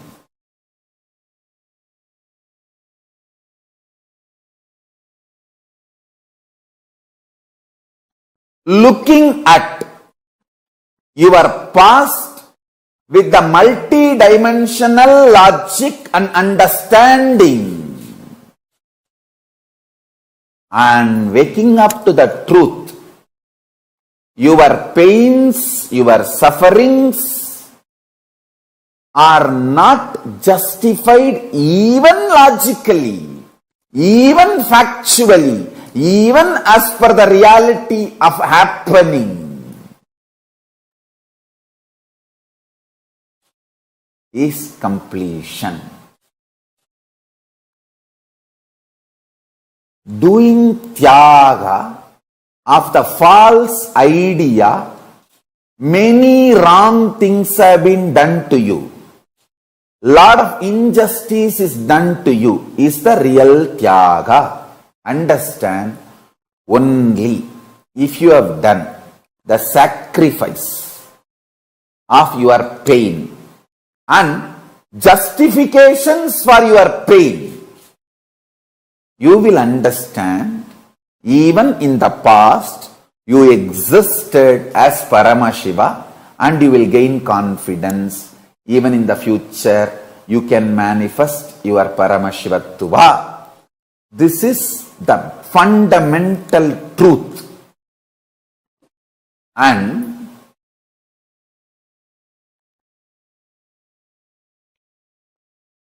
there will be gap between what I am saying, what you think as your reality. I know there will be few people saying, no, Swamiji, you don't know my life, Swamiji. You don't know my life. I have pain, I had pain, and it is justified. I can sit with each one of you individually and make you understand every incident, every time you felt you have been wronged, injustice is done to you, you have been given pain, you have been a victim. Every situation, I can take it out and show you multidimensionally and make you understand you have not been wronged.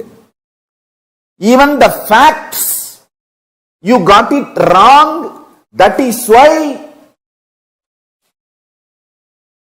you feel you have been wronged. Understand?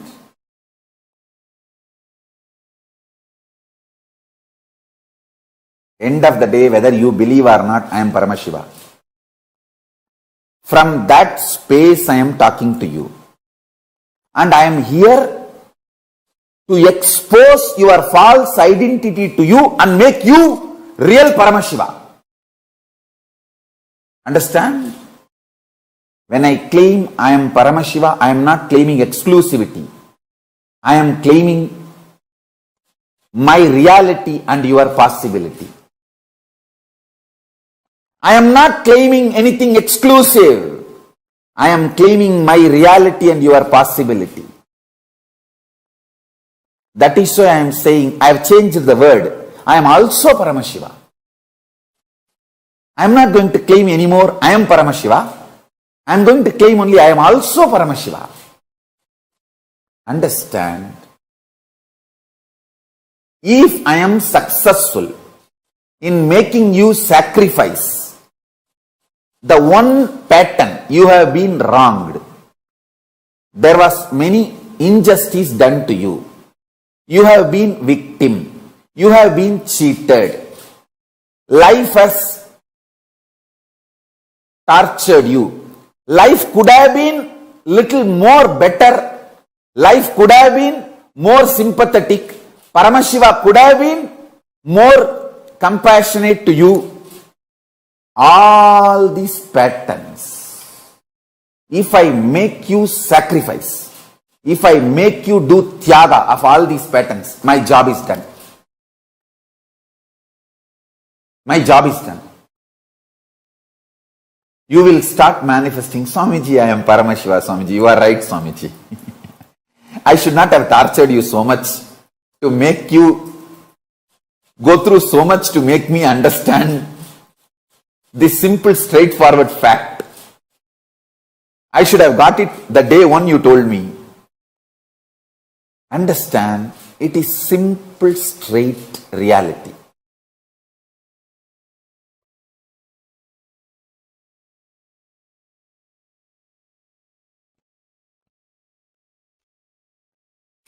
Only the conscious, ferocious decision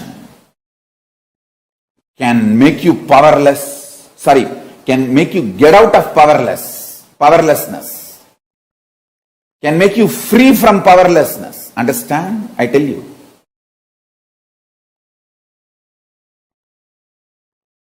I'll tell you what is tyaga. It's like you got into an accident, vehicle crashed, you are almost gone other than one single breath. You somehow push your body out and get out of the vehicle. That moment how you will push yourself and get out of the vehicle, that is what is declaration of tyaga. Collecting your whole energy and pushing you, come on. I am declaring tyaga of this old mind and identity. The whole thing.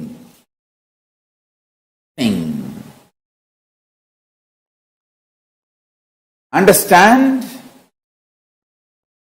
I tell you, that is the way tyaga functions, that is the way tyaga works out. Tyaga will never happen by your mind getting convinced and supporting you. It's not like a vacation you are planning, where everything will be in your favor and you say, oh, ha, jujil. No. Tyaga is breakthrough in your consciousness. I tell you. All the best moments in my life was decisions made in utter tyaga.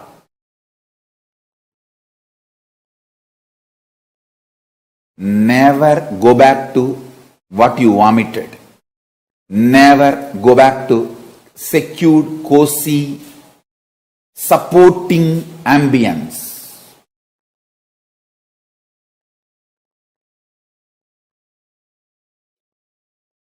Renounce higher and higher. The moment you go higher, renounce that also. When you go next level, renounce that also, but never come down.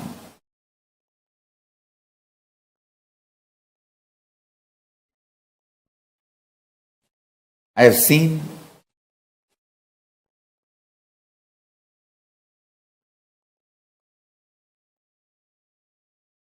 how the tyaga works.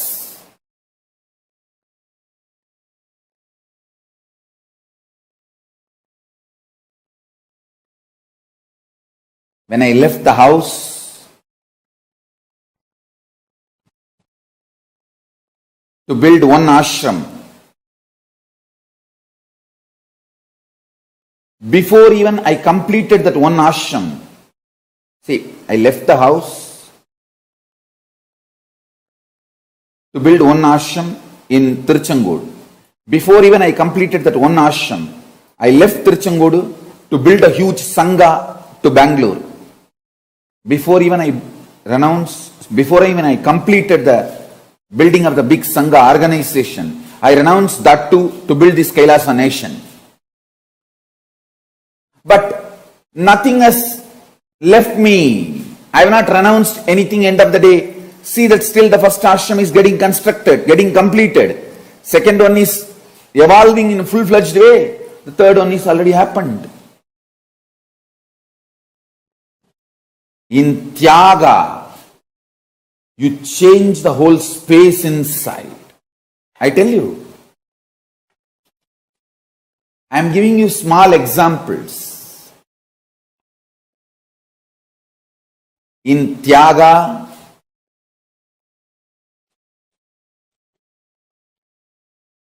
you don't lose anything. You only lose one thing, the powerless mental setup. The powerless mental setup you carry, you lose that. You break that. Do not expect your mind to get convinced about Tyaga and you doing Tyaga. No. If your mind is convinced, then it is a cunningness. It's a trap. You just decide, hey, I heard about Paramashiva. I don't have a complete route to become Paramashiva, but I am deciding. Whatever with little known, I am going to fly towards Paramashiva.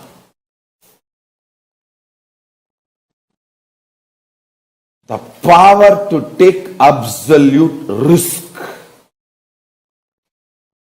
is Tyaga. Power to take absolute risk consciously, ferociously, and then stick to it. No question of turning back. No question of turning back.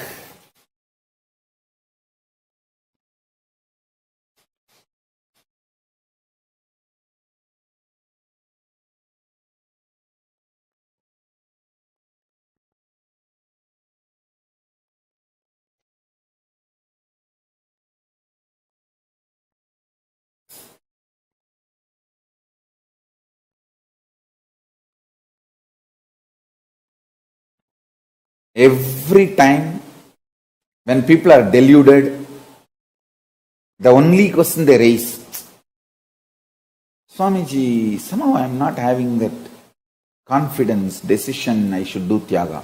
Only then you should do Tyaga. You are now sick, deluded.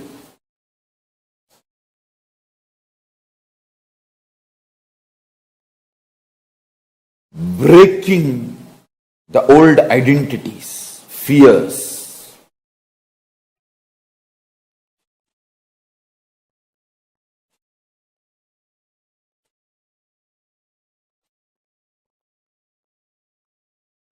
Throwing away all the so-called securities, plan Bs, backups.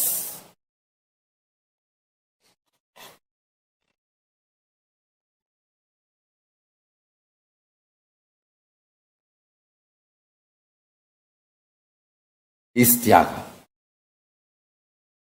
That is Tyaga. Tyaga gives absolute fresh life. It breathes fresh life into you.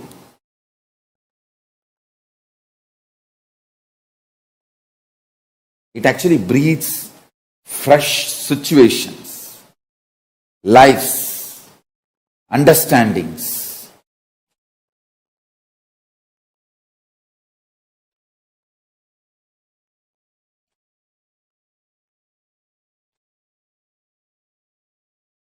Fresh energy.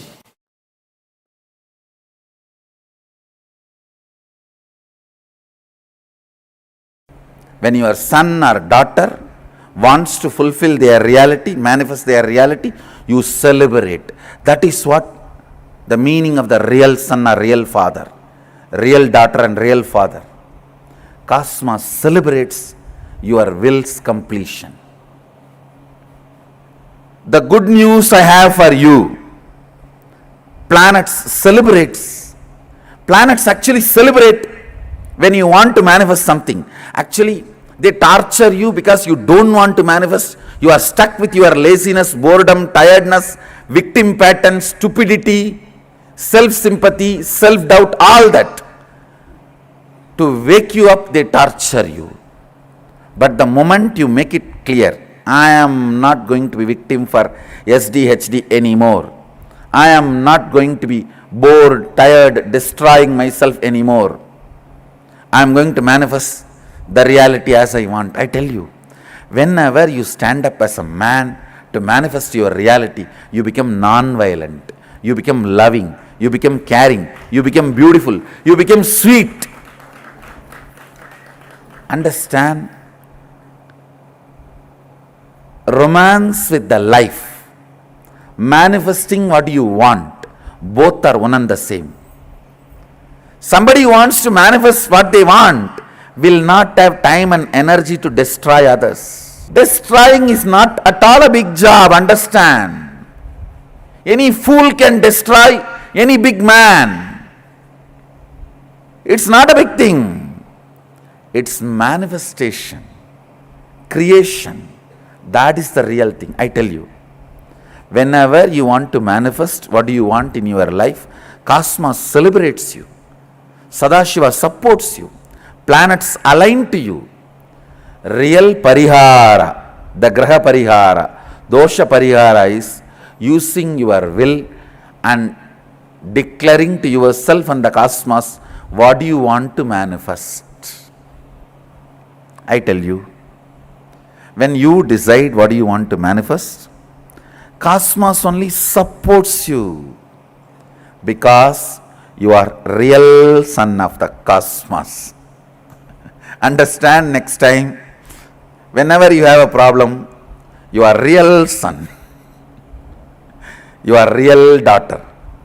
So, you don't have to worry that can my will override? Can my will override? No. Understand? This very idea, overriding, is from the concept of good and bad, right and wrong, opposite. You are not opposite party to cosmos. You are extension of cosmos.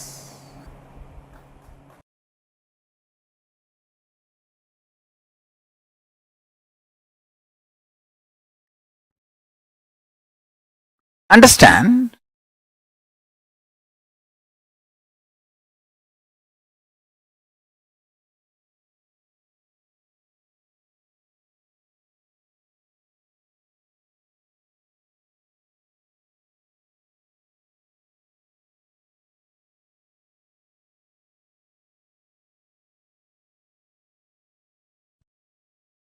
The most powerful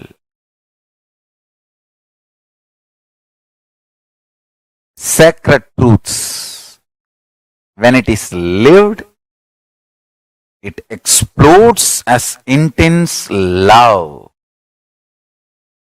Love for people. Love for yourself. Love for others. Understand?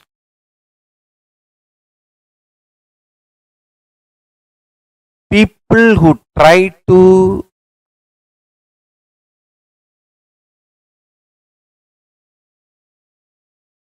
infuse poison, violence, vengeance, anger, frustration, feeling exploited, victim mood, all that in you will be very sweet, but they'll just destroy, demolition, go away. It's like a driver of the bulldozer smiling does not mean he is doing good to your home. He is bulldozing it. And he smiles at you and says, "Hi, how are you? Wow." And he is bulldozing. It's like cops give the ticket for $200 and say, "Have a good day, have a nice day." After $200 ticket, they tell you, "Have a nice day." Understand?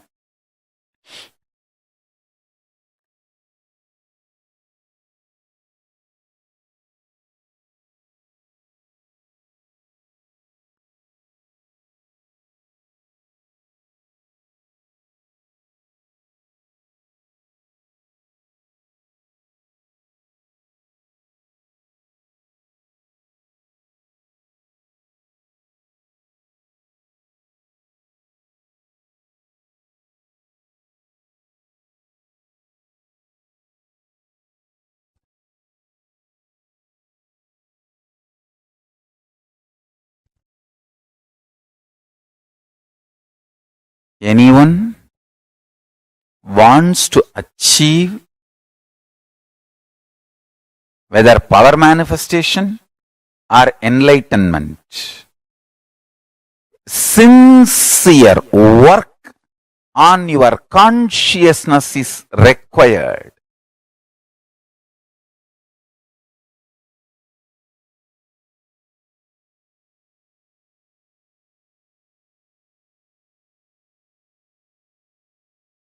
Consistent, persistent.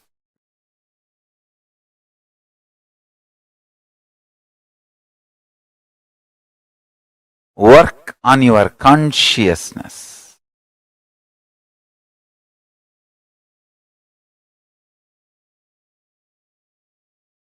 I strongly recommend all of you every day try to read the Bhagavad Gita commentary I wrote. See, the whole Hinduism is based on Vedagamas. Essence of Vedagamas is Upanishads, Brahma Sutra and Bhagavad Gita. Prasthanatraya, we call it. All acharyas, all sampradayas write their own commentary for this three book. But this three book is the core. Everyone accepts that non-controversially. Whether you are a Shaivite or Vaishnavite, Shakta or Gaumara, Yogi, Vedanta, Siddhanta, Agamanta, whatever sampradaya you may be, all accept authority of the Vedagamas and all accept non-controversially this three book, Prasthanatrayam,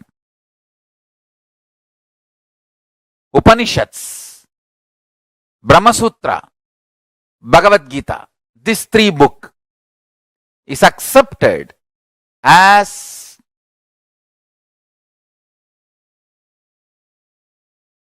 the core book, or I should say the core principle of Hinduism.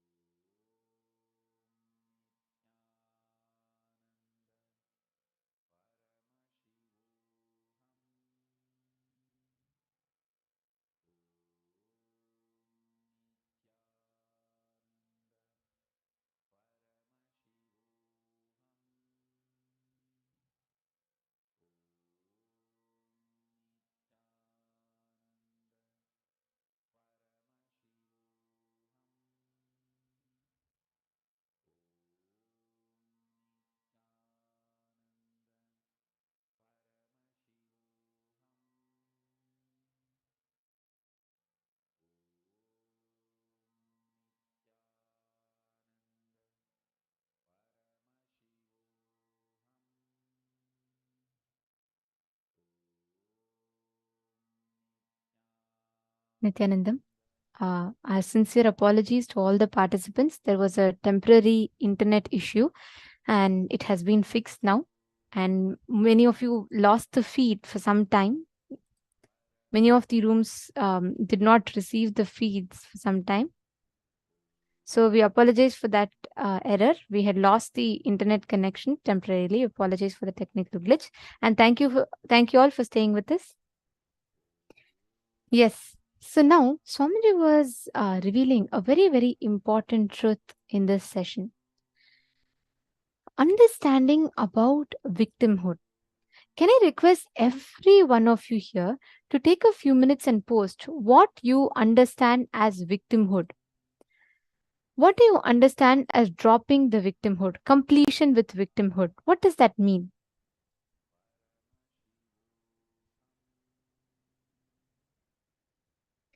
Come on, can I request every one of you to post? It's a very, very, very important session. So want to make sure that every one of you heard it and every one of you understood it. Can I request every one of you here to take a few minutes and post? What do you understand as completion with victimhood? What does that mean?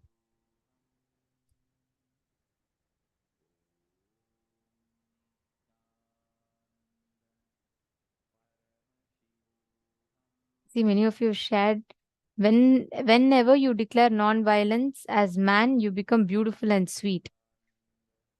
Alexander has posted, I've heard about Paramashiva. I don't know that much about him, but with ferocious decision, I declare I am going to fly to him. Beautiful. Marjun has put victim of circumstances beyond my control. Ma Jayanti has put self-sympathy. Mahongs has put thinking that someone else is responsible for causing pain in you. Ma Karin has put blaming someone else or something else than you to be responsible of the life that you have. Machetna has put, if anyone had any curse in completion. Okay. Now, beautiful, many of you have posted different understandings. See, victimhood is the only thing that stops you from becoming Paramashiva, not your suffering, not your pain, not even the karmas that you do. It is the victimhood.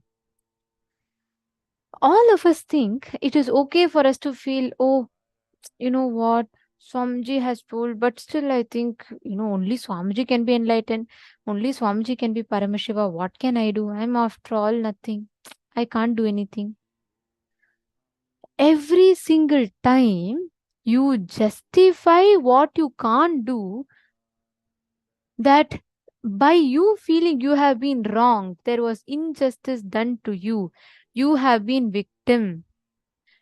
Understand, even when life presented the most worst situations to Swamiji never felt, why Paramashiva could have been a little bit more compassionate to me. I am an avatar of Paramashiva. Life should have treated me more with respect.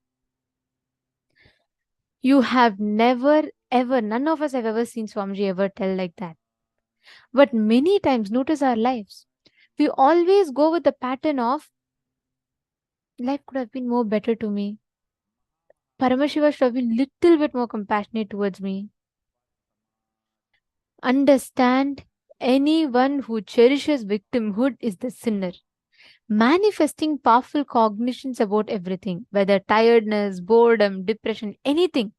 Manifesting powerful cognitions is authenticity. Taking it to the next level is power manifestation. Swamiji tells, victimhood is the only thing that comes between you and Paramashiva, not even your biggest delusions. We all suffer with this victimhood. See, wherever, instead of you taking responsibility, you feel life is responsible, that exact part is victimhood. For example, if you're walking in the road and thorn pokes you, you know what is victimhood? Not even looking down to your leg and removing the thorn, but you start crying. You try to walk along with the thorn and you say, oh, Paramashiva, how can this happen? How can this happen to me? God, look, there's a thorn in my leg, I can't even walk. The most foolish thing is you try to continue walking with the thorn and you continue crying saying there is pain. And poor thing, what did God do? You just have to, He's given you hands, He's given you eyes, He's given you the knowledge to know that there is thorn. But what do? We say, Paramashiva, look, because of you, you have done so much to me. Look, now I'm suffering. You scold God, you scold life, you do everything other than just looking down and removing the thorn from your leg. That exact pattern is victimhood. How many of you are catching this? So many situations we face, just the thorn is there.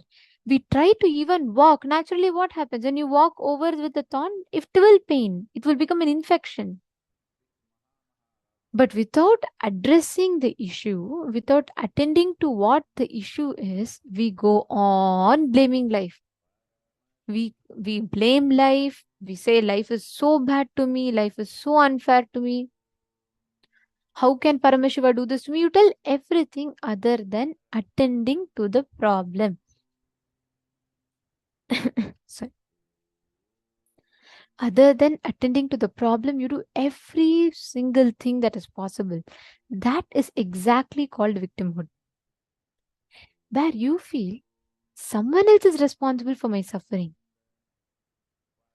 Why are you unhealthy? Oh, because the food that was cooked was not proper. Why are you not able to manifest wealth? Oh, because my boss does not want to give me salary. We always feel we have been wronged by life. How many of you are catching it?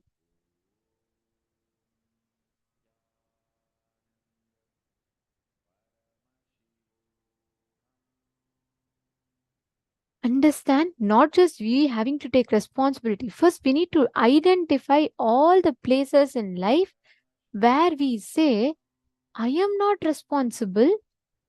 Someone else is responsible. Understand, even for your suffering, you are responsible. We say, oh, someone else did injustice to me. Someone else stole my money. So only I am suffering. No, how can you suffer? Who is responsible for your suffering? You. The action might be right or wrong is secondary, but end of the day, the person suffering is you. Look back. This one victimhood pattern completely stops you from cherishing the right powerful cognitions in life.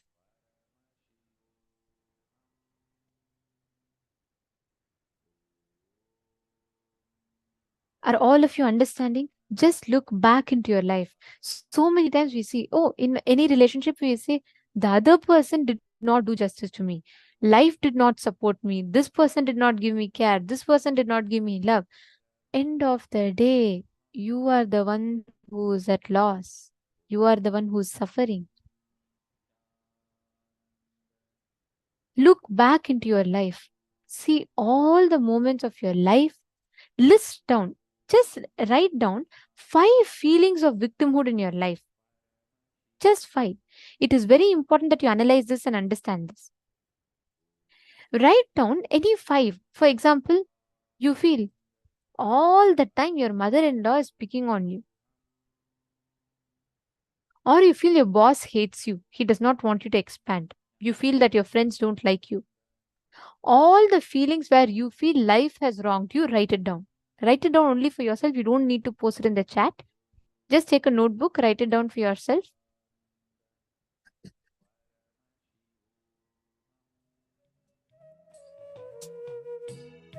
Please pen down. It's a very, very important exercise. If any of you have any questions, please ask.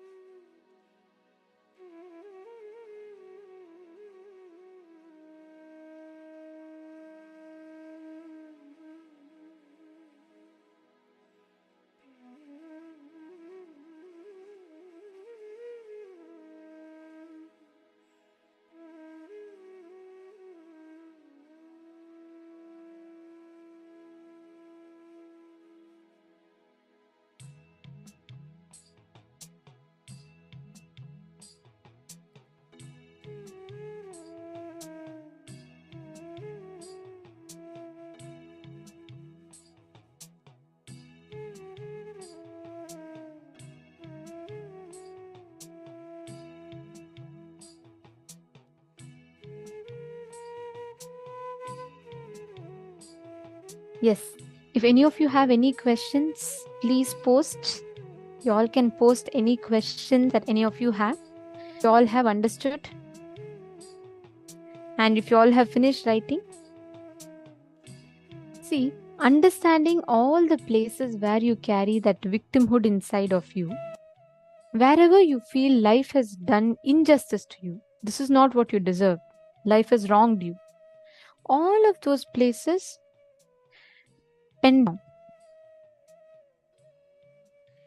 Once you understand, once you pen down, you will start seeing how so many places you put yourself into delusion. Pain is inevitable, but suffering is a choice. Situations will cause pain. Pain is inevitable. It is one of the byproducts. Understand, suffering is inevitable. Okay, Ma Prithvi Prasad has posted what she understood. Okay, have all of you finished writing? Can I request everyone to confirm if all of you have finished writing?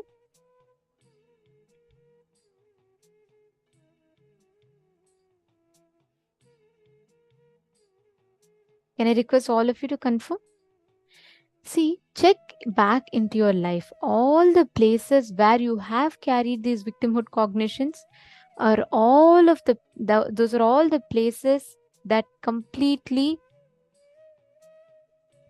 create constant conflicts inside of you. And many times they cause delusions inside you. What life is not, you still continue to see life that way. Can I request every one of you to confirm, please, if you all have finished writing? So I'm just going to repeat the steps once more because it's a very important exercise. So the first step that you're going to be doing once you write down the 5 feelings of victimhood, you're going to write down the exact powerful cognitions that you're going to replace the victimhoods with. Okay, let me give an example. For example, you have a person in the office whom you think is always stopping for your success.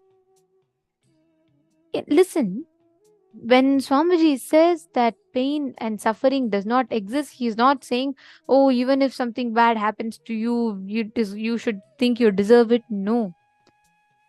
That is also victimhood, but that's not what Swamiji is saying. Operating that inevitable pain life presents to you without falling into suffering is the right way. Pain is inevitable. Life is going to present to you situations of pain. What we understand is pain.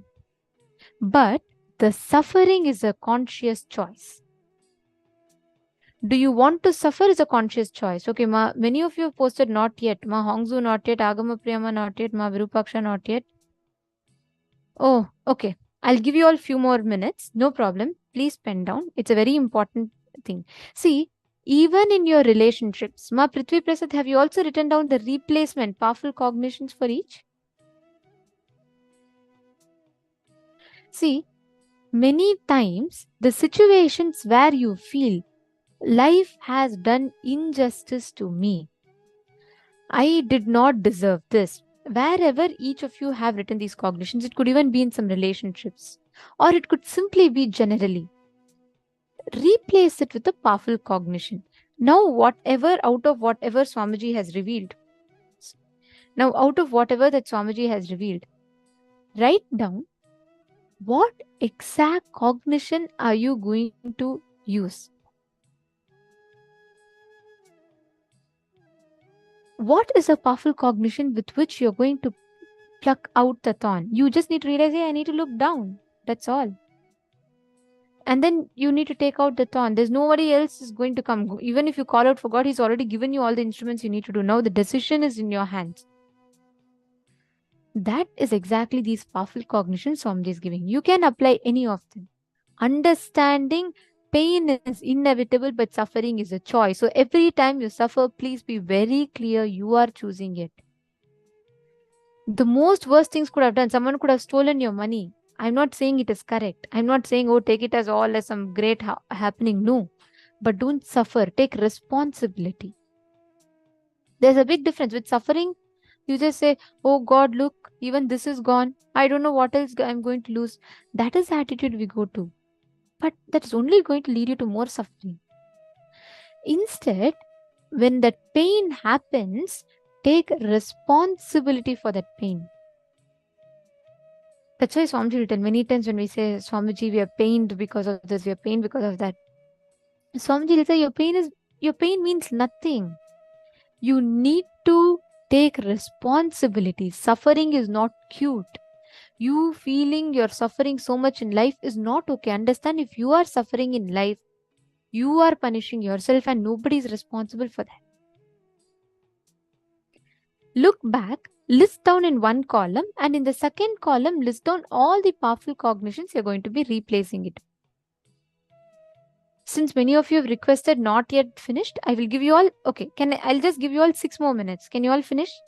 Because we'll have to move to the further sessions as well. Would you all be able to finish in 6 minutes? Okay, great. Thank you for acknowledging.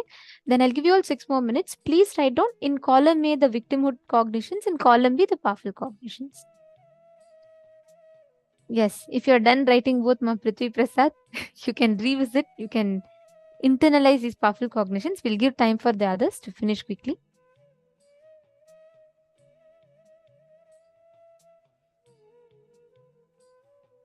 Please pen down.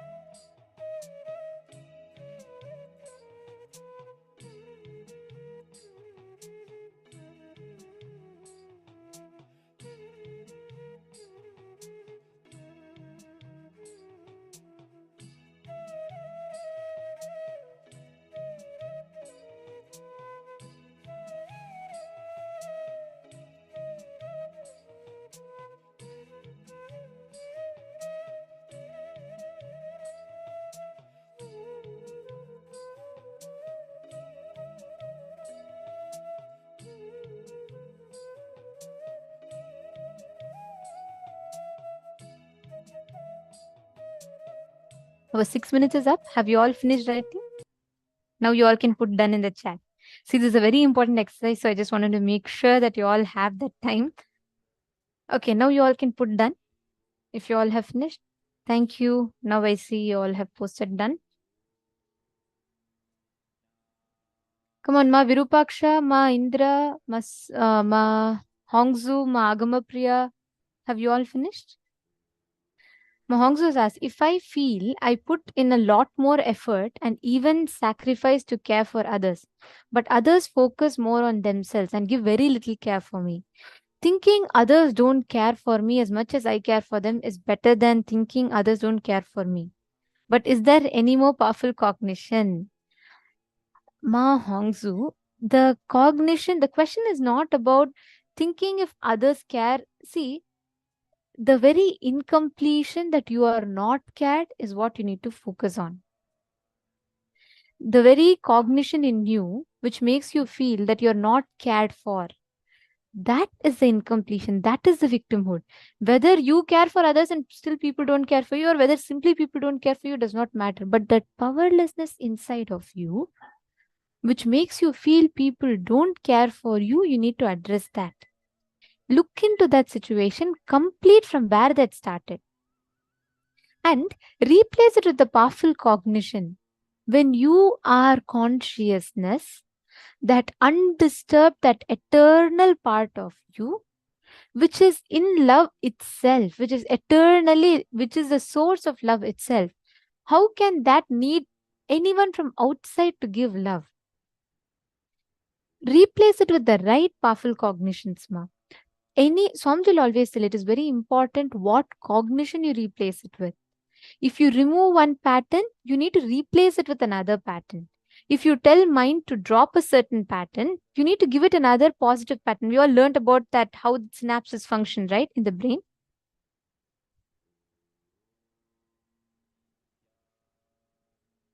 So each of you that are sitting here, listen very carefully. Replace with the right powerful cognition. Clear? Understanding? Okay. Now, hope all of you have finished writing. And even if you have not written, please take out some time later to write. Now, in the interest of time, we'll be moving to the next session. All right? Okay. So let us enter into the very interesting power that we're manifesting today. Let's enter into the power of Durashruti. Okay. So this is the last round. And next, we'll be entering into the next power for the day. So I am going to be playing some more musics now. And I'm going to be listening to the songs. And we're all going to do it like how we did in the morning. Ready?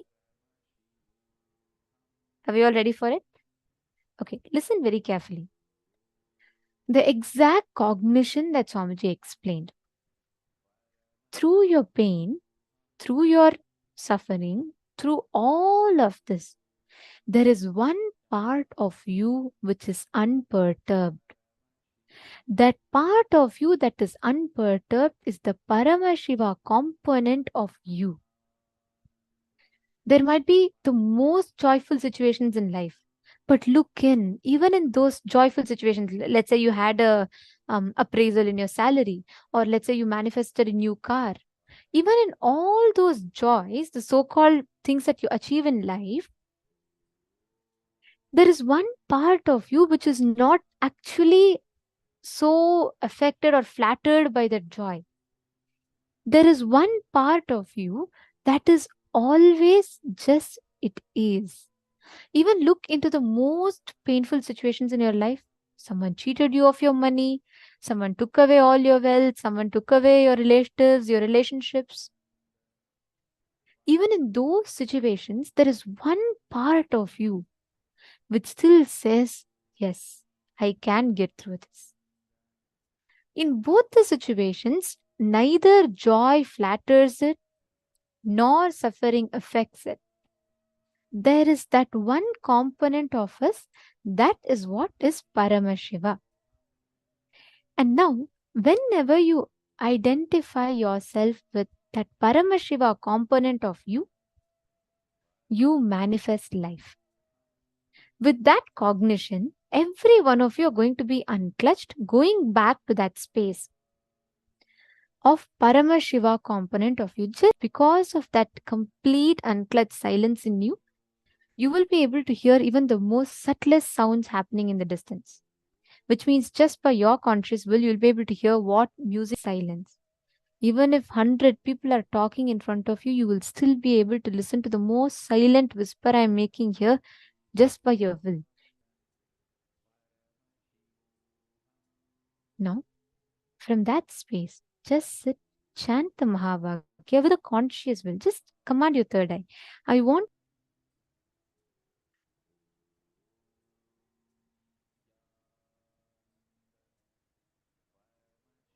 all right. So I'll be muted. There'll be no sound here, but I'll actually be listening to something and you're all going to scan an info. It could be anything. So don't guess. Don't think, oh, maybe. Please chant the Mahavakya.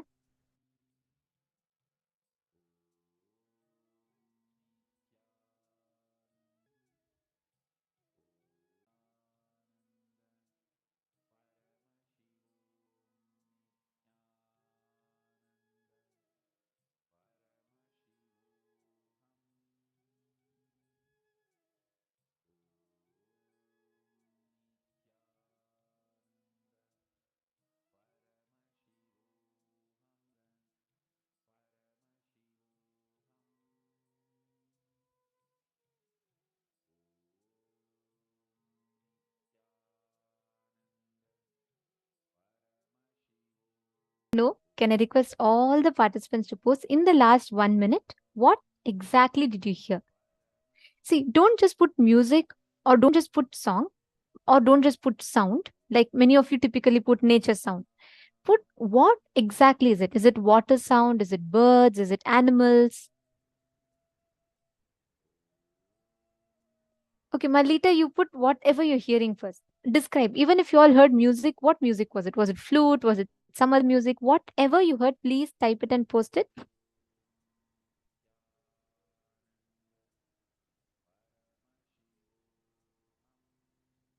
Okay, upbeat, happy music, instruments, drums, all right. Water, flute. Okay. And you all should not give me multiple choice options. Some of you post from piano, guitar, violin, tabla, all possible instruments you are posting. Do not do that. This is for scanning. This is not for guessing. You have to scan through your third eye and whatever Somji is showing in your third eye, you have to post it.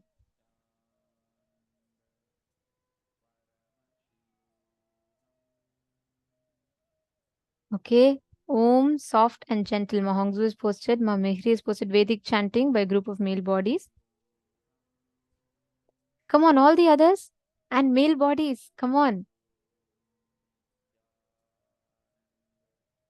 Okay, my Joyce has posted relax, a little bit of loneliness, English song, masculine voice, highway, driving, blue, butterflies.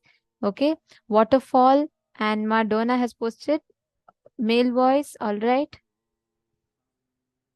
Ma Prithvi, come on, scan. Ma Jenny Tran, Ma Nitya Ganga. Guys, listen, power manifestation is the best way to manifest powerful cognition. So don't skip. Every one of you here, please come on, post. I'm going to give time till every one of you post. Music for concentration. But what is it? What music is it? Is it like some instruments or what did you exactly hear? Masaro just posted food dancers, waterfall sound. Okay. Ma Hiranmay is posted cricket sound.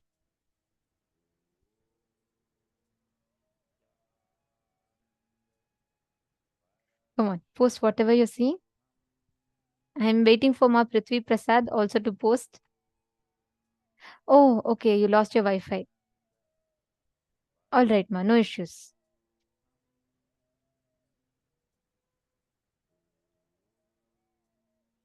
No problem. Do in the next round. Okay. Ma Jenny Tran has posted waterfall and drum sound. All right. So now I'm going to be playing the exact clip, the exact audio. I'm going to be playing it again. And I request all of you to listen to it and we can verify. And you all should know so many of you have gotten it. And let's listen to what exact sound that I was listening to right now.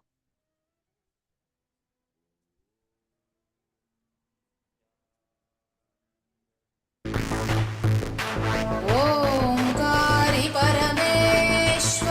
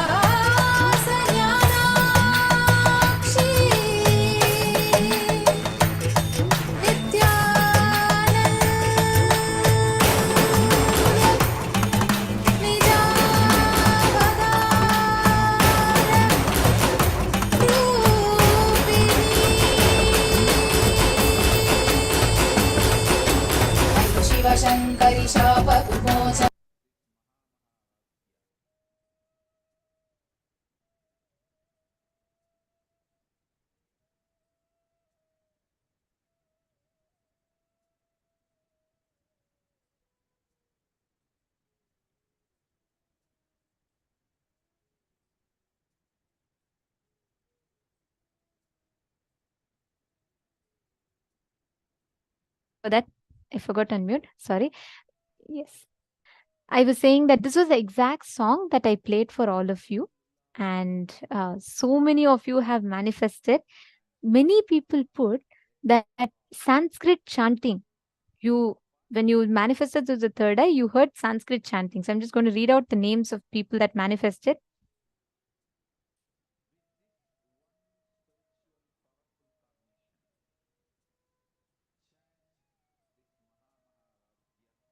Ma Lita Seke. You know why I said I'll answer to you later? Because you caught the exact word. You got the words. You saw the word Leela, and you said you don't know what the word Leela means. And there is music and sort of upbeat too. This is the exact description of the song. Ma Lita Sege has manifested it like spot on. So that's beautiful. And Ma Hedi Shlak manifested. She said it's a woman voice and it has the word Nithyananda and then some bell sound is ringing in that and the song goes on. Beautiful. That's absolutely right.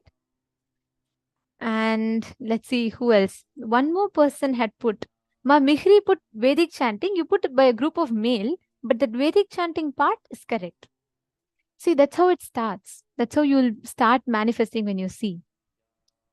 Ma Lita Seke Raga word, I'm not very sure. I am not very familiar with the lyrics part of it, but Leela is there just in the 1 minute 30 seconds itself. Oh my God. So many of you are manifesting so good today. Okay, one more round. And this time, don't guess. Again, I'll play another music. I could play anything. For that matter, I may play some random noises. It could be anything. So no guessing. Can I request everyone to sit straight? Whenever you manifest powers, do not sit with a slouched back. Sit straight always. My Hiranmayi, see, when you just bring unclutched inner space, when your inner space has zero thoughts, your external listening capability will be like even thousands of kilometers you'll be able to hear. That's the exact science behind this power. So just sit, you will be able to actually hear. Don't get distracted. The problem is you're getting distracted in your thinking, in your guessing. Now, Ma Prithvi Prasad, you also manifest, okay? Sit and just connect. See, when all of you bring your inner space to complete mauna, manon mauna it is called. Mana un mauna, where inside you, you bring complete silence. When we say silence, it means unclutched space. No thoughts, no disturbance. Bringing that space, and you will be able to hear everything in complete detail as it is being heard by me right now. Okay, I'll start the next round. I'm going to be muting in the count of 3.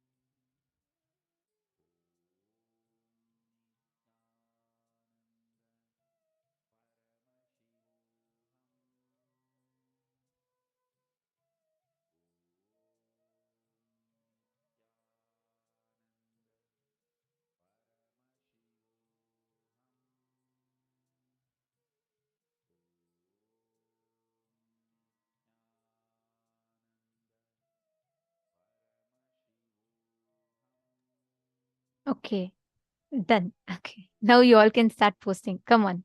What did you all hear? Whatever each of you listen to through the third eye, whatever sounds that your third eye revealed to you, post it. And please describe as detailed as possible. And no giving up. Ma Jenny Tran, it is okay even if you're not getting it right. Just don't give up. Ma Joyce, every one of you. See, whoever have not manifested, the key is don't give up. It is okay. Whatever you get, just keep posting it.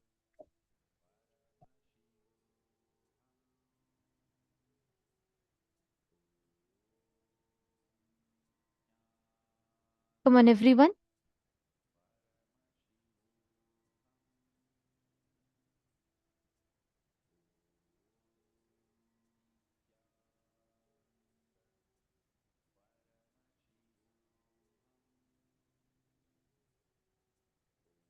No guessing. Please do not guess. You have to scan through your third eye and tell.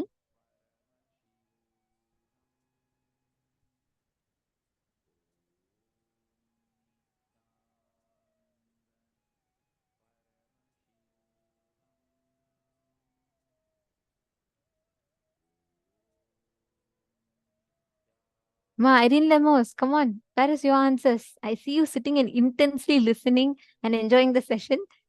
It's time for you to manifest also. Ma Mary Mabry has posted. Okay. Ma Fatima Dehestani has posted. That's all. Anyone else? Let's keep it a little fast because we have to prepare ourselves further for the next sessions also. So I request everyone to post. Okay. Now I'm going to be playing the exact sound that I was listening to.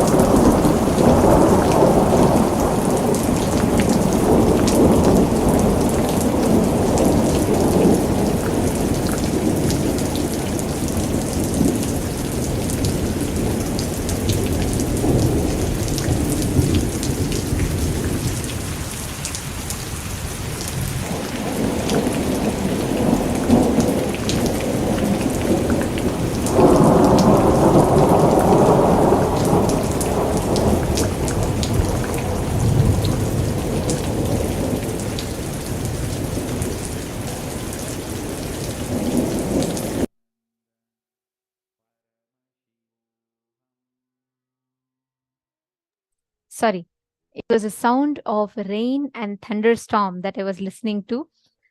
That was the exact sound that I was hearing for the last 1 minute or so. So now, let us see how many of you have manifested. It's okay, Malita Sagi, it doesn't matter. You're saying you were off track this time. It's okay. See, the key here is, you know what? Not giving up. When you are manifesting, you also manifested the previous time. Celebrate that. Whenever you manifest, celebrate the fact that Paramashiva manifested through you. Whenever you don't manifest, celebrate the fact that Paramashiva is giving you soft suffering to align back. Come on, we all learned about soft suffering today. So understand, Paramashiva is only reminding you again and again to align more in oneness with him in any of the situation. Swamiji is only trying to bring you more and more to the space of oneness. These are all soft sufferings. Malita Sege. Okay. Now, we are going to be entering into the next session, which is very, very important one. We are going to be understanding how pain, our understanding as suffering, what we go through, has a tremendous impact in your very physical body. It actually drains your brain itself.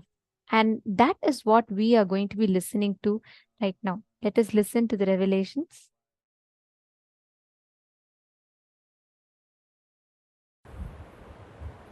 In today's sutra, Patanjali explains the great truth about our deep craving for suffering. Please understand. Constantly we crave for sufferings. So many reasons. One, when suffering happens to you, you get lot of attention from others. Many kids fall sick just to get mother's attention. Otherwise, mother is too busy. By and by, your unconsciousness learns the habit. If you fall sick, you will have attention. The next step is not only to get others' attention, even to get your own attention, you fall sick. You think if you don't fall sick, you are not attending yourself. You are too busy, and society demands you to attend too many things. Body and mind says, no, fall sick, that's the best thing.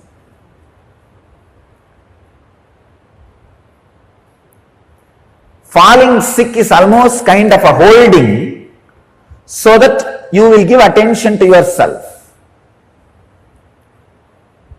And unfortunately, by and by, mind learns this technique and permanently falls sick, makes yourself handicapped. That is what is some inferiority complex about your body structure, some inferiority complex about your mental structure, some inferiority about you, whether you are beautiful or not, some inferiority about which you don't have, can never have. This idea of some inferiority which you don't, can never have, becomes such a strong sickness. You go on giving attention to you just because of this one reason.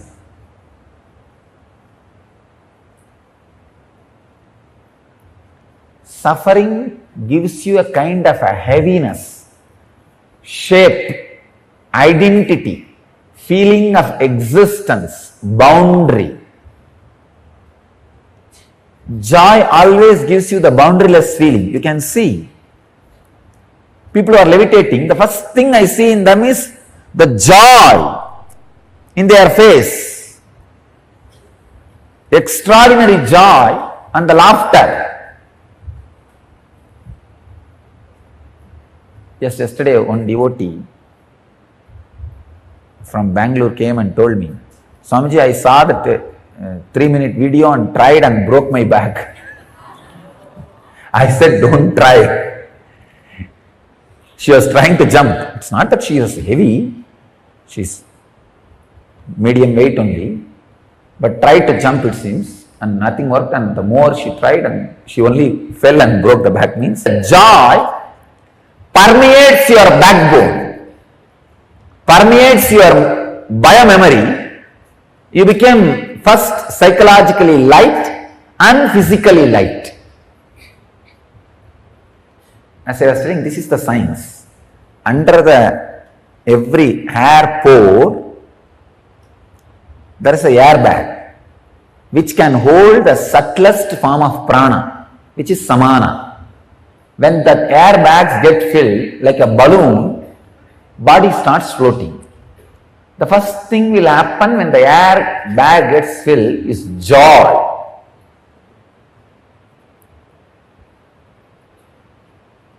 Even when you work out physically, if you bring joyful memories, that air bag will get filled.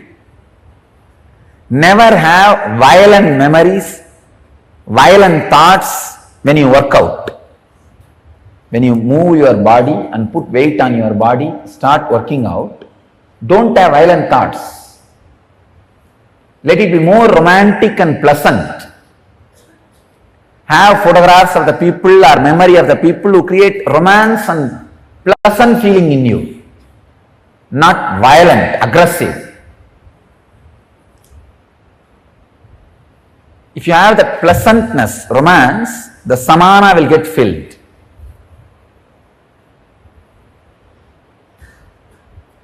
The unconscious hanging, unconscious craving for pain, is one of the worst engram with which humanity is suffering.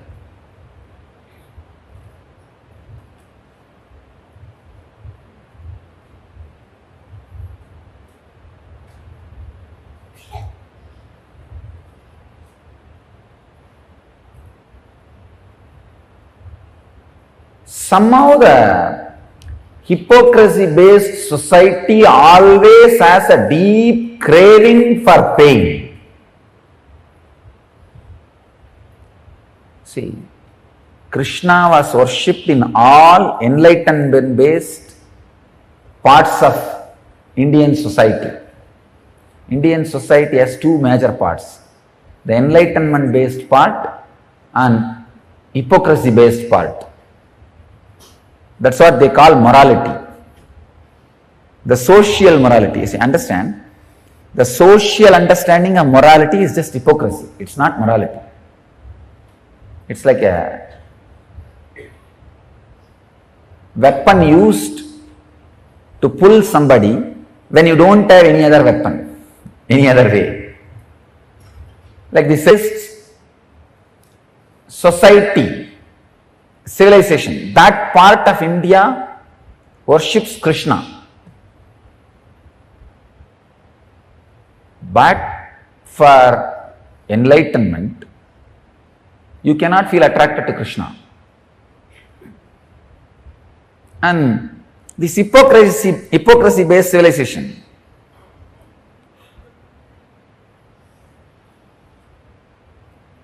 they go on worshipping suffering.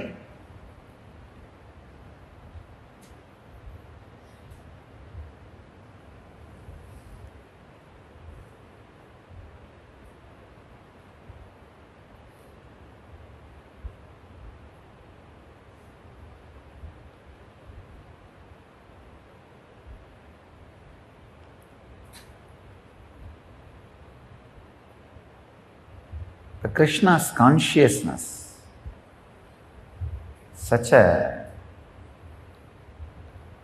extraordinary joy. I wanted you to know some of the details. Krishna lived with Gopikas only till the age of 11 years only. Afterwards he was out. But always Krishna is portrayed with Gopikas, as if he spent his whole life with Gopikas. Because he is symbol of joy. Same way,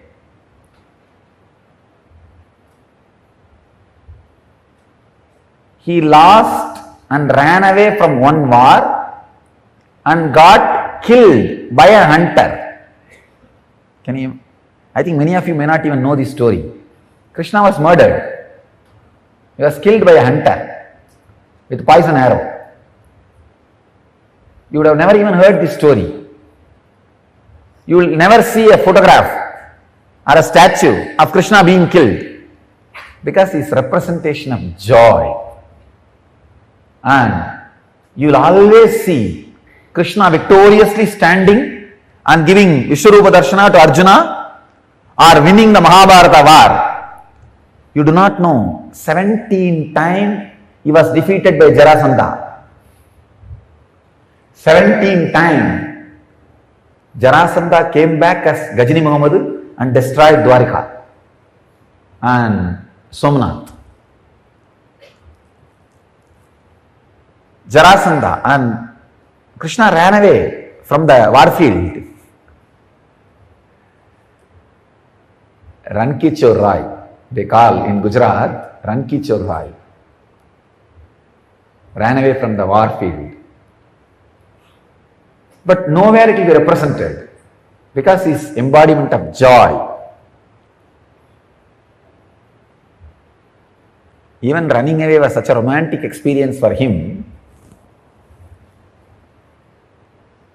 Nowhere the pain is painted. Because the pain was never painted in his inner space, it could never be painted in his biography, in his history. Unless something gets painted in your inner space, it can never be painted in your history.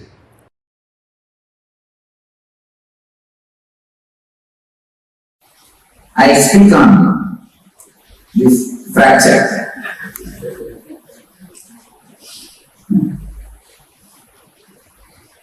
And the lesson to be learned from this whole thing. The lesson I live, and the lesson all of you can learn to pick up.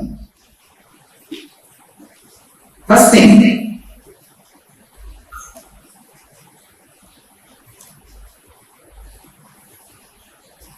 first question everybody asks, why did Swami get into the arts? What is the meaning? See, life is not supposed to be just you wake up on the same bed and you walk through the same floor and you get into the same vehicle and you just go to the same office, come back and lie down in the same bed. Life is learning. So I also thought, why not pick up horse riding? And after all, this horse riding, swimming, all these things are inside our environment. Just if you are at it, it will come up. So I thought, why not try? That's the reason I tried. Nothing wrong. It was going well. Every day it was going well. Every day I was going around the ashram and hours. Morning and evening. And that day, a little bit of music, loud music, and all our ashramites started cheering up. So I got really excited. Yes, that's all. And the moment I felt, first thing I thought is, oh, these fellows should not suffer. All your brahmacharis, ashramites were around me. They should not suffer. First thing I told is, I am okay, don't worry. I am okay, don't worry. That's what I told first thing. And after I got up, I saw the fractured hand. And I told him, maybe there is a fracture, let's go to the hospital and do what needs to be done. First we went to 7 o'clock I fell. 2:30 only they did the surgery. Till then, no painkiller, no anesthesia, no pain. No painkiller, no anesthesia, no pain. It is a compounded 2 fracture, bones are on piece. And doctors are shocked, surprised. They are again and again saying, what do you mean by these ones? I said, I don't know. Actually, the fracture did not do any problem to my body. Little that sickness I had is the medicines these fellows infused into my body. This antibiotic and all the anesthesia, everything infused into the body. That is the reason I have a little cough and phlegm and all that. Otherwise, the original can't do anything. There was no suffering, there was no pain. And fortunately, the moment I fell from the horse, that is also completely video recorded in the security camera. And the whole, how I was taken to the hospital, the whole thing is video recorded. And surgery is also video recorded. They are saying impossible. The doctors are saying it must be excruciating pain for me because the bone came out of skin. Bone has made a hole in the skin. There was bleeding. And some 3-4 pieces it became. 2 fracture and 3-4 pieces.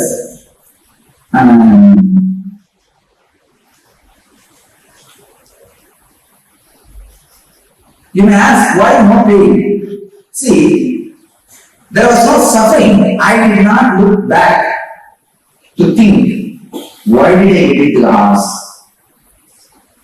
I did not look back. I could have just avoided getting into the house. As the brahmacharis could avoid the music. See, time shaft, whatever is happening, is a Kalavera, Guru. Kalavera is Guru. Time shaft.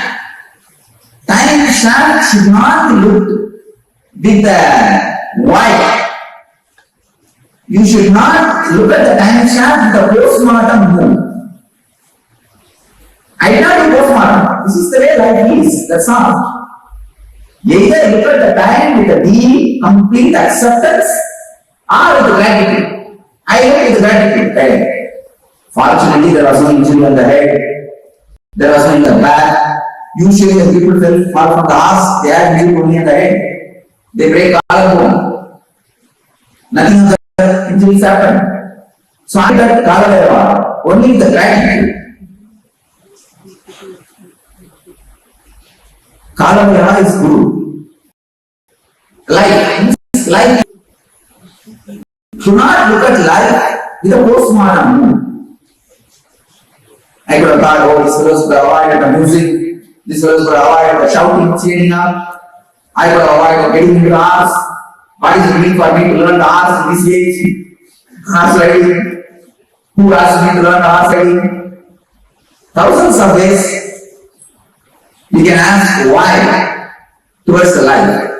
But why towards the life always brings suffering. Why and if and what? I will bring suffering.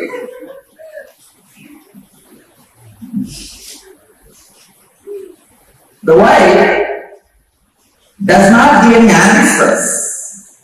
It just brings more and more suffering. So I always tell you, look at the life, look at Kalavera. Kalavera means time check. Whatever is happening. Look at life, either with complete acceptance or deep gratitude.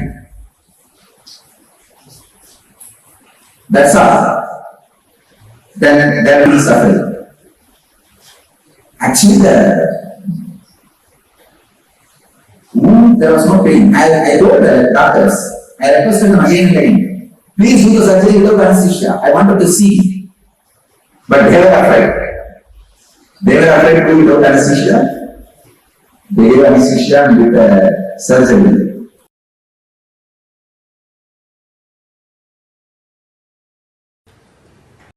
Learn the art of prana pratishta, giving life to what you want. Then you will just live in conflict-free life. Understand? It's a very simple truth.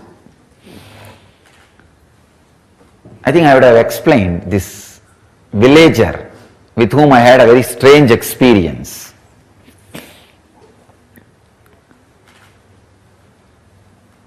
During my wandering, I was resting in the noon time under a tree, putting my head on a small stone which had turmeric, all that little puja was done on that, but I did not expect it is worshipped by somebody as God. I thought maybe in village every stone, every tree is worshipped. In India, that's why when British put the milestones, first it was all painted in yellow.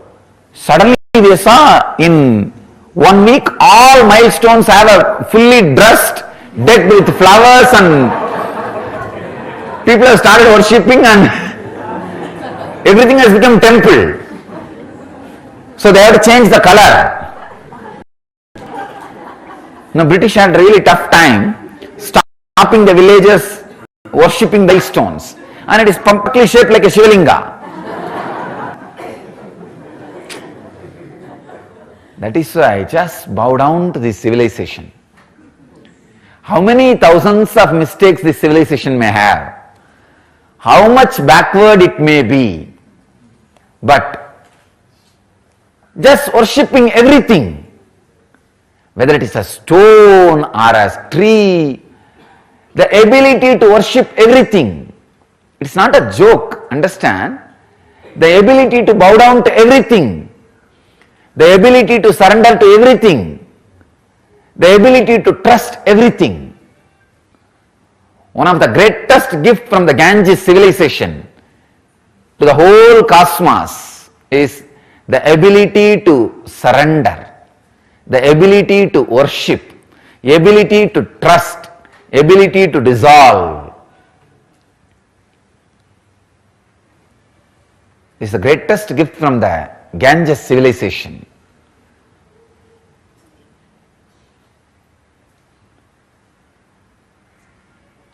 It is not a joke when you feel an individuality, The ability to just relax, trust, ability to trust more than your boundary.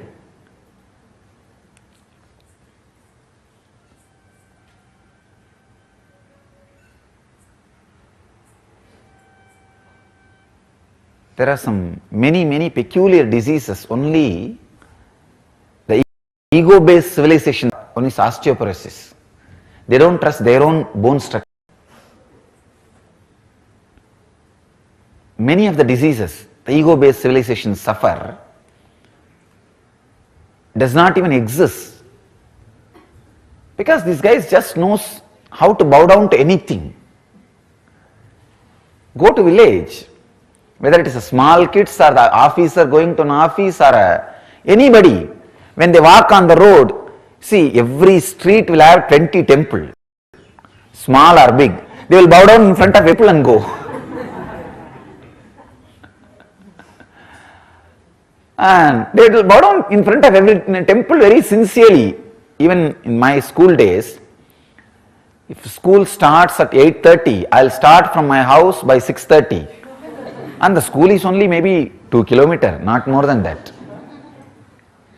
Because I'll have to bow down in every temple, every deity. On the way, at least 25 temples are there. So I need 5 minutes in every temple.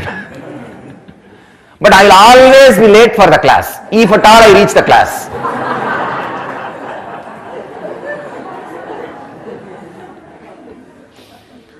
So I had an agreement with my maths teacher.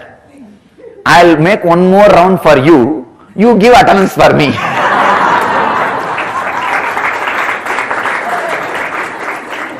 Usually maths will be the first class.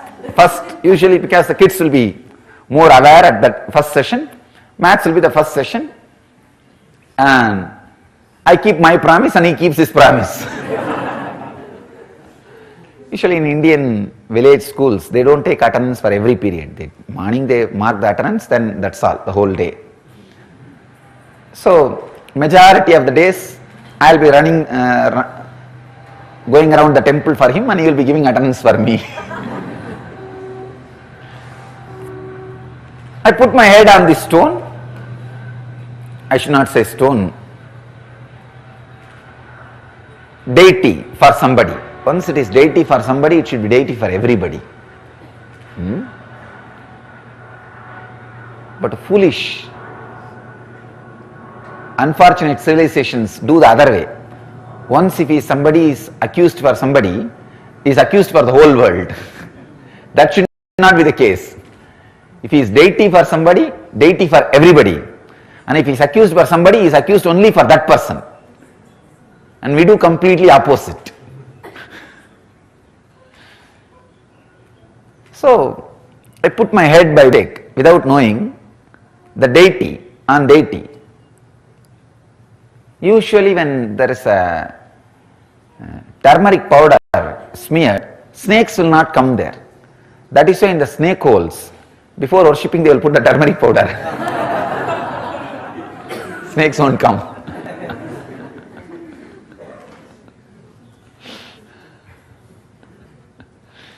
So I thought maybe that is the area where the snakes are too much. So somebody, before resting, they have put turmeric powder. They rested.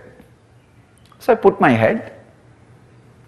Maybe in 1 hour, some villager from 2-3 kilometers apart, away, he was running towards me, shouting. When he came near me, he just said, "Because you are a sadhu, I am leaving you. Otherwise I would have broken your head. How dare you put your head on my Shiva?" So he had a telepathy connection with the deity. He was sleeping in the house. Noon usually villages rest. See, morning they work before the sunrise, like around 5 o'clock to 8 o'clock, 9 o'clock they work in their field. Then once it becomes very hot, especially Madhya Pradesh, too hot. They rest in the noon time, evening again they come back and work in the field till Maybe around 4 o'clock they will start until 7 o'clock, till it becomes completely dark. They will. So this guy was sleeping in his house and he ran and came. And he said, I saw in my dream somebody is disrespecting my deity, my Shiva. So anyhow, you are a sadhu, I am leaving you. Don't do this anymore. I really felt bad that I abused somebody's deity. So I apologized to him, but I was so happy that somebody could have empathy connect just with a stone. When you worship as a deity, he is so strong with his feeling connection, he was able to just connect with the deity, just with the trust. So I apologized, then I moved. There was a small temple in that village. I stayed in the temple, and I was talking about this incident to few people. Some foreigner came to that village like as a tourist. His guide, who can speak little English and little Hindi, or Hindi. That guy was taking around that foreigner, and he wanted to show that foreigner some Indian sadhu. So he brought that foreigner to me, and he was telling him about Indian sadhus, few things. Then I also tried. Those days I can't speak fluent English. I can manage, but not fluently. Neither Hindi nor English, but somehow I manage my wandering. But broken Hindi words are enough. For sadhu, you don't need to speak much. Now in North India, they will give you food and they will take care of you, and great people. It's very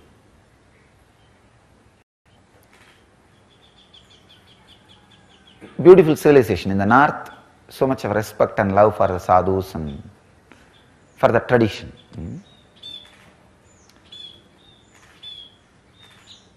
So I was explaining that like this happened. I put my head on the deity, and that guy came running. He had a telepathy experience with the deity, that he felt like he should protect it, that somebody is abusing it. Then he came running. I apologized. I told the whole story. This foreigner was really he got the curiosity. Wow, he wants to meet that villager. So anyhow, this local guide said, I will get that villager, don't worry, because I described how that villager looks. Then this guide took that westerner to that villager. I also wanted to see the fun. I went there. I also went. And during the conversation, that westerner, he asked that villager what happened and all that, and that villager described, like this, I had a vision that my Shiva is being abused by somebody.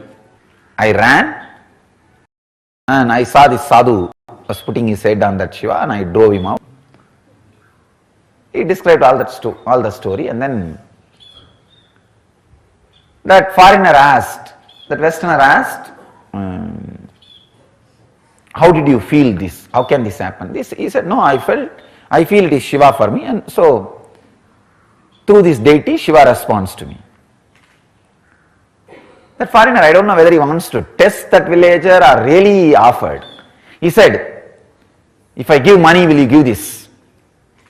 I'll give you $5,000. Means now 2.5 lakh. I don't know at that time what value. At least few lakh. Few lakh is not a small money. The villager, maybe his whole property will be only that much worthy. Whatever property he has, his house or little land, whatever he has, the whole thing will be only that $5,000 worth. And I thought really that villager is going to jump on that foreigner and finish him off. Shout at him or abuse him or drive him out, saying, how dare you bargain, give money, fix a price for my God, for my Shiva. I thought there is going to be big ruckus, chaos, big scene. I was just keeping quiet. I was really surprised. That villager very simply said, please take it. He gave it away. He said, please take it. Give the money and take the deity. And that Westerner really wanted to carry that as a souvenir. So he gave the money and took it. I think he gave in Indian rupee and took it. That guide, he also made little commission in the fixing the bargain. Everything was done. I was really shocked. Then after that, Westerner went away. I caught hold of the guide and caught that farmer, that villager, and asked, how dare you sell your God? He was very cool. And I tell you honestly, he had a telepathy experience with the deity. It was not lie, it's a truth.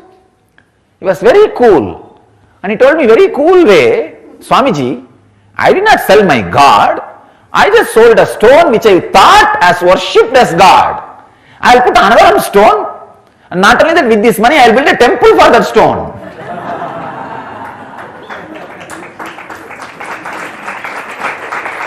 See, and he was very clear, I will put another stone and do prana pratishtha. And that will become God. Now I did two things. One, satisfied a Westerner and inspiring him in the tradition. You see, he will carry this. It will be a God for him. So in a way, I am responsible for spreading Vedic tradition to one person. True. See, he said, naturally he is going to carry it and worship. And I know the science of doing prana pratishtha. I will put another one stone and worship it as a God. And this new stone is going to do the same work for me which the old stone was doing. The next research, the scientist and researcher Greg Braden gives evidences on how emotions change our DNA. Number one, in case of gratitude, love and appreciation, DNA responded by relaxing and length become longer. Just simple, feeling love. Understand that every day, morning 1 hour when you do Guru Puja, your DNA is relaxed and length becomes longer. Because you are in the mood of gratitude, love and appreciation. 1 hour, DNA becoming longer is too much to live at least 130 years. I am telling you. 1 hour is too much. I tell you, even 21 minutes. 21 minutes of love and appreciation, feeling. That's one cycle. See, one cycle per day. If you keep anything alive, that is more than enough to keep you whole day in that experience. It's like any emotion maintained for a cycle becomes the louder voice in your system, because now morning you sit and more than actually 2 cycles you guys maintain. The Guru Puja is more than, the Pratyaksha Pada Puja you do is more than 2 cycles, around 42 minutes. So 2 cycles you are doing. In the 2 cycles, 1 cycle give it as a discount. Some moment maybe you are looking at the flower or looking at the mantra, or 1 or 2 moments you miss, leave it, it's okay. Even if 1 cycle, if you are able to maintain some feeling, some idea, some concept, that becomes the loudest concept uttered by your mind to your body in the whole day. Because you cannot maintain even the worst hatred or enmity for 1 cycle in a day, even if you try. Or you may have to sit and visualize, see that fellow's picture, remember that incident again and again. Anyhow, you are not going to do that every day. And you won't be able to. So naturally, this gratitude, love and appreciation becomes the loudest information, loudest action, loudest voice of your system. I tell you, Simply 21 minutes means one cycle of morning. Sitting with the love and gratitude and appreciation is enough. In that, if you are sitting every day, even once a week you miss, that is okay. 6 days, 21 minutes is too much. You will easily live 130 years. 130 years is very easy. I know, one cycle, if something is getting recorded in your system, that is the reason. Why do you think these Iyengars live so long? Because they have something. If you are from Iyengar family, you know. Because still in Iyengar's family, they have the tradition of morning. They will sit and apply that all the forehead mark. It will take easily half an hour for them in a very systematic way. Of course, if you are just born Iyengar and not practicing Iyengar, this does not apply for you. If you are born and practicing Iyengar, this will apply for you. Even in some of the higher families, they have the tradition. The higher families, they will apply that bhasma and they will have that either Shiva or Ganesha in their house as a family deity. And morning half an hour, it will be almost like a playing with the deity only. But they will have some mood of appreciation or gratitude and love. And if you can maintain just this one thing, nothing else, your immune system will constantly be programmed and strengthened. Easily 130 years you can live. Maybe it look like a too big promise. I tell you, it is truth. It is supported by science. What they are saying, exactly I am translating with my experience.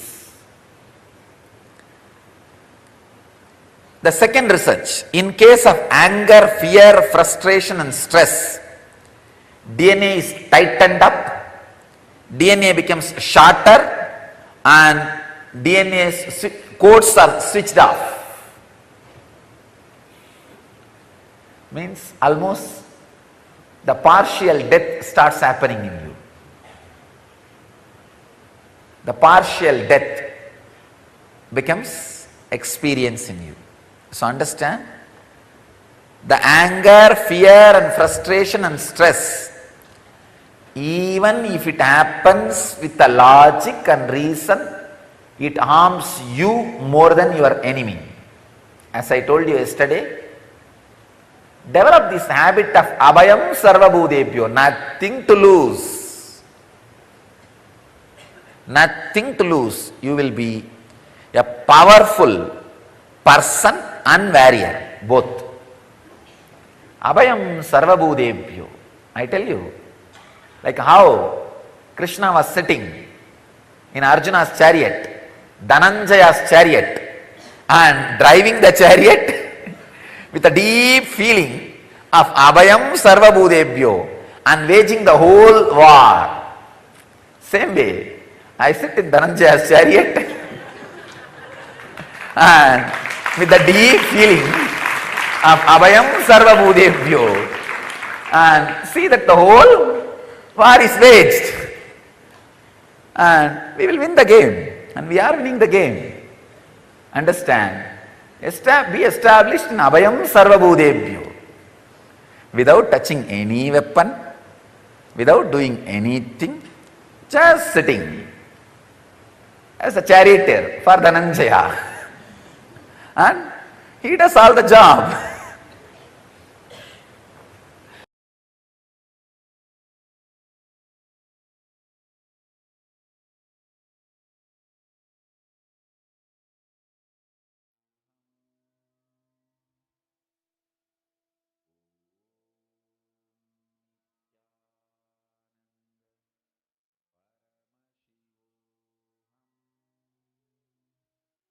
Pain, suffering, anger, jealousy, hatred, all these emotions have a physical impact in your body. Every time you get angry, it is not just there's an emotional damage that you do to yourself, but there's also physical damage that you do to yourself. Our pain needs unconsciousness to exist. If you're conscious, pain cannot live inside you. If you are conscious, you have to be happy. Nothing can be done about it. if you are unconscious only, like how these parasites, right? They need something to live off. They independently cannot live. Same way, pain cannot exist in you if you are, as long as you are, if you're conscious.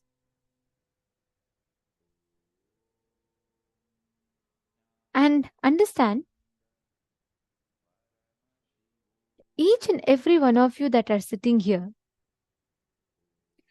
you need to understand the way, the impact of anger or pain or suffering, what it causes in your physical system. There's a very beautiful story of one of the Gurukul kids, Srinitya Paramashivoham Maharaj, that I'm reminded of, and I'd like to share with you all. In Gurukul, we all literally live this as a lifestyle. It is not like an imaginary thing. We actually practice it, apply it, and live it as a lifestyle. There's a very beautiful incident. He was a very small kid and about like 6 or 7 years old, and he was playing in the chair. It was actually that point in time when Swamiji had revealed about a very powerful truth. Swamiji said how pain is a lie. There's no such thing as pain or suffering that exists. Pain is a lie. Swamiji had revealed this beautiful truth, and Swamiji had guided us all about it. At that point in time, in Gurukul, we all always repeat Swamiji's teachings. Our conversations are the principles that Swamiji has revealed. That's one of the most beautiful things. So this kid has been repeating it continuously, and he imbibed it. And once he was playing in the chair, right? And the chair slipped. So what happened was he just fell on his hands straight to the ground. And because of that pressure, the hand literally just, the whole elbow, the joint got dislocated. So his hand was literally hanging. The pain will be excruciating, right? Imagine a 6-year-old boy. Please understand, he had absolutely no pain at all.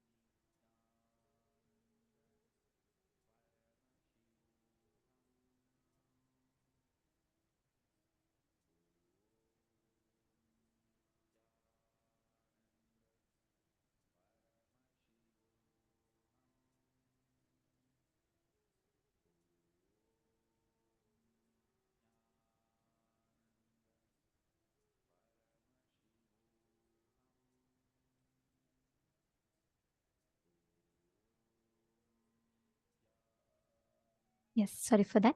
Okay, so basically when this kid fell, a typical 6-year-old child which falls will have so much of pain, he'll be crying, all of that, right?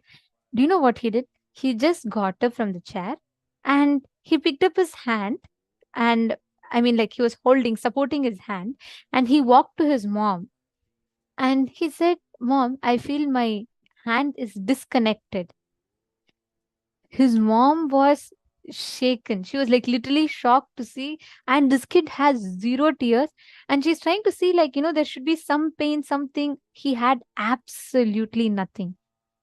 No pain, no tears, nothing in his eyes. And then he goes to his mom and he says that this is what happened. She immediately took him, rushed to Swamiji. And Swamiji asked, do you have pain? He said, no, Swamiji, pain is a lie. And so beautifully, Swamiji said, his consciousness had just imbibed the truth so powerfully. As much as we believe when we fall, we need to get hurt. Instead, his system believes even if you fall or there's no such thing as pain. And Swamiji just healed him. And it happened so beautifully that 1 week later, for the testimonial, when the interviewer asked him which hand did you have the pain in or the fracture in, he showed the wrong hand, meaning he even forgot which hand he had the fracture in. That is the kind of completion he had with his body. See, it is not that he didn't attend to his body.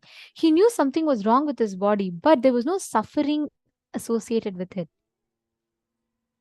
The pain, anger, all these emotions has a physical impact on your system. That is why Swamiji says, pain drains your brain. The pain or suffering you carry has a physical impact in you. Every time you get angry, understand the gush of emotions that happen in your system, that will damage your system, and it takes 1 month for your system to recover. Just 1 minute of anger. It's a science. It's a scientific study. Science calls it the amygdala hijack. What happens when there's fear, survival instinct, or anger, which also comes from fear. Same way, your cognitions have a tremendous impact in your system. I'll share another story with you all. This is my personal experience. Many of you might have heard it before, but for those of you who don't know, I joined Gurukul when I was about 11 or 12 years old.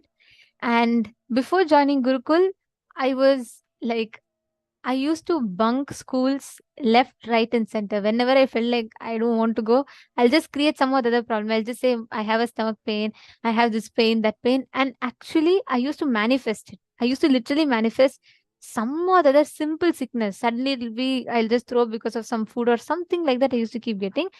And I used to keep frequently visiting the doctors. Okay. I used to always go to the doctors and come back very, very regularly. And, what happened was, as soon as I joined Gurukul, firstly, the one thing I never used to like from young age is waking up early in the morning. And I used to wake up as the last person in the house. And I was always late, and that used to happen. But after I joined Gurukul, right, first day we had to wake up at 4 a.m. in the morning, have a cold water bath. It was just the complete opposite of what all I like. So it was like, oh my God. Of course, there's like so much context behind it and all that. I understood that. I wanted to do, but I was like, there's so much of resistance in me to do that. So I had such a strong decision in me. I don't want to go for yoga at 4 a.m. in the morning. That next day, I actually developed fever, like high fever. I had 102, 103, something like it was extremely high. And I was shivering. I had 2 layers of blanket on me, and I was like very, very hot. My whole body was very hot, and high temperature. And my mentors found out that I was sick. As soon as they came to wake me up, they found out that I was sick. And I thought immediately, typically what in the world outside we expect. People say, oh, don't worry, I'll give you tablets, you rest, don't do anything, it's fine, fevers happen. That's how I was always used to it, right? So I thought, okay, and that's how it is. And my decision to skip yoga was so strong, I actually manifested it. And it was like a pattern in me. The beauty in Gurukul is, with Swamiji's ambience, it's always reminding of powerful cognitions and truths. So what happened was, here I was, and I had like layers of blankets on me, and our school principal, Ma Advait, she was there, and I had to go and talk to her. She wanted to talk to me because I had fever. So I went to her. I thought, okay, she'll tell me, it's okay, don't worry. Even if you don't come for yoga, it's fine. You just take tablets and rest. That's what I expected the conversation to be. But it was completely different. The moment I went to her, the first thing she said, look, I know you don't like to go for yoga. You don't like this. Let us address that separately. That's fine. Let's keep it aside. But tell me, how can fever enter your body without your conscious permission. Why did you give permission for fever to enter into your body? I mean, I have never heard anyone ask that question. Like, I have never ever heard such a conversation ever. So when someone looked at me and asked, it completely, I was shocked. I mean, like, I was surprised. Oh, fever, I am allowing the fever to come into my body? I always believed my body was weak and I can fall sick very easily. But here was someone who said, how can I give permission for fever to enter into my body? Then she beautifully went on to explain. She said, you as consciousness, like you're powerful, you own your body. How can some virus, some bacteria, or something from the outside enter into your body without permission? That means you are giving power over to something else other than you, your consciousness. Then she asked, as Swamiji's daughter, how can you have fever? You should tell your body, no, my body cannot fall sick. That is how you should be. It was, even now as I share, I still like click with it so much. It was such a powerful truth. It just struck me so hard. I was like, oh my God. I have never ever had someone ask me this question, and nobody ever told me I gave permission for my body to get fever or sickness. And here I was, and someone was asking me, and I was like, oh my God, this is so true. And at that moment, she said, I she had the medicines for the fever, everything. She had the doctor nearby who was waiting to give me the medication.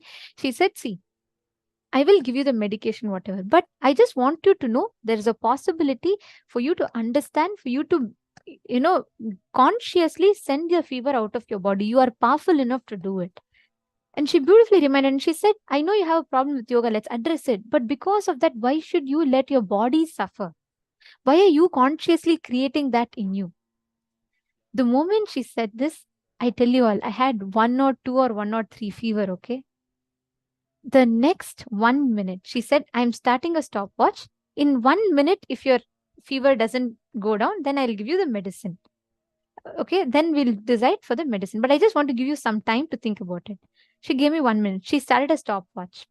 That 1 minute was a time that the doctor put thermometer to check the temperature in me.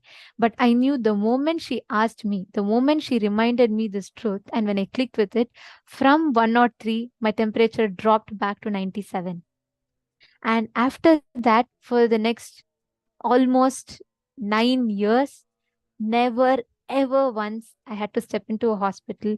Never once I had to go back ever to any clinics for any kind of fever, any kind of body issues. The only reason I stepped into hospital was to do body scanning for the doctors or patients in the hospital. For the next almost 9 years. This is the power of the cognitions we cherish. And I feel like every time I remember that incident, I feel so grateful. If she would have just been like another person in the society telling, oh, it's okay, you're having fever, fine, rest, don't come, then I would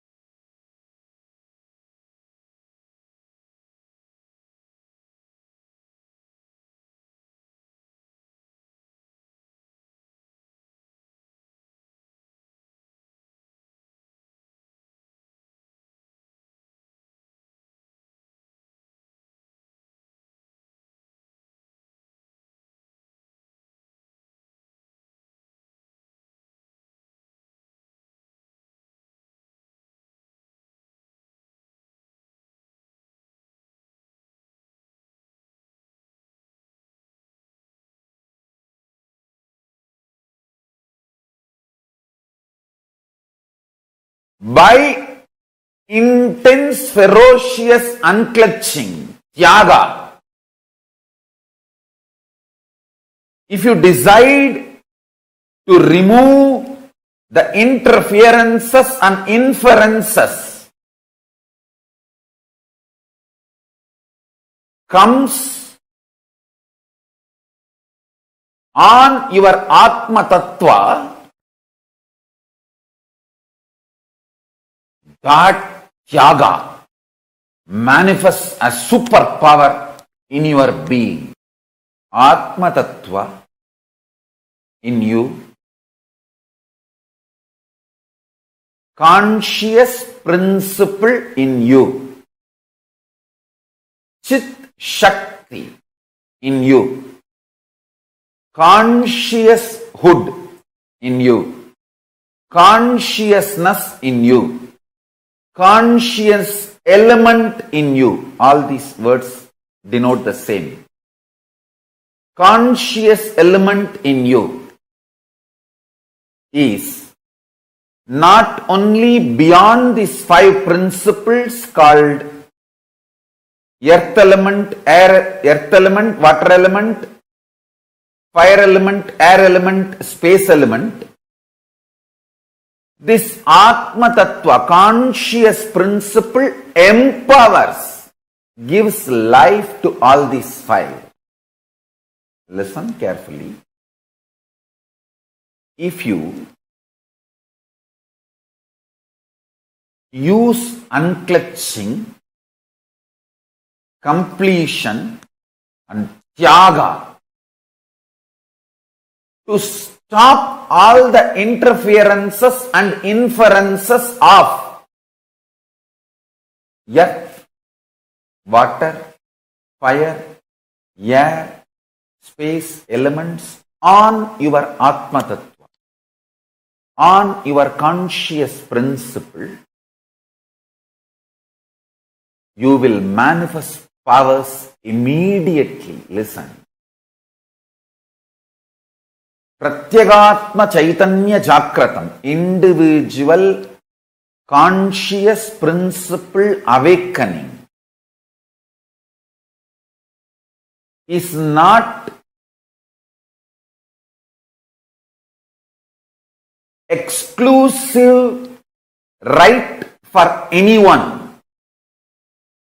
It is even for animals. It is granted. Understand? I tell you, the essence of what I am trying to convey.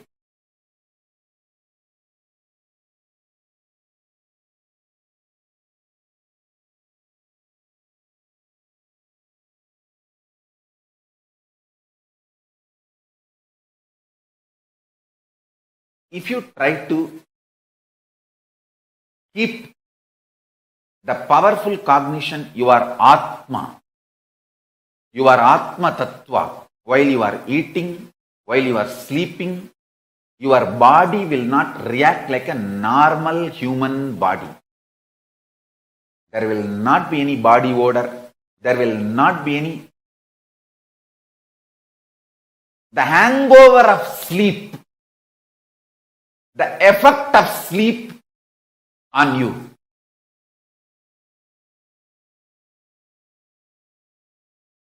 From today, all of you start manifesting this powerful cognition. Your conscious principle, Atma Tattva, is not only beyond the five elements, earth element, water element, fire element, air element and space element. The Atma Tattva empowers all these elements and do not allow the interferences and inferences of these five elements on your Atma Tattva. Understand? If you just awaken your Atma Tattva, that's all. Immediately, Parabrahma, Parandama, Parameshwara, Paramashiva, Parashakti, all will manifest in you. All of them are waiting to manifest in you. You just need to say yes.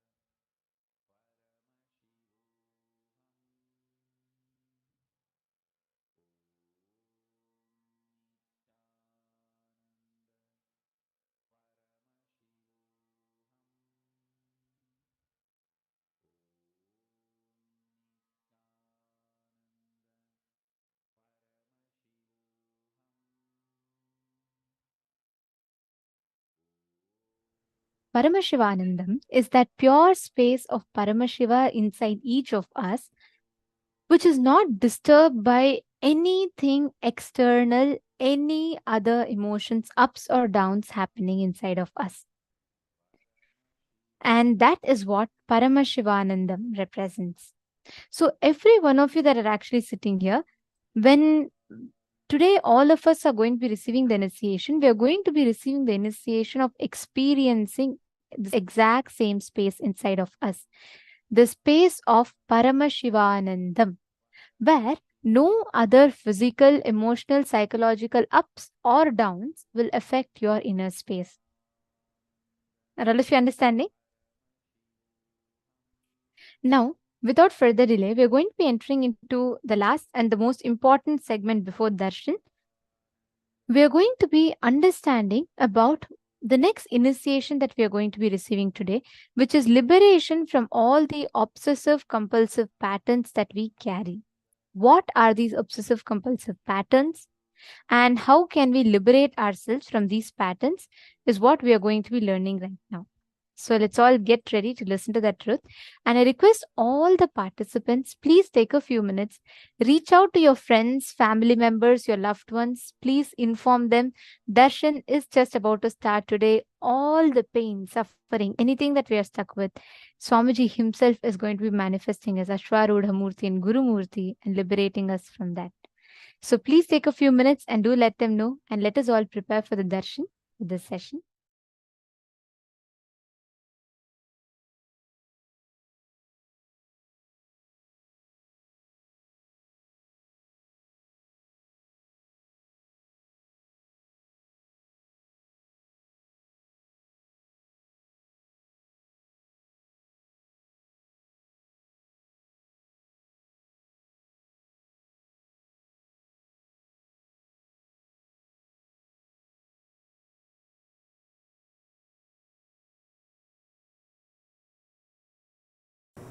If you see a snake and become powerless, shaken, it is fear. If you are thinking any time snake may come, anywhere, and what will happen to you? It is phobia. I can give you one more example for phobia. Even the iPad screen or the cell phone screen, touch screen, if there is a snake photo, you will not touch. You will not put your finger near the mouth. How many of you have this? That is phobia. Understand, that is not fear. It's not going to come out of the iPad and hit you. Listen.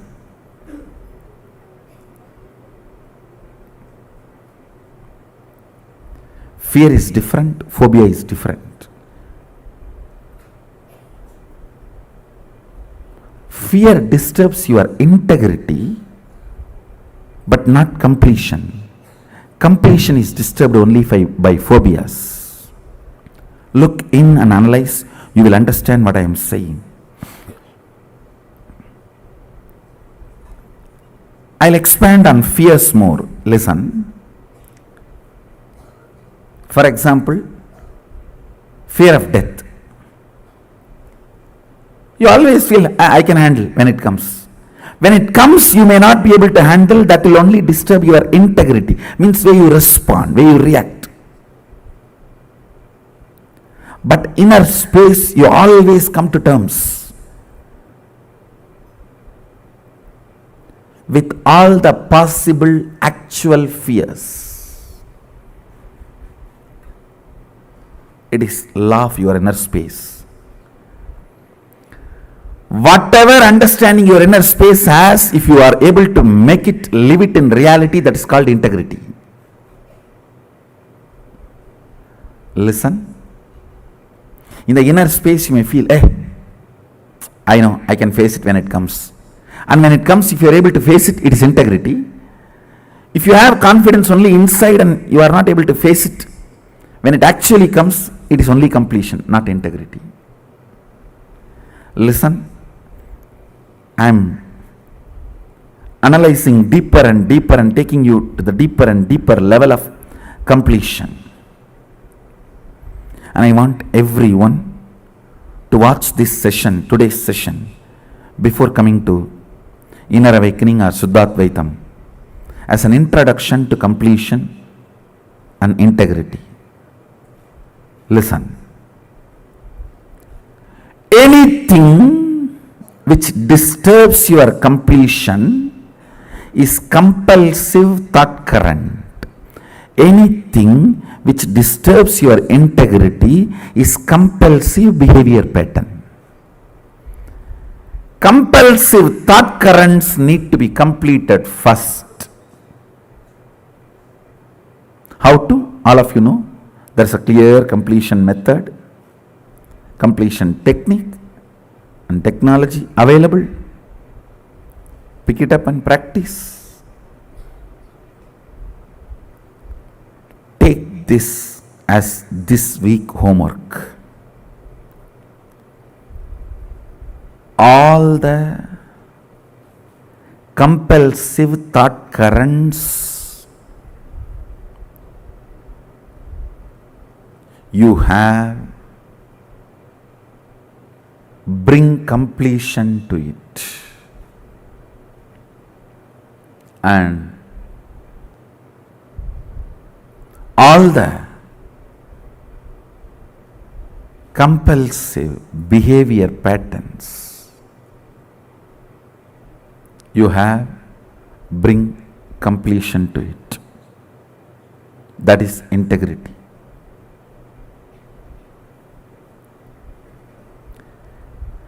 It can be as simple as you have to have a cup of coffee before going to your washroom in the morning, or as complicated as deep violence mixed even in your romance, in your love. Look in. That is the most complicated, compulsive thought current.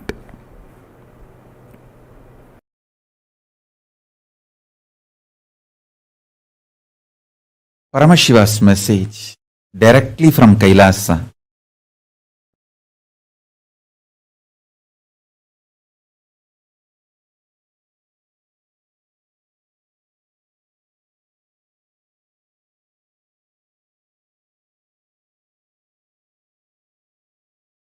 Liberating yourself from obsessive, compulsive, reactionary pattern and its suffocation is liberating yourself from delusion. Listen.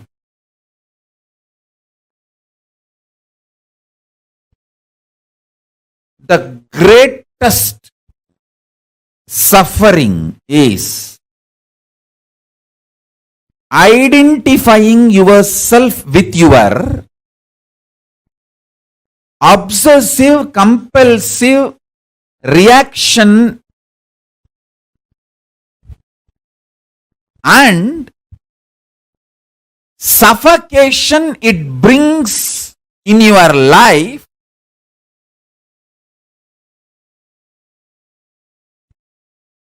as you. I'll repeat.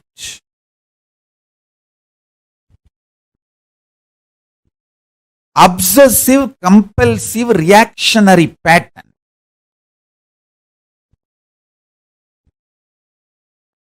You identify yourself with that pattern and not only you identify yourself with that pattern, all the suffocation that pattern brings, you start blaming everyone other than you. That is, I tell you,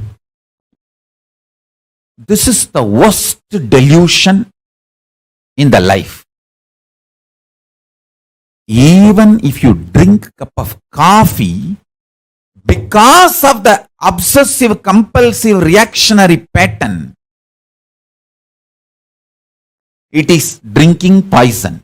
Because the coffee is going to strengthen this obsessive, compulsory, reactionary pattern.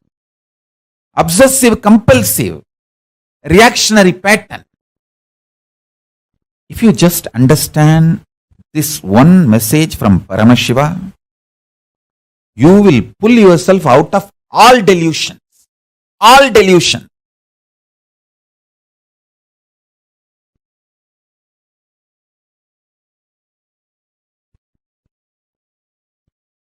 This obsessive, compulsive, reactionary pattern, you strongly feeling that pattern is you, and all the suffocation comes with that pattern, you start blaming everyone around you, saying that they are all suffocating me, instead of looking inside and solving it. If I have to give a rough equivalent for the word trobhava, delusion, I will give this word only. Obsessive, compulsory, reactionary pattern, associating, identifying yourself with that pattern and suffocating yourself and blaming everyone. Oh, this person made me to believe this pattern. This person is suffocating me. This person put the pattern in me.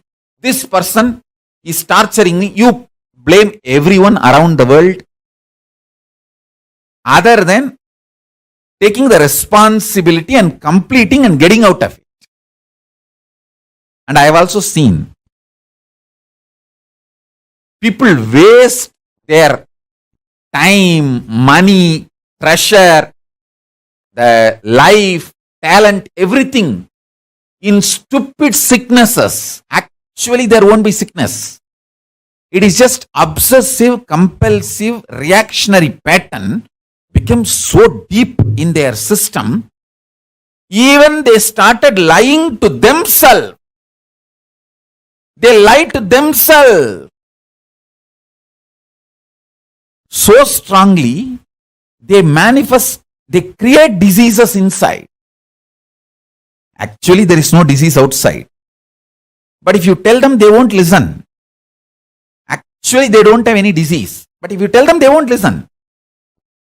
So I will also tell, okay, give medical care, do whatever they want. Only when they realize the Guru Vak, they will get out of the disease.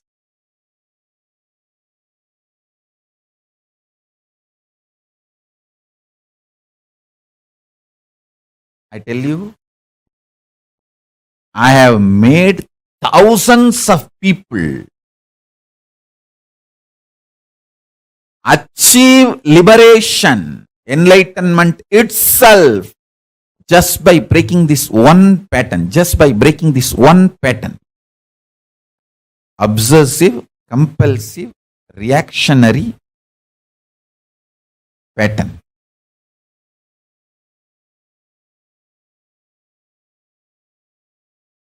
Now listen deeply.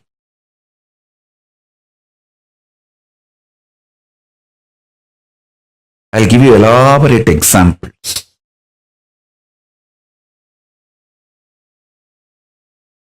Whole Hinduism is focused on human beings experiencing conscious sovereignty. Listen. Fundamentally, mind binds you, chains you through patterns, obsessive, compulsive, reactionary behavior patterns, many other bondages, illusions, delusions. Mind binds you, chains you. It takes away the conscious sovereignty of the human being, and it takes away the best way the human beings can exist naturally, dharmically.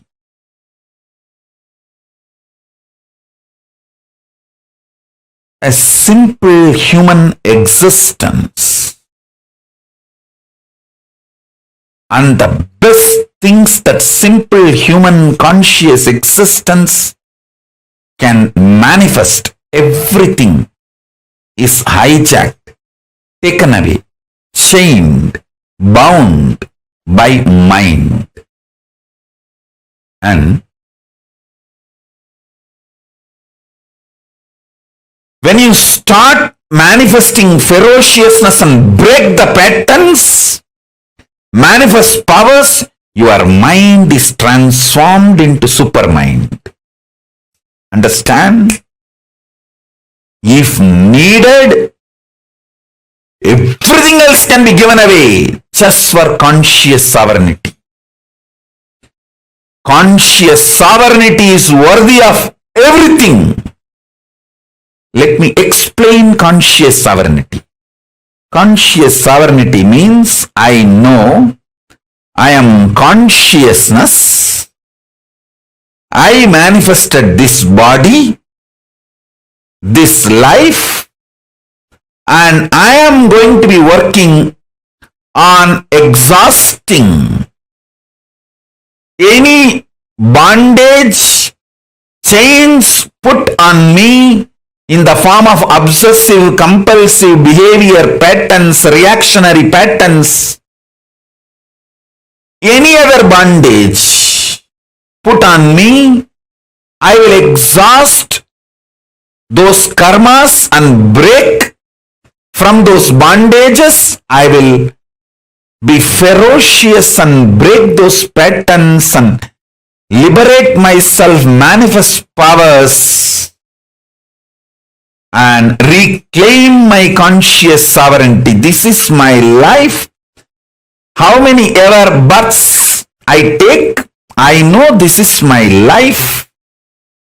Having this clarity, and whether you are facing a headache or headache giver or worst thing you think in your life. For some people, poverty is the worst thing. They're ready to die, but they don't want to live in poverty. For some people, death is the worst thing. They are ready to go through anything, but they don't want death. For some people, loneliness is the worst thing. They're ready to go through anything, but they don't want loneliness. Listen.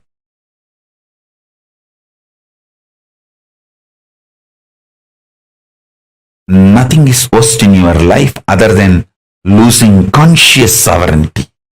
Even in the worst situations, if you make strategies, decisions from your conscious sovereignty, you already started living enlightenment. Conscious sovereignty is too important. Don't lose that.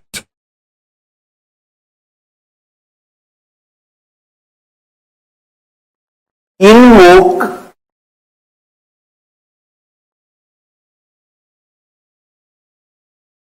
cosmic being in your identity.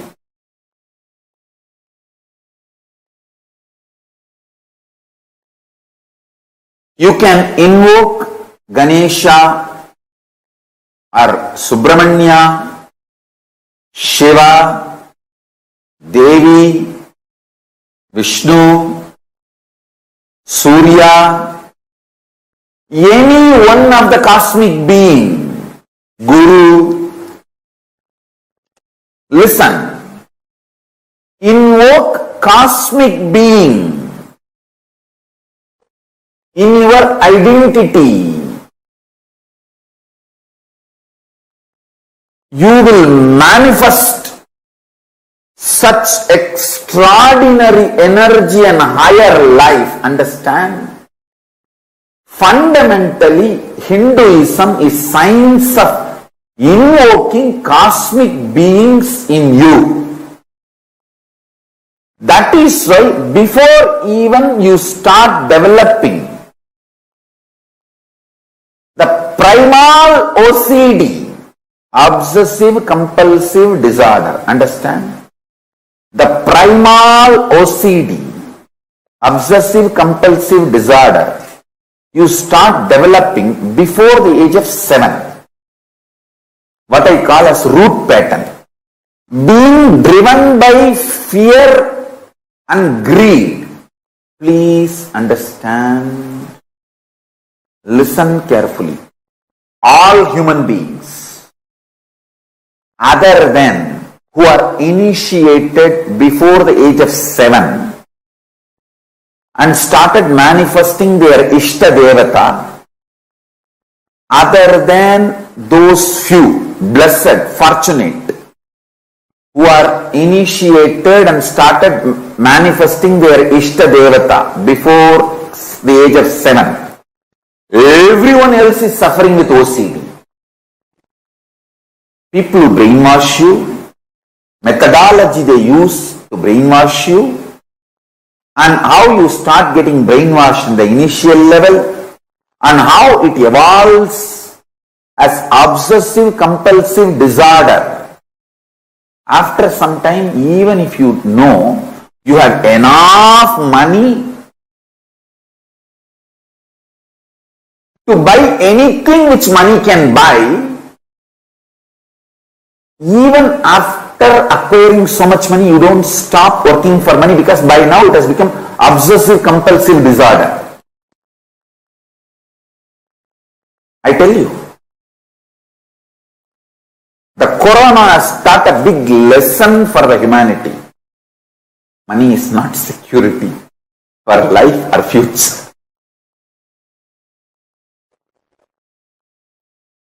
I wanted to tell every human being, consciousness, rich consciousness is the most powerful security. If you can manifest a power, if you can just live blissfully in an unclutched way, if you can just radiate consciousness within you and the people around you, that is the most powerful, important security. First thing, get initiated and start manifesting the cosmic being in your identity. Understand, Paramashiva exists. He is a living being, all powerful, all knowing, who just creates, maintains, destroys, rejuvenates puts in delusion, pulls out of delusion, liberates.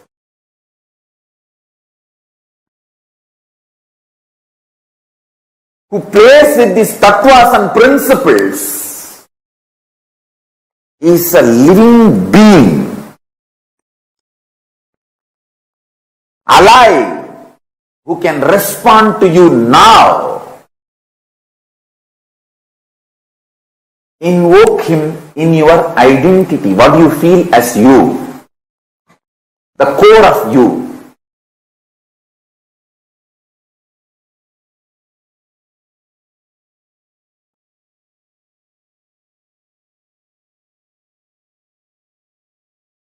Listen.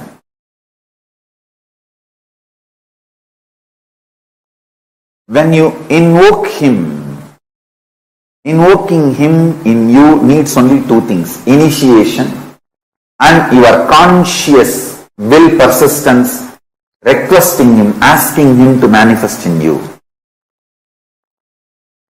Invoke him.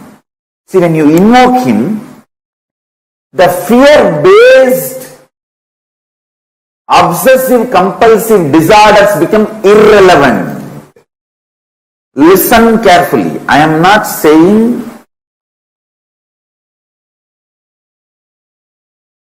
don't go for a job. I am not saying don't make money. No. I am only saying don't do it as a OCD, obsessive compulsive disorder. Do it out of extreme clarity. Hindu is a being who invokes cosmic being in his identity. Your Ishta Devata becomes your core existence. You can have, the Hinduism gives beautiful choices. You can connect with Ganesha, Subramanya, Shiva, Shiva's multiple forms, Nataraja, Kala Bhairava, Swaranagarshana Bhairava, Somaskanda, Tyagaraja, Arunachaleshwara, Sundareshwara, Sukha.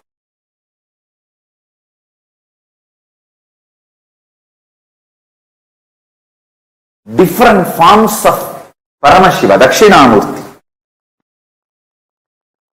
Veerabhadra.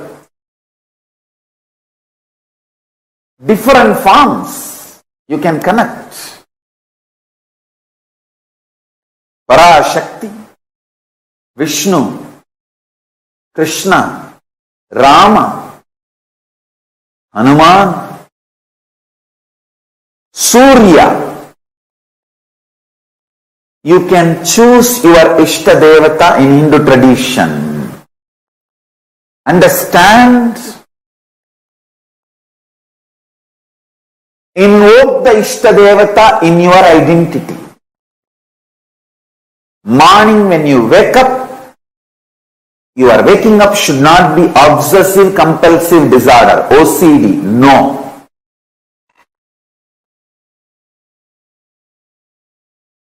It should be IID, Ishta inspired decision. Not OCD but IID, Ishta inspired decision. Use this word. Ishta inspired decision, IID, not OCD. I tell you. When you react based on OCD,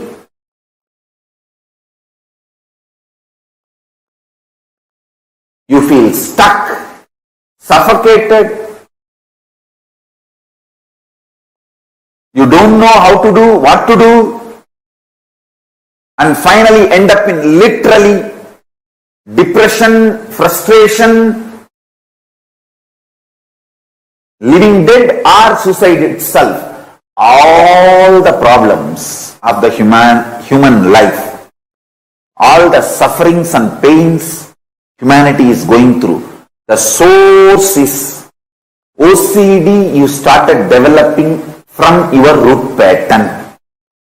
Before the age of 7, from your root pattern, you develop your OCD.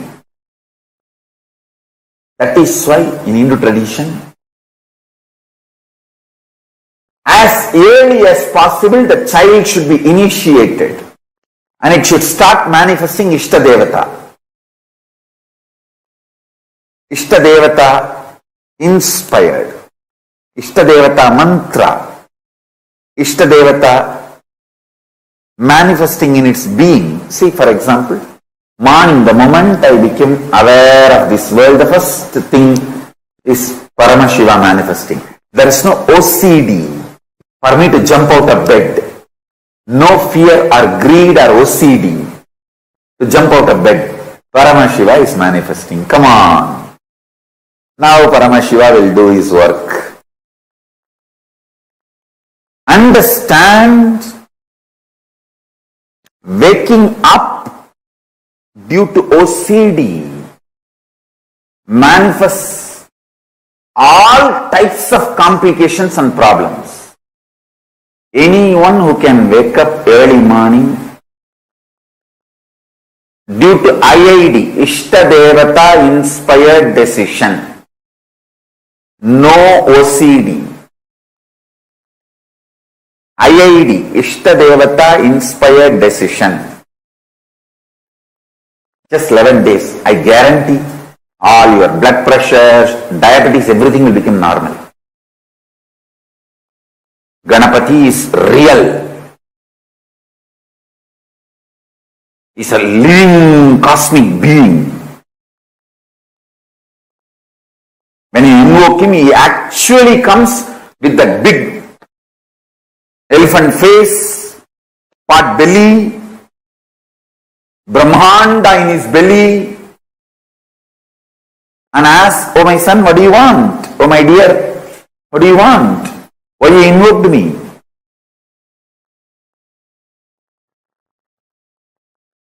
They are all really, really real. Don't think they are just some principle painting done by some rishi to explain certain concept and principle. They are all real beings, cosmic beings.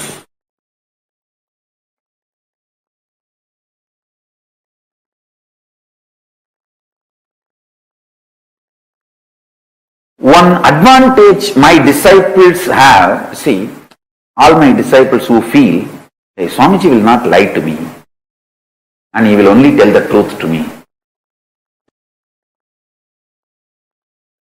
For you guys who have that feeling, hey, Swamiji will tell only truth to me, he will not lie to me.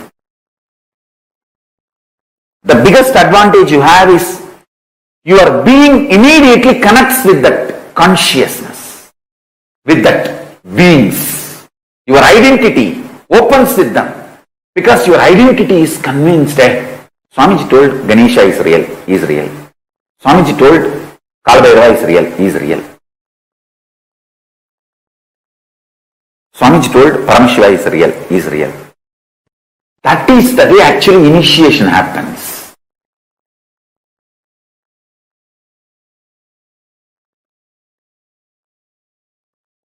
That one initiation and connection happens between you and me, I know for sure you will be enlightened. Today or tomorrow or day after tomorrow you will be enlightened, no doubt.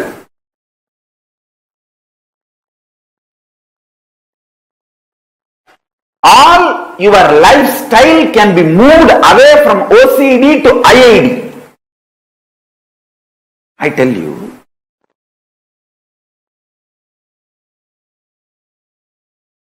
all your decisions and its good, bad effects, results, success, failure, everything finally take it to Paramashiva and cry. Want to express your frustration, express it to him. Want to express your love, express it to him. Want to show your gratitude, show it to him. Want to fight, fight with him. Do everything with your Ishtadevata. It can be Ganapati, it can be Shiva, it can be Muruga, it can be your Guru. I tell you, just practice this one.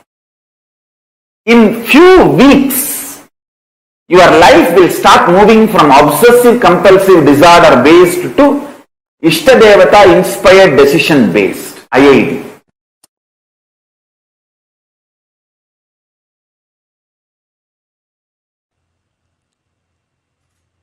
Ferociously, not softly, not politely, not mildly, but ferociously breaking the obsessive, compulsive, reactionary patterns is power manifestation. Paramashiva's powers manifest to beings who powerfully, ferociously break obsessive, compulsive, reactionary patterns. Even once you behave with your obsessive, compulsive, reactionary pattern ferociously and break one pattern and manifest powers, the kind of the courage you will feel, you will straight walk towards enlightenment. Because after that, every obstruction, every barricade, every stopping will look very funny. All your patterns, obsessive, compulsive, reactionary patterns, are not worthy. Life,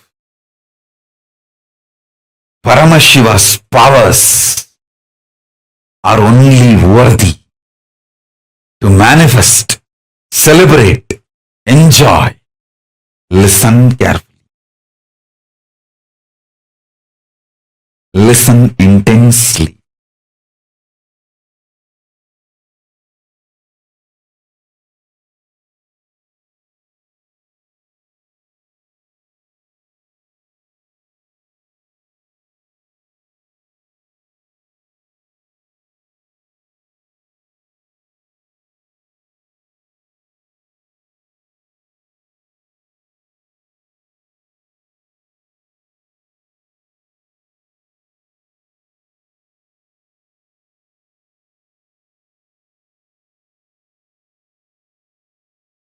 Unable to build collective integrity is just because of your obsessive, compulsive, reactionary pattern. Understand? Whatever stops you building collective integrity is your obsessive, compulsive, reactionary pattern. Sit and pen down what stops you building collective integrity around you. Behave ferociously with those patterns. You usually behave ferociously with the people, not with the patterns. Behave ferociously with the patterns. Behave cutely with the people.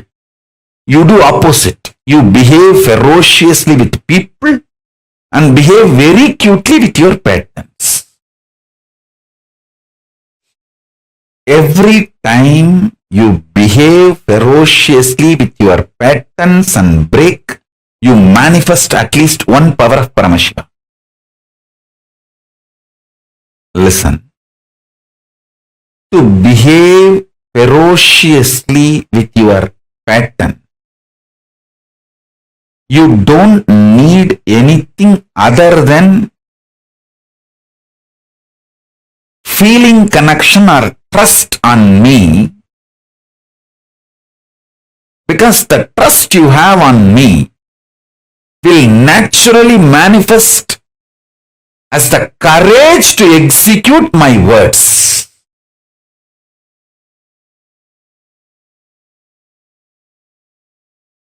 That is the way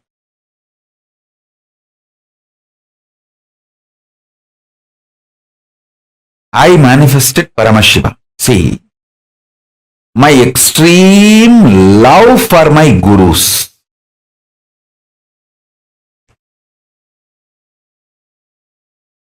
my extreme love for my gurus.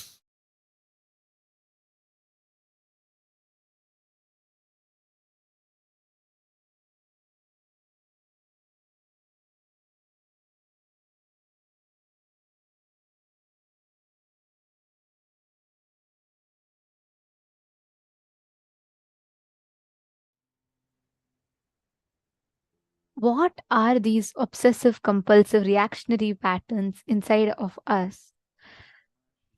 Every one of us carry these OCDs, which stops us from experiencing the collective integrity.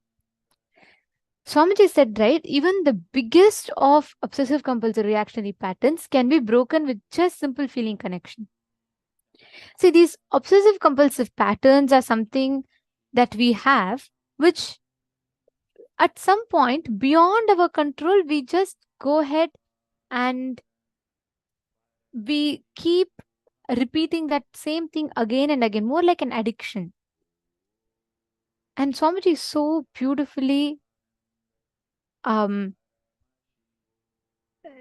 explain the whole thing to us, how we can liberate ourselves from these OCDs and instead replace them with IIDs, Ishta inspired decisions. There's a very beautiful happening from Swamiji's life. When Swamiji was just about 9-year-old, right?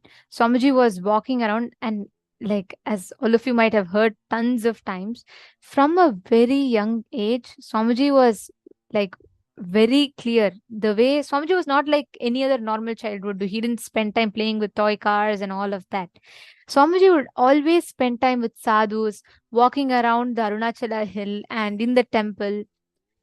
So once Swamiji had heard Annamalai Swamigal, and Swamiji Annamalai Swamigal used to be a huge inspiration. One of Swamiji's gurus, Annamalai Swamigal, Bhagavan Ramana Maharshi's direct disciple. And Swamiji used to always say, how will Annamalai Swamigal do it? I should also do it the same way. How will Annamalai Swamigal behave? I'll also behave the same way. How will Annamalai Swamigal respond? Will he have will he have pain? No, then I'll also not have pain. Swamiji said he used to always take all the decisions, actions, responses to life, everything in that. Okay. So imagine one day Swamiji was walking around the Arunachala hill night all by himself, just a 9-year-old boy. And Swamiji is doing the circumambulation of Arunachala hill, the birthplace of Swamiji, the spiritual capital of the world. So when Swamiji was walking around the Arunachala hill, it happens to be like late in the night, dark night, and Swamiji is walking all by himself. And on the way, Swamiji is having to cross a graveyard, right? It is raining quite heavily. And right in front of Swamiji is absolute like an abyss of darkness. There's nothing else other than darkness. And Swamiji was walking by himself. And this is in what? 1980s time, right? And in between, because of the rain, there were a pack of hyenas that were eating the dead bodies. Just, I can't even, even now for me to visualize, to tell this, it terrifies me. But imagine just a 9-year-old boy and he's walking all by himself and Swamiji sees a pack of hyenas. And because of the rain, one dead body had washed up and these hyenas were eating it. What would have happened to us? Probably we would have screamed. We would have been, just shocked in fear. We would have just frozen. We would have done like all sorts of things, right? Many of us just fainted and collapsed there. You know what Swamiji did? Very beautifully Swamiji describes. That moment, Swamiji saw the fear started bubbling in Swamiji. But even before body could process something called fear, Swamiji's integrity was so powerful. Swamiji didn't even get agitated or triggered. Like, means he didn't even react to the scene. Like, imagine such a scary scene. And there's like hyenas and he's just a 9-year-old boy all by himself. You know what Swamiji did? Swamiji just looked straight and Swamiji asked to himself, how will Annamalai Swamigal behave? Will he have fear? No, he will not. Then I will also not have fear. And Swamiji beautifully says, it was such a strong decision in Swamiji. Swamiji, even before the body could process something called fear, the fear died down. And after that, Swamiji never had any kind of fear in his life ever. That moment, out of the blue, from somewhere, someone appeared with a stick and chased all the hyenas away. And Swamiji absolutely had no fear. And Swamiji continued to do his whole Girival, went all by himself and completed it. That is Ishta-inspired decision, where your patterns don't stop you. Of course, Swamiji is Paramashiva. He does not have patterns. But even then, a 9-year-old boy still in a human body, the chemical processing will be happening. The hormonal reactions will be happening in the body. Moreover, like Masusan is saying, I would have just been sick even just seeing that. Now imagine just a 9-year-old boy. But Swamiji did not, even before that body could respond with this hormonal surge of fear, Swamiji was so clear in his consciousness, his automated response was, how will Annamalai Swamigal behave? Will he have fear? No. Then let me just walk. That decision was so ferocious, so strong, that even fear, the hormones could not affect. There was nothing, there was no reaction, there was nothing happening in Swamiji's system. That is the power of Ishta-inspired decision. Catching it? Are you all getting it? Yes, so many of you are putting wow. Actually, this is one of my most favorites to Leelas of Swamiji, because the way Swamiji just shows by example, right? If you see, so many times unconsciously in our lives, we build patterns, these OCDs that Swamiji was mentioning about, our compulsion to react to something a certain way, even before someone can say, let's say someone gives you some feedback about dress. Just that is enough. They would have just told you, this is nice and it can be more better, but even that can just trigger you off. For some people, it's food. For some people, it's relationships. For some people, it's career, it's wealth. There's something or the other, but there is something that each of us carry inside of us. These are called the obsessive compulsive patterns in us. And those OCDs sit inside of us. And like Swamiji was saying, they completely disconnect you from being able to experience life, from being able to manifest life as you want. How many of you are understanding it?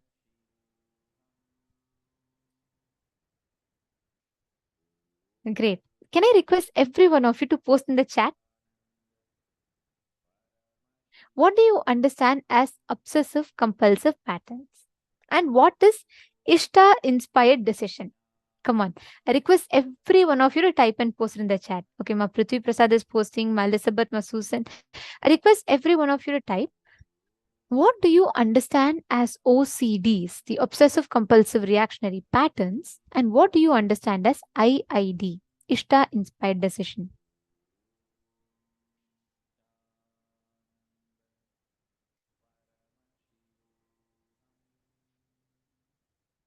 Come on, every one of you, please take a few minutes and post.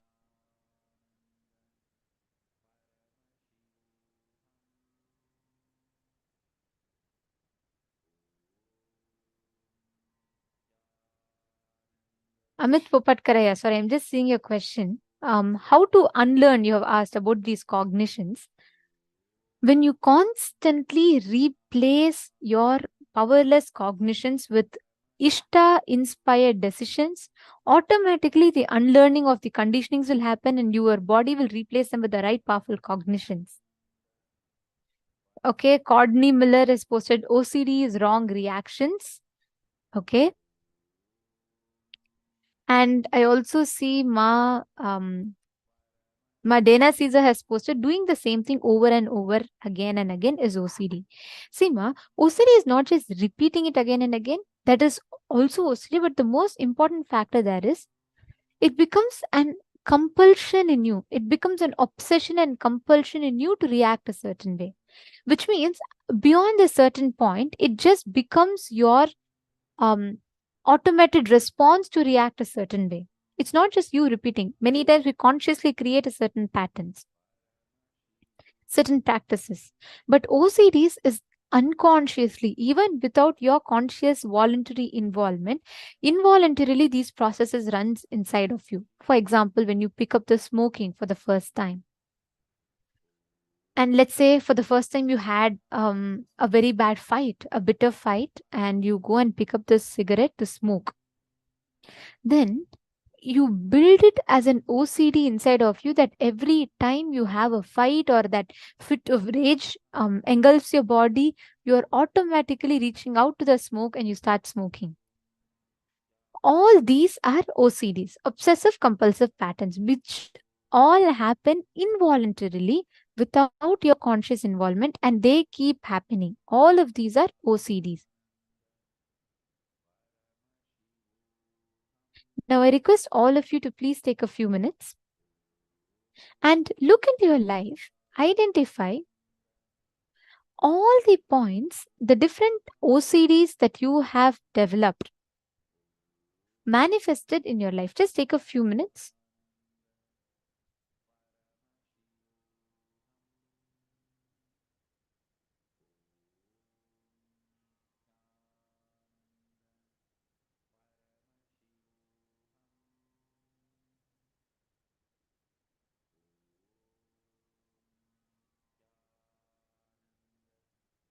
Pen down the top 5 obsessive compulsory reactionary patterns you strongly feel that the pattern is you, and going through all the suffocation that comes with that pattern.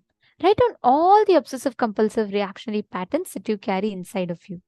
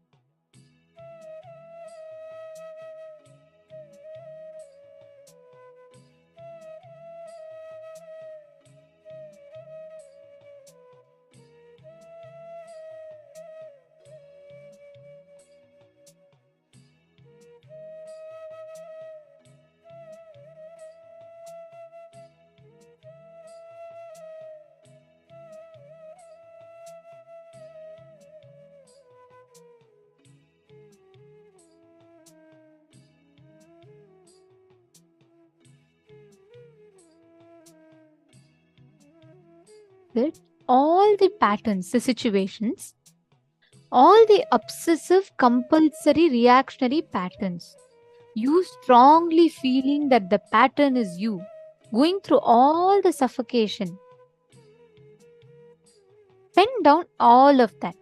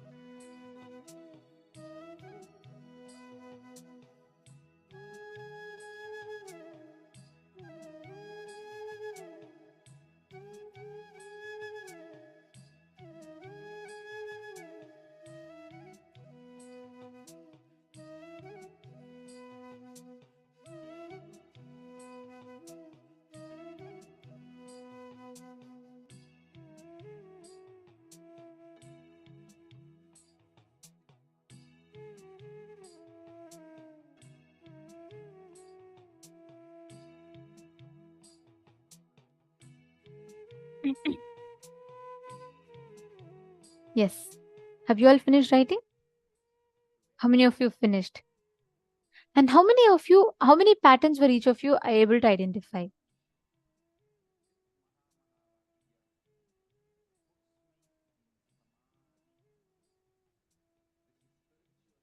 Okay, 5 patterns. Okay, Ma Jayanti has posted 5.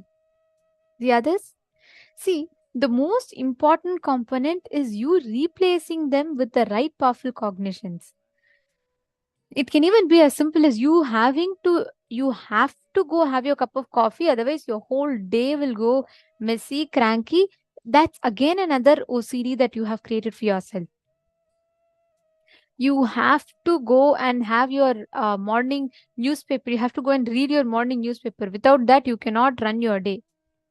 That is again another OCD that you create for yourself.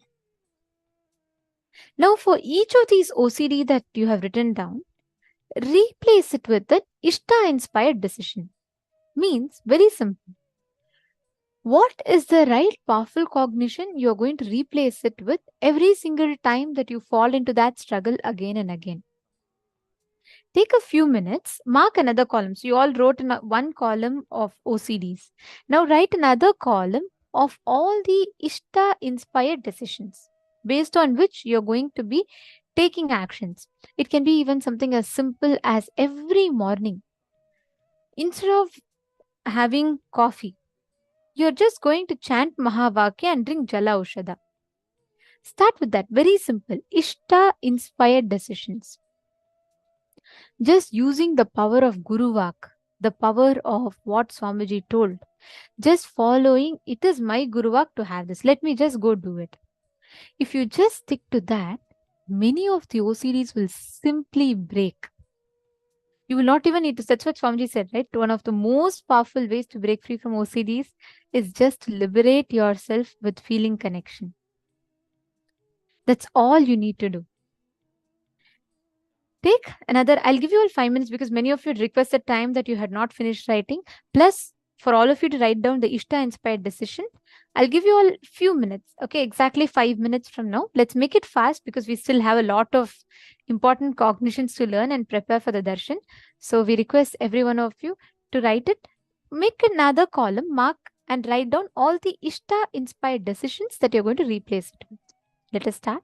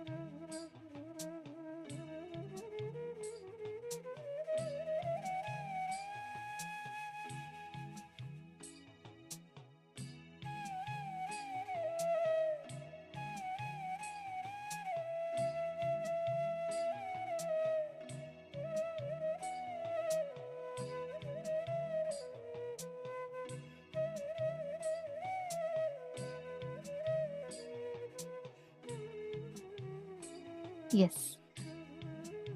Please relax. If you have finished writing, please relax. Yes. And now we are going to be entering into the power manifestation session. So let's all enter into the next round of the power manifestation session. To each of you that are sitting here today, we will now be manifesting the power of being able to identify, being able to recognize correctly what exactly another person is playing or listening to in their respective place. So we are going to be manifesting that same power. But this round, last round, we all manifested together. I played the music and you all were able to hear it and scan. This round, you're all going to be connecting amongst yourself as partners and manifesting it. And we're all preparing for the darshan. I know many of you are eagerly awaiting for the darshan. We are all preparing ourselves for the darshan. The darshan will be starting very, very soon. So please stay tuned with us. And we request all the participants, every one of you, to sincerely manifest this power. Please take a few minutes. Each of you can connect to a partner. Can I request every one of you to connect to another partner? See, what exactly you're going to be doing is your partner will play any song that they want. It could be anything, right? It could be song, it could be sound of birds, it could be water, it could be any sound for that matter. And they should be listening. Of course, they'll be muted and they'll be listening. You will be identifying what exactly is it that they are listening to. And listen very carefully. When you reduce the volume inside you, means when you reduce all the inner chatter that happens inside of you, you will be able to listen to what is being spoken to outside. You will be able to identify precisely what is happening on the outside. That is a power. When you reduce the inner chatter, you will be able to hear the subtlest of sounds from distance. Even in a room with 100 people speaking, and you are on one end of the hall, your friend is on the other end of the hall, the external noises does not matter. With so much noise, if you choose, you will still be able to hear what exactly your friend is whispering at the other end of the hall, despite the chitter-chatter that goes between the 100 people. So every one of you, focus exactly what point you want to hear.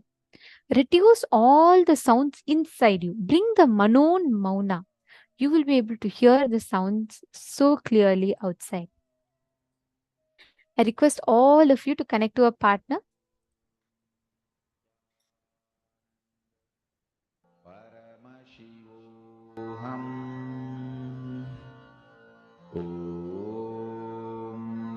Nithyananda Paramashivoham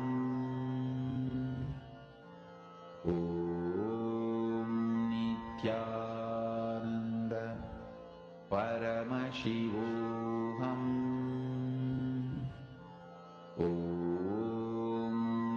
Nithyananda Paramashivoham Nithyananda Paramashivoham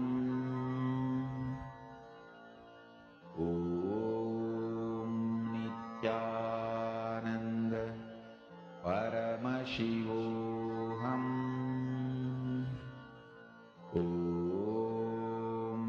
Nithyananda Paramashivoham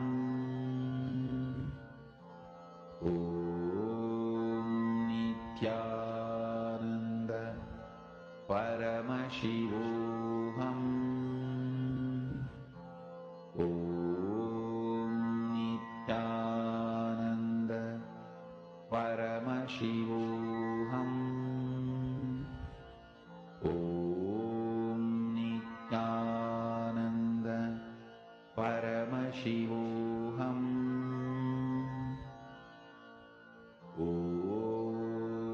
Nithyananda Paramashivoham